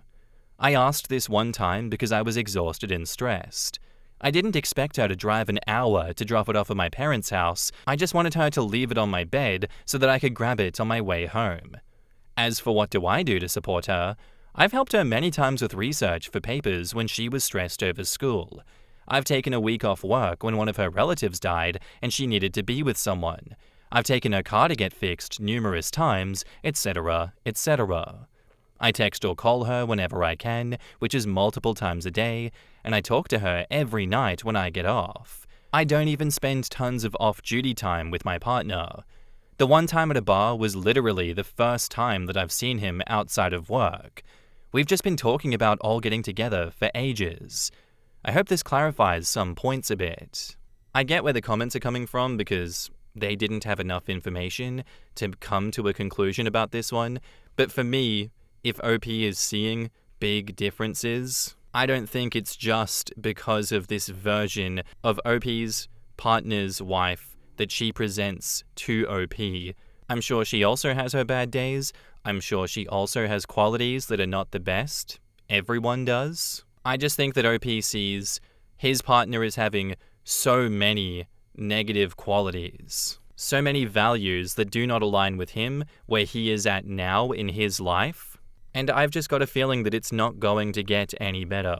You can go to couples counseling to talk openly and honestly about this one and have a mediator kind of help work this out if that's what the both of you do want, but I see it as life is happening.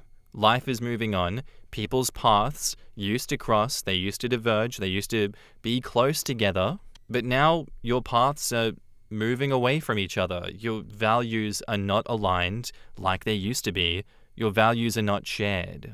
You are seeing an emulation of someone whose values are much more in line with yours. It is perfectly acceptable to be questioning your relationship in the state that it's at and wondering, hey, do I give in to the sunk cost fallacy and not throw away what we have, or do I make the hard decision of having that conversation and potentially breaking up with this woman who I feel like I don't share enough in common with anymore, who I am not comfortable creating a life with?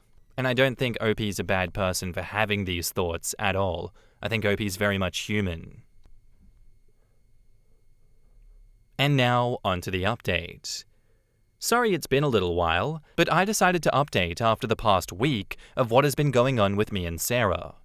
First though, I wanted to add the edit that I included in my OP here, since people were asking the following questions a lot, and I'm not sure if everyone saw it. So now that that's out of the way, I'm not a spy or a hitman or something crazy. A few of you tried to convince me that I'm an asshole for not disclosing my job, since apparently I can't be given advice without saying it. I described so many details in my last post that I hope people can just give me at least 1 ounce of anonymity.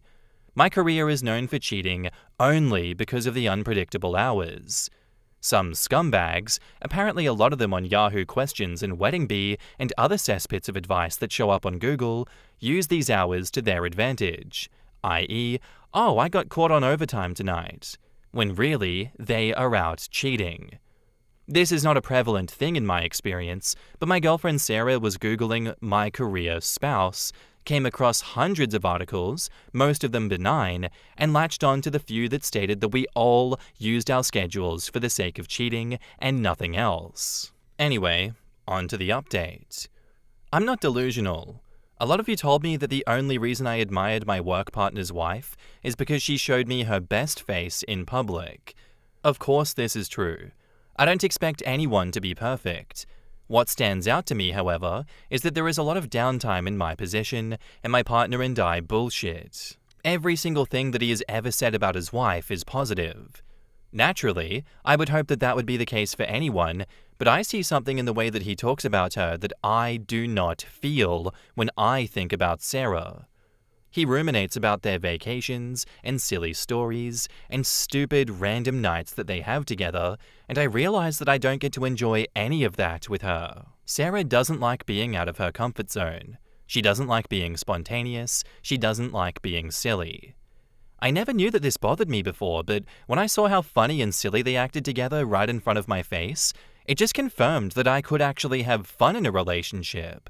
It made me realize that I am not having fun, and that sucked. So, after I slept over at my work partner's house, Sarah wasn't talking to me except for sending me passive-aggressive texts about how she hoped that I enjoyed my romantic evening and that she hoped he was worth it. Many of you indicated how insecure she must be that we can barely spend that much time together, and suddenly, it seems like I'm becoming close to someone new when after 6 years, we maybe weren't as close as we could be or should be. I took this to heart, and I saw her point. So the next time that I was off, this past Sunday, I took her out to brunch, one of the few activities that she likes to do, bought us some mimosas to break the ice, and tried to talk to her about the way that she's been feeling. I started the conversation saying, I know it sucks that we can't see each other as much as we wish we could right now, and believe me, I wish that could be the case. However, I feel like this is causing more tension than it used to, and I want to know what you've been feeling about all of this lately. I was hoping for an honest conversation where we would both learn from each other and move forward with new compromises, but she just unleashed. She told me that she just doesn't think that I have a reason to be close to anyone but her, that my partner sounds like an F word, Jesus, her words, that just wants to fuck me, that his wife is probably just fed up with not getting any dick from him and is trying to move in on me, and on and on. Wow. In retrospect, I feel like she's just very insecure, and this was her way of attacking me and trying to hold me back so that I could reassure her. But at the moment, I couldn't think of a way to respond. I tried to deny what she was saying, explained to her that it wasn't the case, and asked what I could do to show her, but she just kept verbally assaulting my partner and his wife, and me for even entertaining the idea of being friends with them. I stopped talking, and we ended up finishing our meal in silence. Her fuming, me just feeling awkward at this point. Afterwards, we got back into my car, and I started driving towards her house. She noticed that we weren't going towards the direction of my apartment, and she started yelling at me for trying to drop her off and not wanting to spend more time with her. At this point, I had had enough. I drove to her house in silence, her berating me the entire way, and then listened to her continue to scream at me for 10 minutes after we pulled up until finally getting out, slamming the passenger door, and going inside the house. I went back to my apartment, spent about 30 minutes on the phone with my sister, 2 years younger than me, asking her what the fuck should I do, and then decided, probably cowardly, after such a long relationship, but really not wanting to be screamed at anymore, to send her a long text message about my reasons for breaking up with her. She didn't take this well, and blew up my phone over and over until I just turned it off completely. The next day I had work, and I tried to talk to her about things back and forth over text, but she kept deferring back to her state of cursing at me and insulting me. In the end, I just told her that I could no longer be a part of her life and blocked her. So that was 4 days ago, and I haven't heard from her since. She deleted her Facebook though, and honestly, I felt a lot calmer these last 4 days than I have in a long time. It makes me feel guilty at times, but also kind of excited that I can act however I want to act from now on without someone looking down at me for it. In the comments, Foxy Lush says, "Man, watching him grow out of that relationship in real time was wild. Sometimes you don't realize how small someone makes your world until you step out of it. Good for him for choosing peace." OP saw a healthy relationship for once and noticed how toxic his girlfriend was. Hopefully that was the end of it. What the hell is his job? My money's on some kind of lawyer. Man, I was not expecting that blow up, especially in a public place. You'd expect that back at home where no one else can hear you, but Jesus Christ, you're having mimosas. You're gonna be surrounded by so many people. I would be dying having a partner across from me saying this in public. I think I'd honestly just get up, pay for the meal, and walk out of there. I don't think I could actually handle having a conversation like that in public. That is truly deranged. She is a deranged freak. It is sad that it took this long for OP to come to the realization that she was a lost cause, but really it's better late than never. It's not your fault, OP. A lot of people succumb to similar situations. It takes time to recognize the signs of abuse. That's not your fault at all. I'm glad that you got out of there and you blocked her and that she's not stalking you like a lot of people get with their dickhead partners when they leave abuse. Because apparently, losing control is the end of the world and I have to stalk you. I have to make sure that I still have control in some way. I hate people like that. I hate her. She is a mess. You are better off without her, OP. Thank you for bringing this story to us and thank you for updating. Anyway, guys, that's where I'm going to end today's episode. I do hope you enjoyed. If you did, let me know what you thought of it in the comments down below, and I'll see you in the next one. Bye!